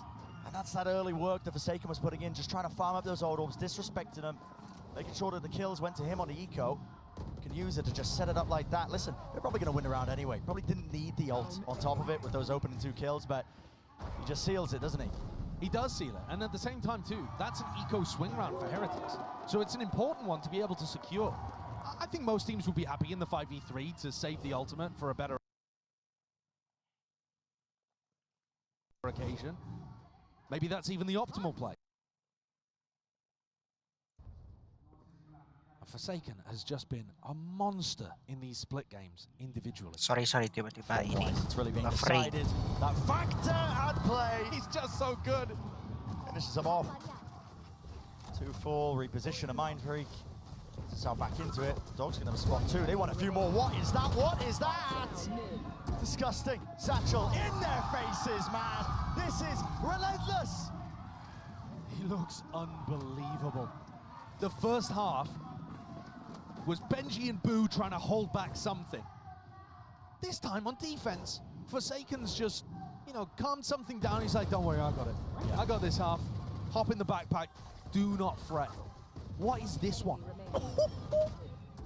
Disgusting. Not even on it, man. Not even on it. But no, I mean, Forsaken not willing to end their tournament lifeline this early. Taking fate into his own hands. And listen, I mean, Heretics got their own ambitions, flames of it, but it's being extinguished right now. A timeout called for Heretics. Precious time at that. They need to get these players back on their feet because they're playing like they're rattled, I'm not gonna lie. Yeah, I think they are. They're playing a little slowly. They're not willing to match the pace of PRX. And all of those mistakes that you were seeing earlier on are now getting covered up by pace and individual skill. The PRX players playing tighter together now that they all are on the same page and getting powered through by just winning so many duels. We have not seen Miniboo come online in this final map. He's been amazing for the rest of the tournament. Unbelievable in kickoff. He looked like a top 5 player in the world. And here, he has struggled to get online. They need Miniboo now more than ever. Otherwise, they are at serious risk of leaving this Spanish crowd without a representative here. And an extraordinarily strong team going home early. Yeah, heartbreak, tragedy for them. You think about how close the prior match was, but a deep push, contact, making a footstep here. This should be a level of awareness, Boo!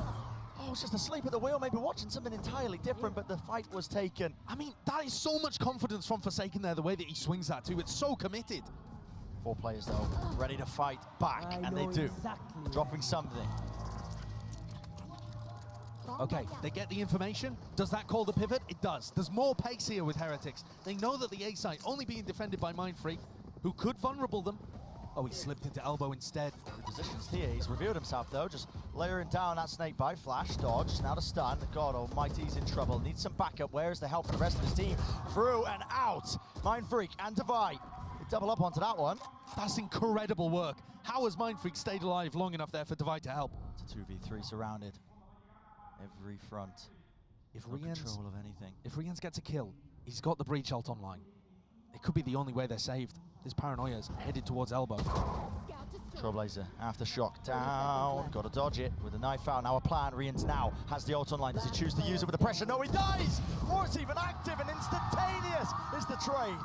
No gaps in the play for PRX here. Let's go! And they can feel it. Smiles on the stage. They are on the precipice. They're in control of their own destiny. I cannot believe the difference between the first quarter of this map and the rest of it. Slow start. I mean, it took a while for PRX to even look like they were playing the game. The first 8 rounds, they were just out of it. I was ready to call it. Chalked, man. It was chalked. It looked incompetent.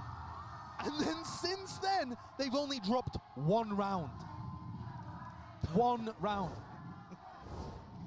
I'm convinced we're running old clips, but... It must be. It's got to be.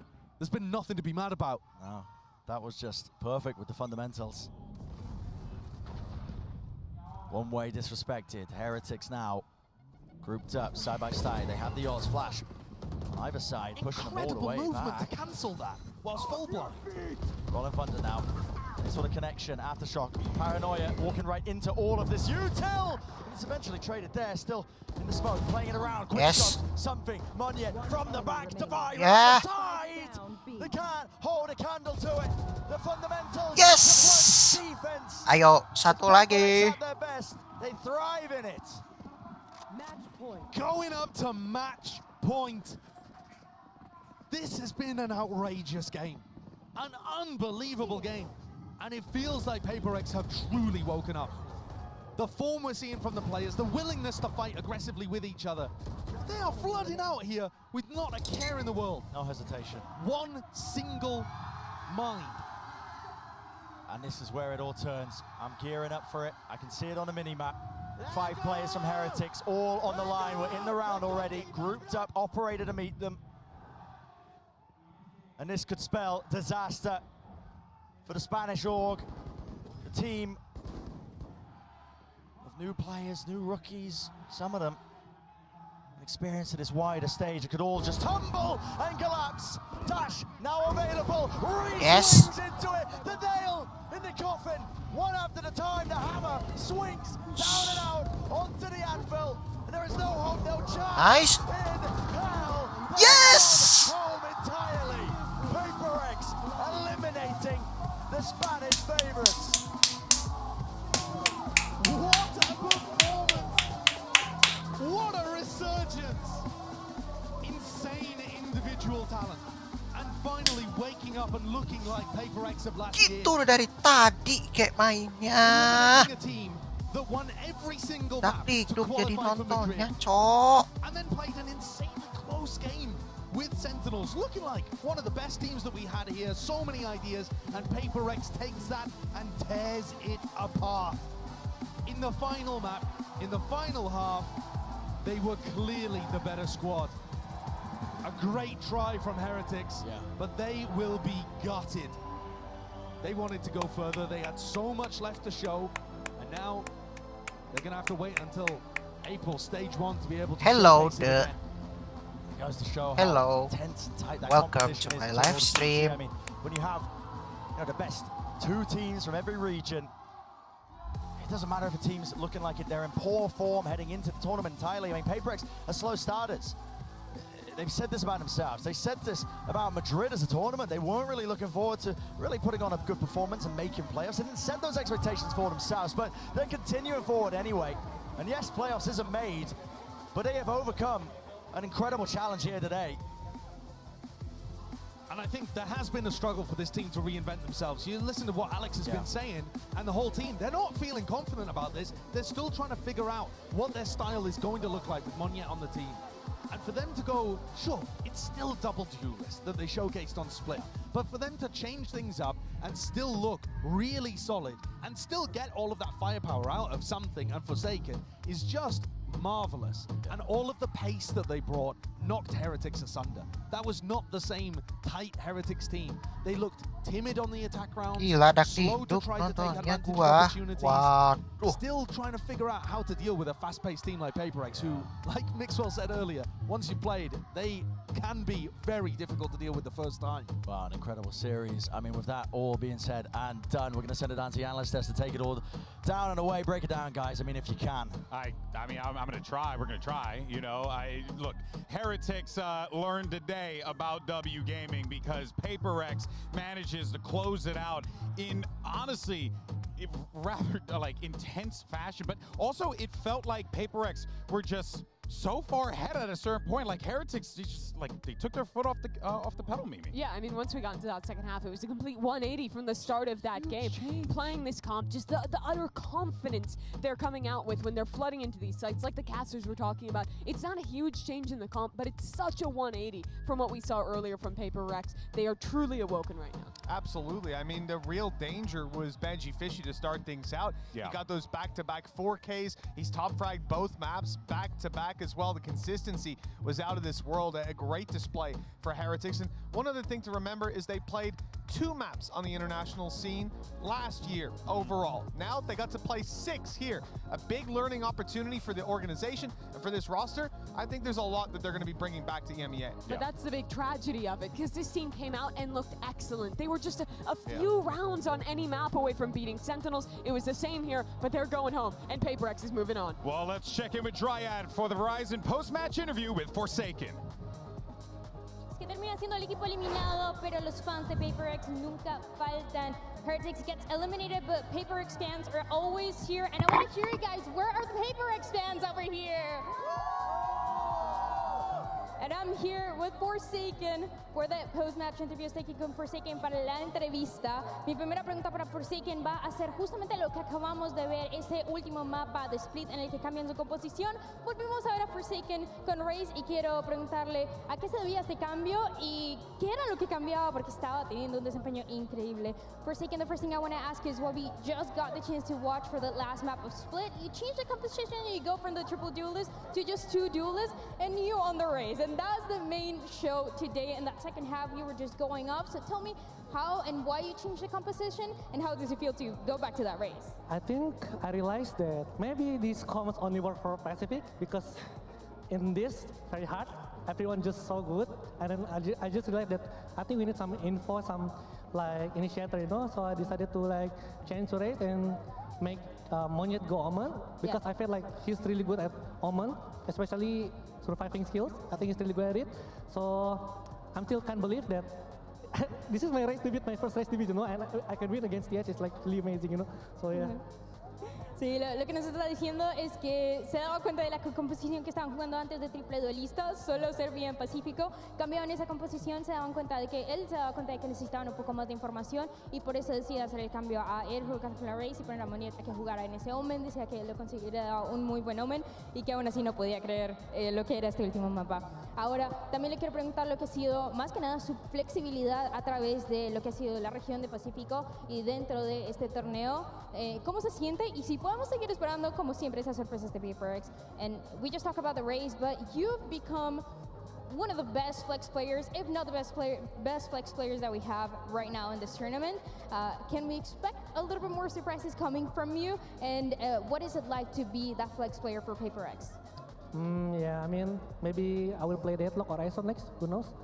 Okay, you know, I believe it. Yeah, I mean, the reason why I like become flexible because like I just love how the way I can create like a lot of stuff, strategy, and I just love being creativity. I think that's all. Lo que nos dice es que de pronto, sí, cuando le preguntaba de qué otra composición y si podíamos ver algo más de él, decía, de pronto puedo jugar Deadlock, de pronto puedo jugar ISO, no se sabe, pero después nos dice que lo que más le gusta es ser flexible, es poder traer un poco más de creatividad, de ideas, y eso es lo que destaca la creatividad más que nada del equipo. Última pregunta que le tengo, ¿contra quién se quiere enfrentar de este torneo? Who do you want to face in this tournament? I would say if somehow we met EDG again, Okay. you know, The I think- rematch. Rematch, yeah. I think it's gonna be different. Dice que si se tienen que enfrentar con alguien, tiene que ser con EDG, le gustaría poder tener ese rematch. Eso es todo lo que tenemos de esta entrevista. This is everything that we have for this interview, but if you're wondering how those next matches are gonna look like, we're gonna go right to the draw show. Draw dulu guys. Hola a todos y bienvenidos a la Masters de Madrid. Os presento a todos el sorteo de los próximos partidos que vamos a tener en el día de mañana. Estoy aquí con Victoria. Victoria, you're going to tell us how this draw works, right? Yeah, so it's a little complicated, just bear with me.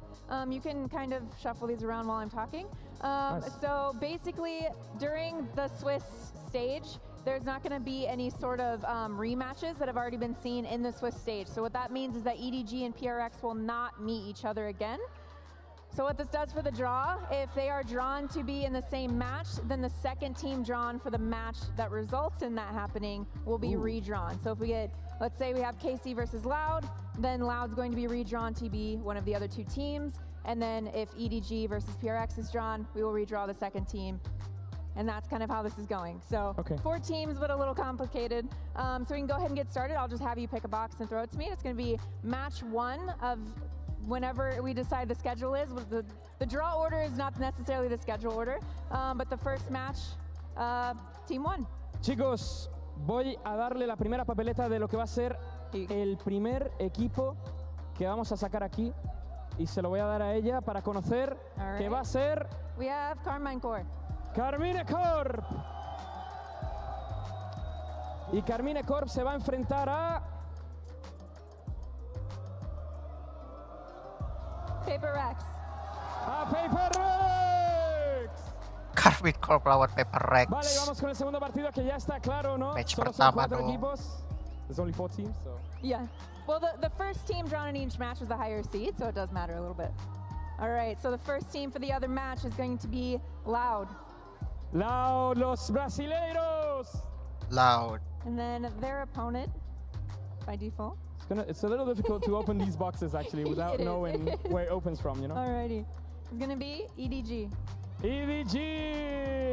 EDG. Y se han dado partidos completamente distintos a lo que acabamos de ver hasta el día de hoy.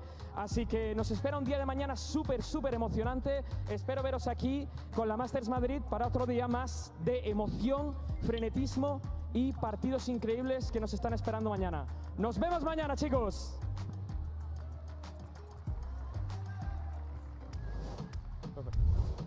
There you have it. We got the draw. And you may notice that we swapped out a Mitchman for an Alex. That's right. Coach Alex is here today. Hello. Please take care of my desk, okay? And please react to that draw.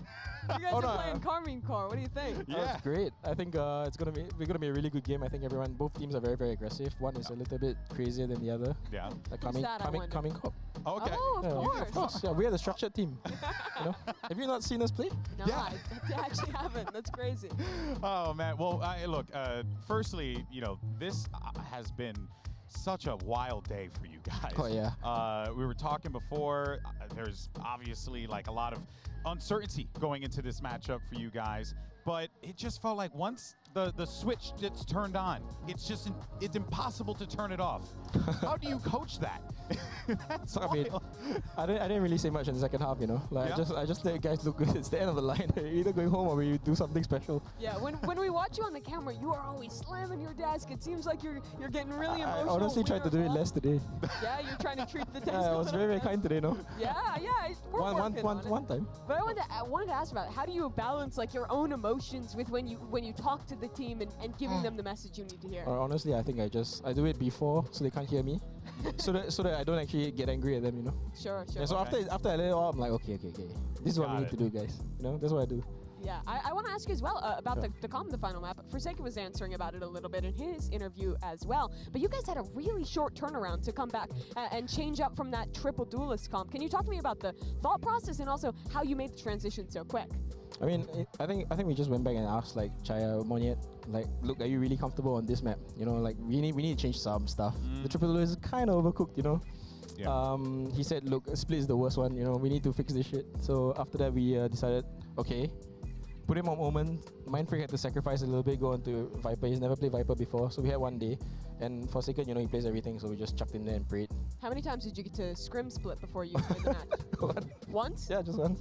Okay. But we did a lot of like server work, you know, like talking and stuff. Sure, to try to figure it out. How's it been incorporating Monyen into the team? Because it feels like he gets along really well, but I think when he got brought in, I think a lot of people were wondering like, where is he going to sit in this squad? How does he fit into the system that you guys have built? You know, W gaming and all that stuff.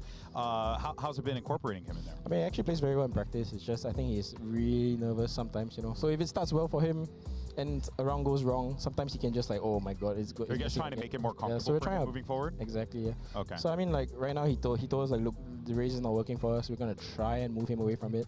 Okay. I mean, but you know, we don't have much time. I think we're playing tomorrow, no? Yeah, you are. Well, we have like 5 hours then, I guess. Yeah. How do you prepare for a format like this? How much of your game plan is focused on your team on PRX, and how much is on counter stratting generally? And how does that change for the Swiss format where the matches are back to back? I mean, before we came in, you know, we just did like a rough idea of every team here because we don't know who we're gonna play. So I use that as a basis for anything we do. When we find out the team, you know, I prefer to be awake really early in the morning. I'll just rewatch everything and then just reconfirm what we're doing, you know, what they're adjusting. And then after we come up with a game plan, everybody gets together in the middle of, and by just 1 hour before, we talk about the game plan, we make sure we're aligned, and then we just go into it and see what happens. Sure. I mean, it panned out today. As well as that, you guys playing against a home crowd. You've done that before when you all went on that run all the way back in Copenhagen. It was the same deal. Yeah, Is EMEA the crowd, team just used to it at this point, or do you still feel that pressure, especially for Mignette as a new player? I mean, I always tell them that they're cheering for us, you know. Just lie to yourself? Yeah, and then they laugh and it's okay, you know. I mean, I think we're lucky enough that most people like us. So you know, so we don't really get like. Do they get a little flustered if they feel like they're? Have you noticed that before? Never. Yeah. I mean, I think they enjoy it. You know, we really don't get like lands like this in Asia. Yeah. For us, it's like really like it's an environment to enjoy. You know, we try to approach it with a positive mindset mostly. Yeah. I mean, well, I remember, you know, coming into this, it was Forsaken who had said he felt like he was a 6 out of 10 coming into the event here. Yep. And I have to wonder, you know, like for you, you got to keep that positivity going. Is that oftentimes very challenging when the players, you know, they're young, they're emotional, you know, all the things that happen with teenagers and young adults and stuff? I mean, in the past, no. I mean, the last 3 years, we never really had to deal with this. But this time, we're coming in with less confident than we usually are. So it's actually. Do you feel that was a helpful thing or less confident? Yeah. Terrible. Yeah. Okay. Because I was just curious. You know, everyone's got. We're suffering right now. Yeah. Do you every think round the is confidence labored. is You know? back now? I don't know. We have to see. After watching that last map, you don't feel like it is? For one half, yeah. Yeah? I mean, look, Lotus, I feel like we could have done a little bit better. Yeah. We had like 10-6 lead or something, and we suddenly disappeared, you know, confidence. Yeah, but in that interview that Alex was mentioning, for a second said you guys are a 6 out of 10. What would you rate your team right now? 6 out of 10.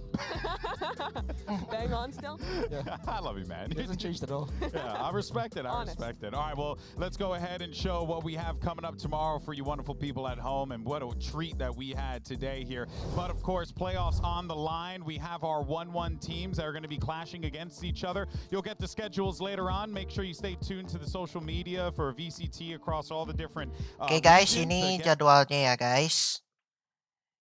Oke, thank you buat teman-teman semua yang udah temenin gua yang match yang luar biasa ini antara PRX menghadapi TH. Tadi juga ada FPX dan juga Loud ya. Jadi gua udah live 2 MPL, Aura lawan Rebellion, dan juga ini guys, VCT Master Madrid ya guys. So semuanya selamat sahur dan juga selamat menunaikan ibadah puasa. Semoga di hari yang ke-7 ini nggak kerasa ya guys. Puasa udah seminggu ya. Makin lebih baik, makin lancar, dan full tamat semuanya selama sampai 30 hari. Amin guys, amin.